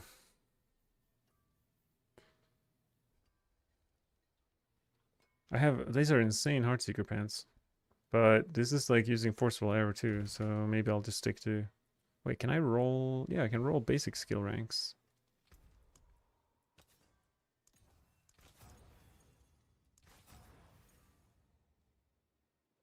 Wait, I'm gonna have to... I want to temper something else. I should just get fresh pants. Let's get ourselves some fresh pair of pants.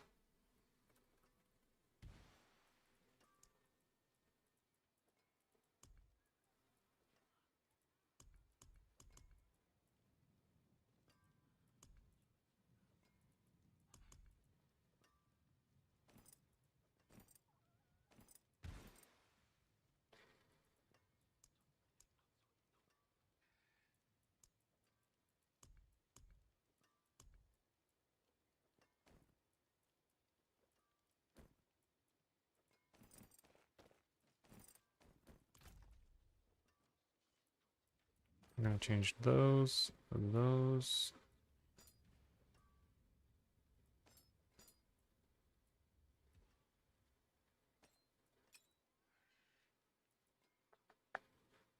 Uh,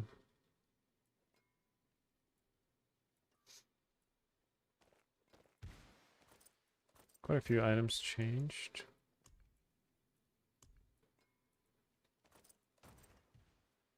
I have Rubis in that Air Perdition. That's pretty interesting choice.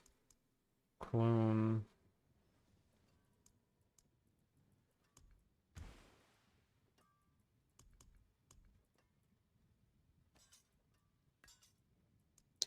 What is my best shard?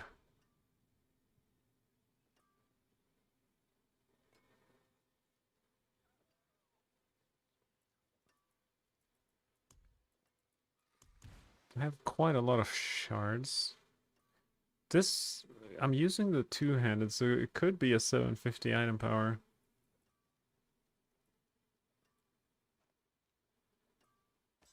Maybe I should sanctify them. Let's do it.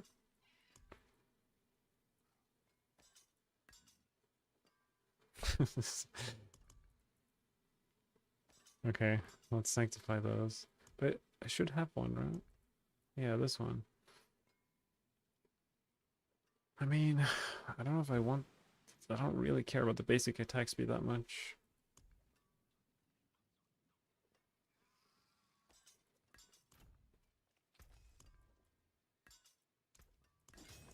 Solid bits here.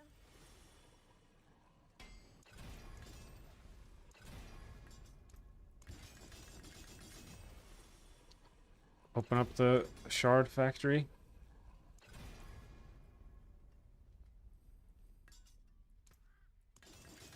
There's a good one.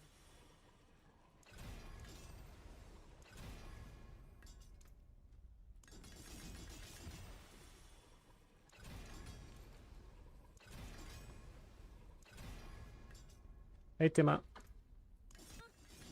there than I thought.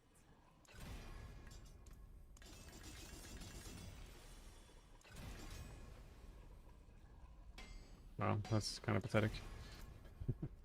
There is a Legion event, so what I'm gonna do... I'm gonna do the unethical thing and stand AFK and fix my Paragon while the other people do the heavy lifting. Come back to Rogue. Good. Yes. I agree. We're back.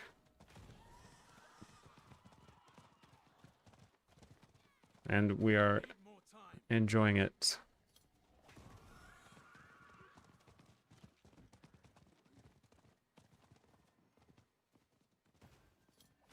I need more time.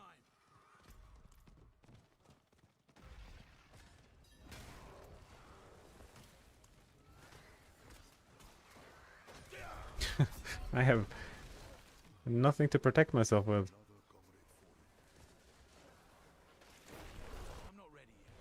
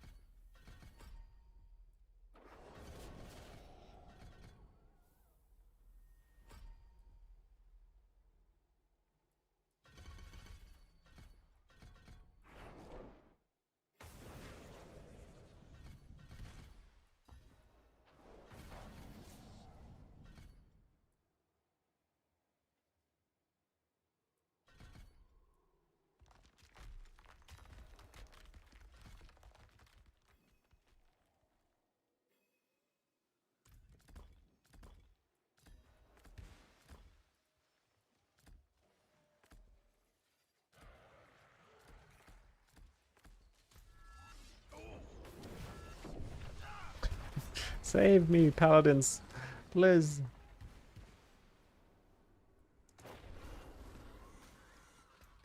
He tried to resurrect me. What a legend.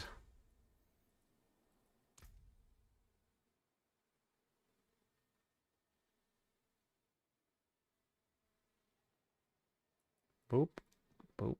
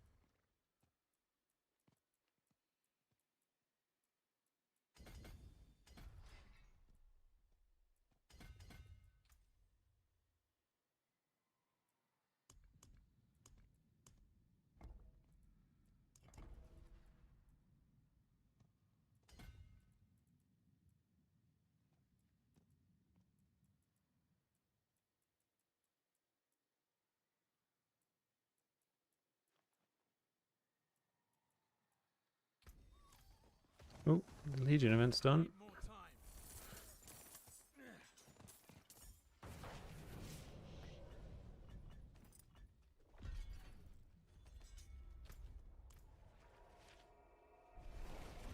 Flurry build.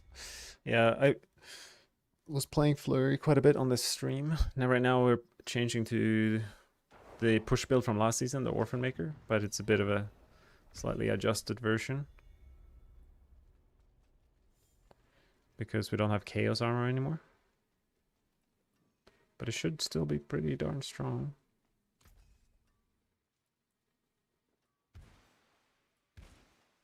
What's still got some good in it? Anyone played? Yeah, I played Flurry most of the stream. If you go back in the stream, if you don't hang out with the present Matthias, you can see a lot of Flurry gameplay. Even 5 minutes ago, I was playing Flurry. It's very good and very fun. I actually enjoyed it more than I thought I would.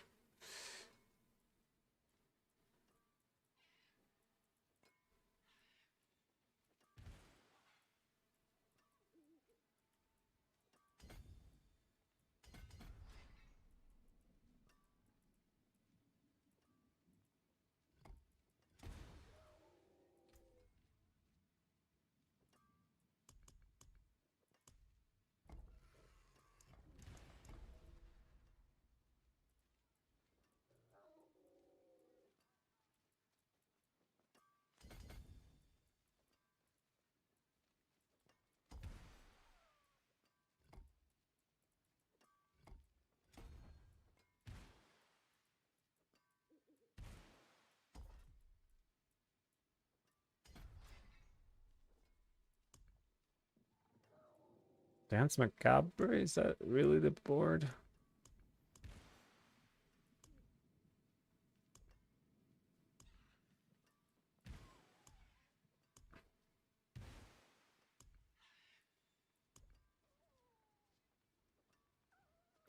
Dance Macabre or Exploit Weakness maybe, just for survivability.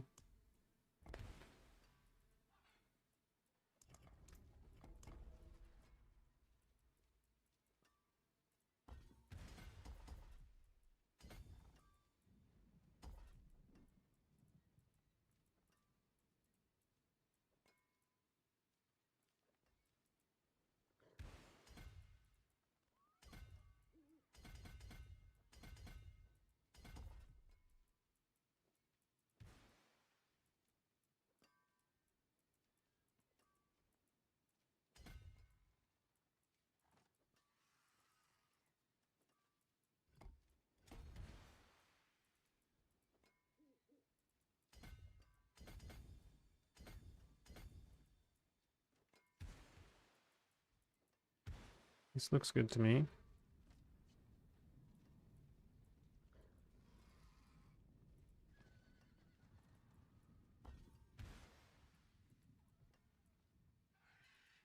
It's so easy to get Paragon points this season. Like I'm only 248, but I can like feels like I don't know, have 300 points. So that's done. Now just getting these gear pieces sorted and then we are going.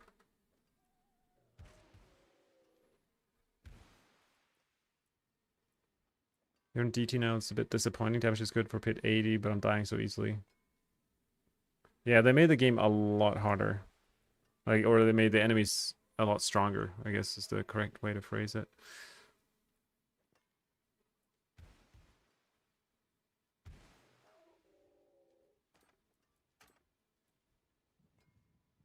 .450 dex surely is good, good. Is it better? Okay, this is gonna be... it's gonna be hard to know for sure. What happened to the 2GA one? Maybe it's this one.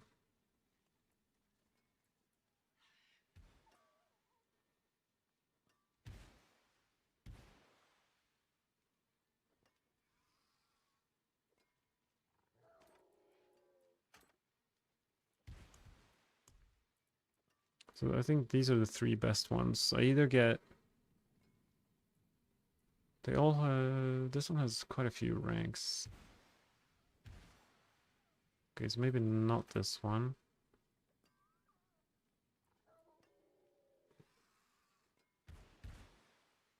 I mean, 450 dex. I think probably this. It's kind of hard to say, but probably this one. All right, there's a lot of orphan makers. You use orphan maker with Rain of Errors? Nice. Yeah, I'll probably try Rain of Errors at some point. Oh yeah, we gotta sanctify these swords. And we're gonna slap on those and this. And then... what's the dagger we use again? Oh yeah, we have Shard of Rathiel, of course. And then the ring should be some legendary one. We have quite a few rings. Can we just reuse a ring? That would be the easiest. Maybe I'll just use this ring right here. Bada bing, bada bang, bada boom. And then we go sanctify our swords. I'm not ready yet. There is power in these stones. The stars need. Let's see what we get. Ideally, like a mythic power, I wouldn't mind.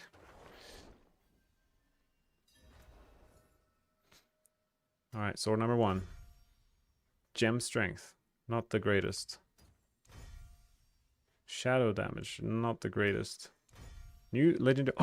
Oh my god, I got Shaco on the frickin' Shard of Rathiel. Oh, I think that's pretty good. Oh my god, that's gonna be so good. 4 ranks to all skills. That's gonna help with the clone gets more damage. And I'm using Heartseeker and Forceful Arrow, so both of them are gonna get more damage from the ranks. I doubt I will get an upgrade, but we'll try the rest of them as well. Item quality, greater affix, cooldown reduction. Wow. Well, let's just say, and it's funny, like our only item power 800 is the one that rolled with Shaco aspects as well. It's funny because I called it. I was like, oh, ideally a mythic. And it happened. Alright, we gotta sanctify another pair of Pain Gorgers just because we have them.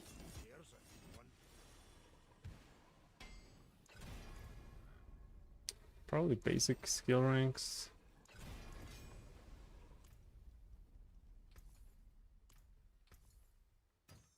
I wouldn't mind a GA on the basic skill.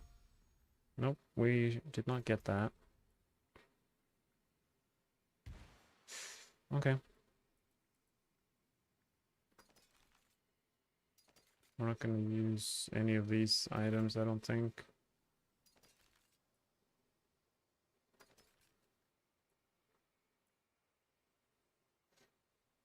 Thank you. I got lucky. I don't think I'll ever use any of those, so we'll just salvage them now so we don't need to worry about it. Right? We're wearing the good one. And the 20% DR is nice because, yeah, it's just so easy to die, right?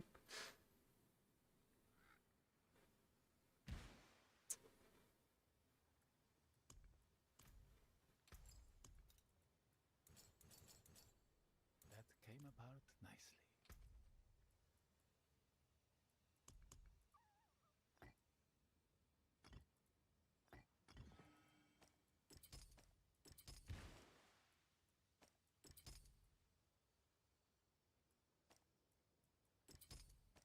Getting a lot of quality, yeah, I feel like quality might be the most common outcome.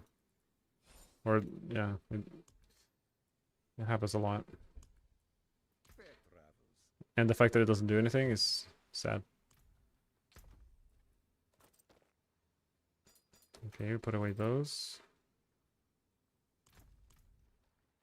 The wonders of Sanctuary at your fingertips. How may I help you? What do I want here? Dexterity. And that's fine.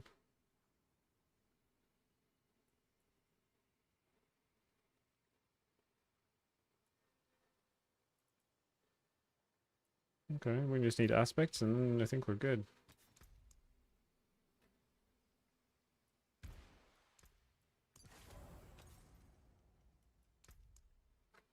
World boss in 1 minute.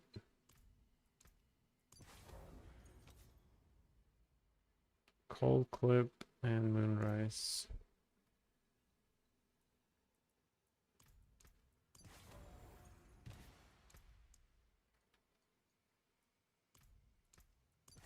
Bright aura.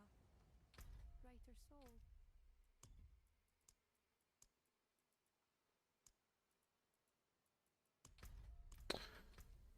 I think that's it.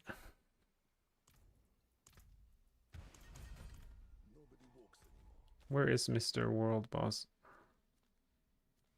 In the middle.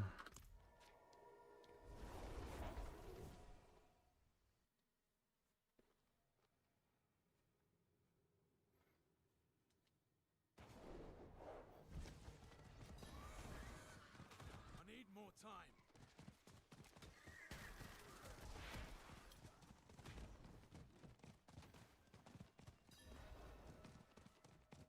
I need more time.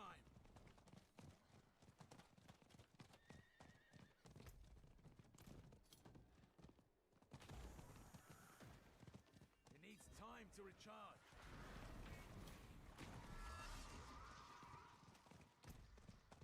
I guess this should be pretty up to speed now, right? I can actually fight the boss this time. Time. I forgot how to play this build.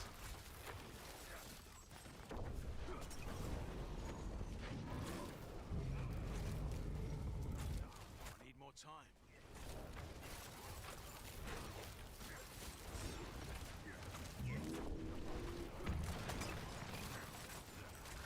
I need more time.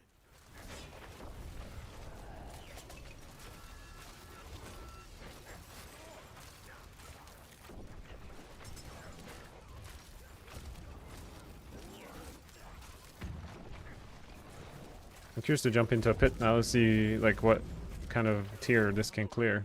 Oh, I died from Variana. Wait, no, I died from Hebrew Hammer. That seems fair. I'm not ready yet. I wonder how many hardcore players have died to world bosses. Like, that's why I don't play hardcore. It feels it's just such a disrespect to my own time. Like, I like the idea of like it meaning more. I can't just blindly walk into packs of enemies, or just play with a bit more intention, and the fact that defenses matter more. I love all those aspects, but to lose an entire character, and it can happen in so many different ways. I'm not ready yet. I don't know how I feel about that.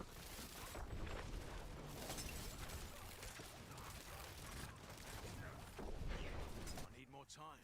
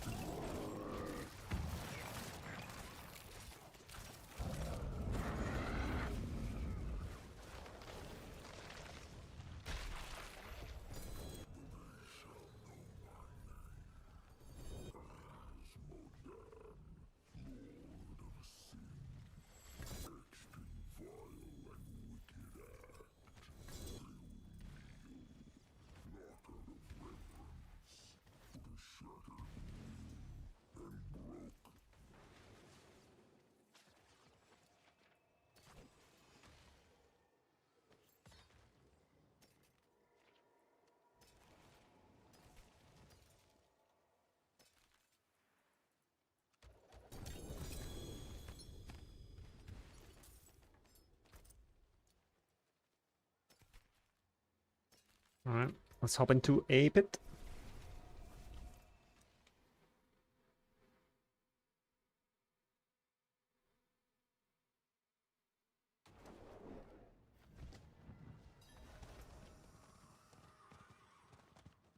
It is done. I need more time.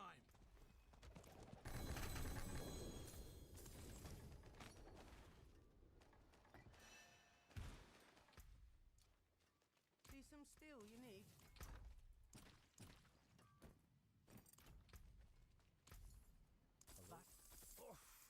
Too bad, friend. And an upgrade to Noxious Eyes. I guess we'll take that. I feel like I have barely seen an amulet with even 2 passives, and I check every single amulet. Alright. Let's start with tier 80. Really high. But I wanna it's like a push build, so I wanna make sure we get some resistance here.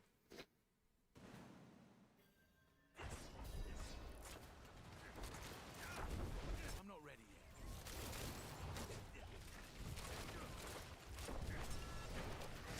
yet. 86 billion, that's pretty good. I need more time. I've been waiting for a bit of fun.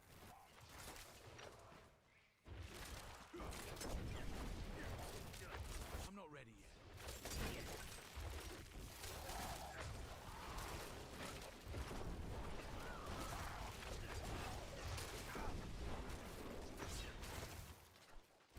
I need more time.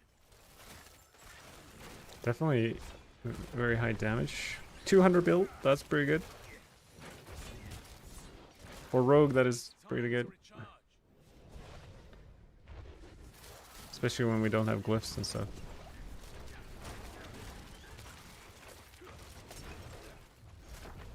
I'm not ready yet.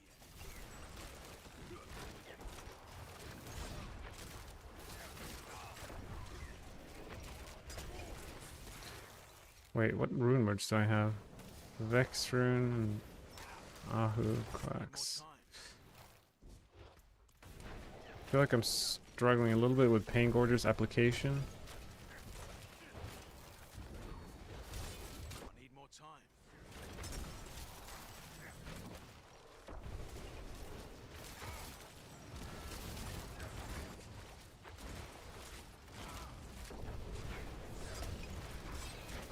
I'm not ready yet. I'm not ready yet.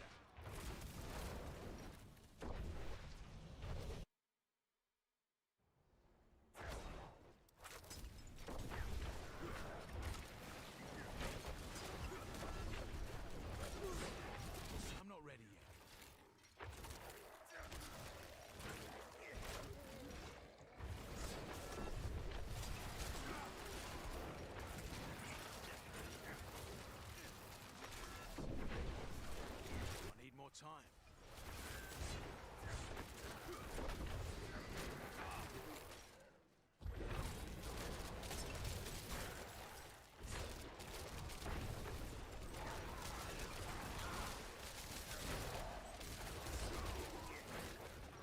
I'm not ready yet. Impressive. Unfortunately.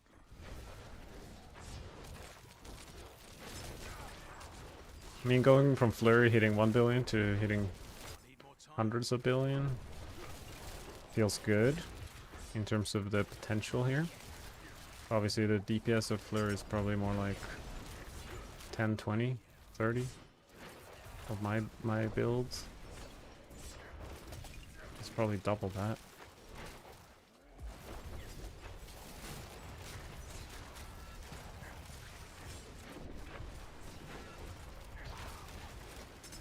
I'm not ready yet.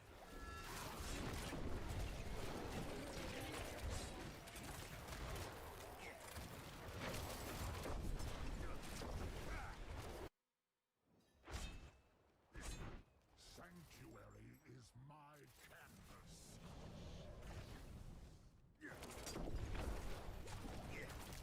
What Okay, can this be? very strong. Or canny fluidity is, yeah.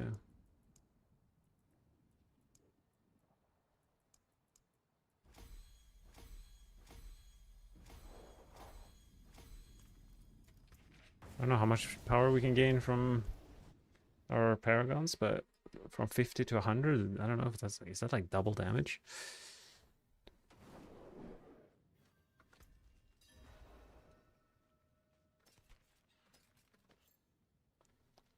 Let's try a 90, see if we can survive.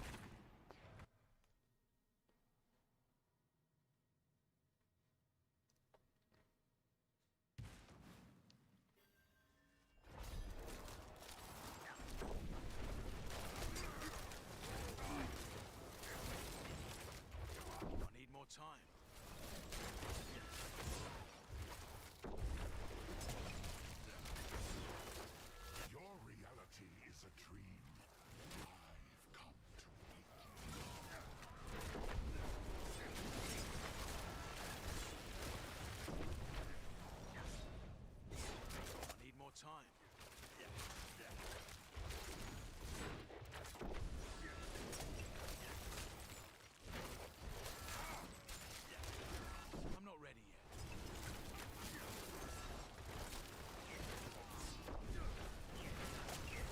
600 billion? Where did that come from? I need more time.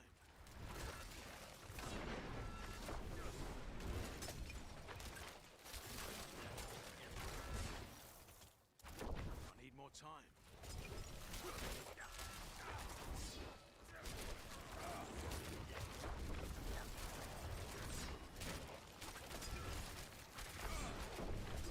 I'm not ready yet.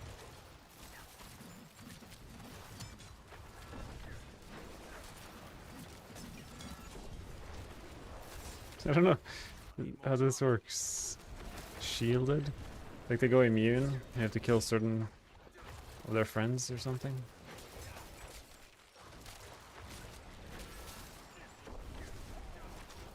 need more time.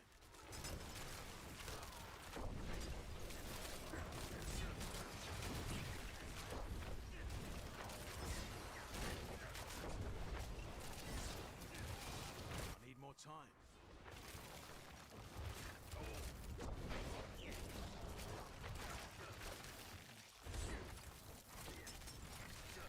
I'm not ready yet.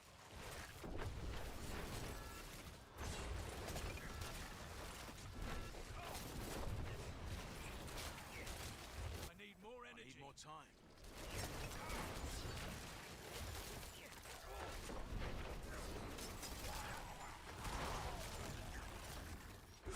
I need more time.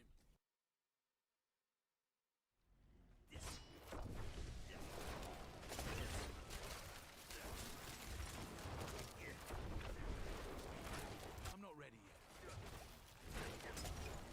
Could run another pair of boots. Right now it's Penitent Greaves. It's not allowing me to evade very much.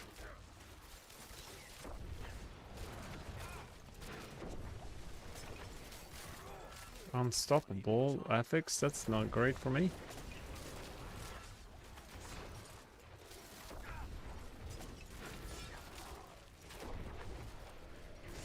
I need more time.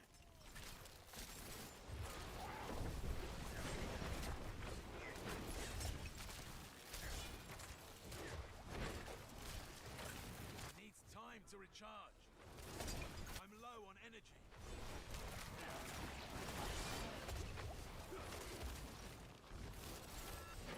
Should be pretty easy to have permanent unstable elixir uptime this season. Because the potions like automatically refill quite fast. I'm not ready yet. Might be the best passive alongside Frigid Finesse. I need more time.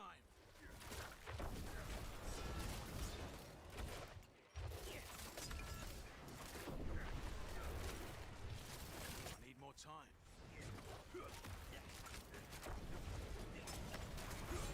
I need more energy. I need more time.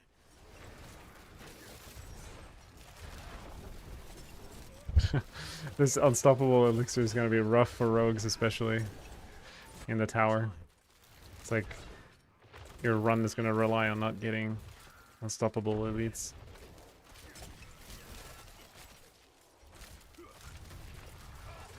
I need more time.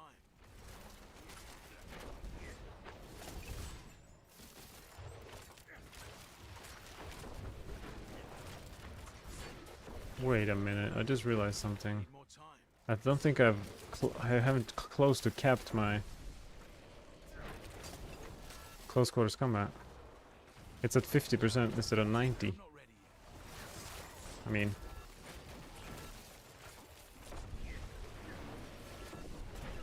it's not the end of the world, but it's not great. I need more time.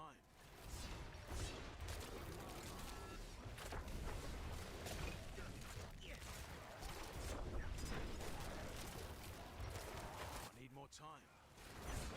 We actually got Death Trap up and running with 750 Beast Falls and no mythics. Not the best setup, but at least running to tier 4 with ease. Nice.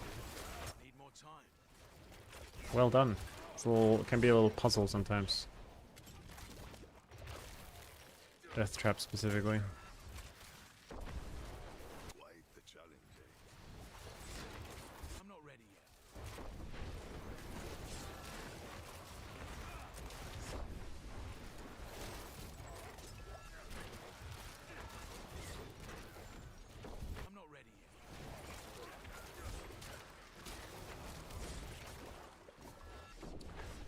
Well, 6-7 minute tier 90. I need more time. Not the fastest, but feels like you can probably, with the min-maxing this build, can probably do 100. The question is, I'm not ready yet. can we go past that? Sanctuary is my canvas.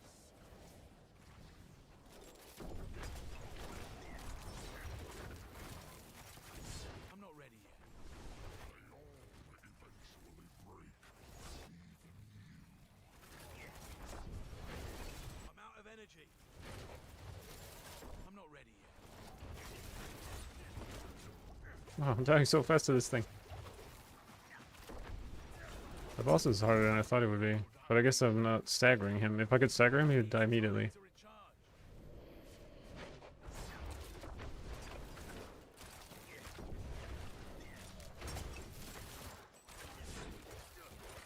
I need more time. Maybe he will get staggered. I don't think I've ever staggered Belial before. I will finish what Asmodan started.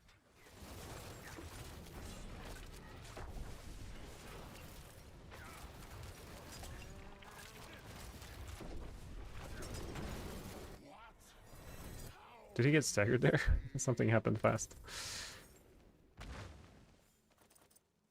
Okay, well that was a good, like, test for this build, I suppose.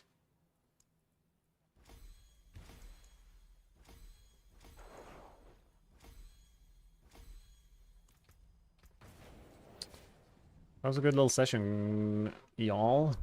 Thank you for hanging out with me. Good to be back on the Rogue. Got most of the stuff. Special shout out to Picha for giving me a bunch of orphan makers and gear. Madru Green says, last season I played with a build based on your Flare Rogue and could clear pit 100 in about 3 or 4 minutes, which was already really impressive to me. On top of that, I love the gameplay style, also speed and mobility. Yeah, very little visual clutter, but man, getting the gear was not easy. Yeah, I mean, last season it was very hard to gear with the Chaos Armor. See you guys. Maybe I'll raid someone if I... before I head out. I don't know what Woody's doing. Take care, guys. Love you lots. Peace.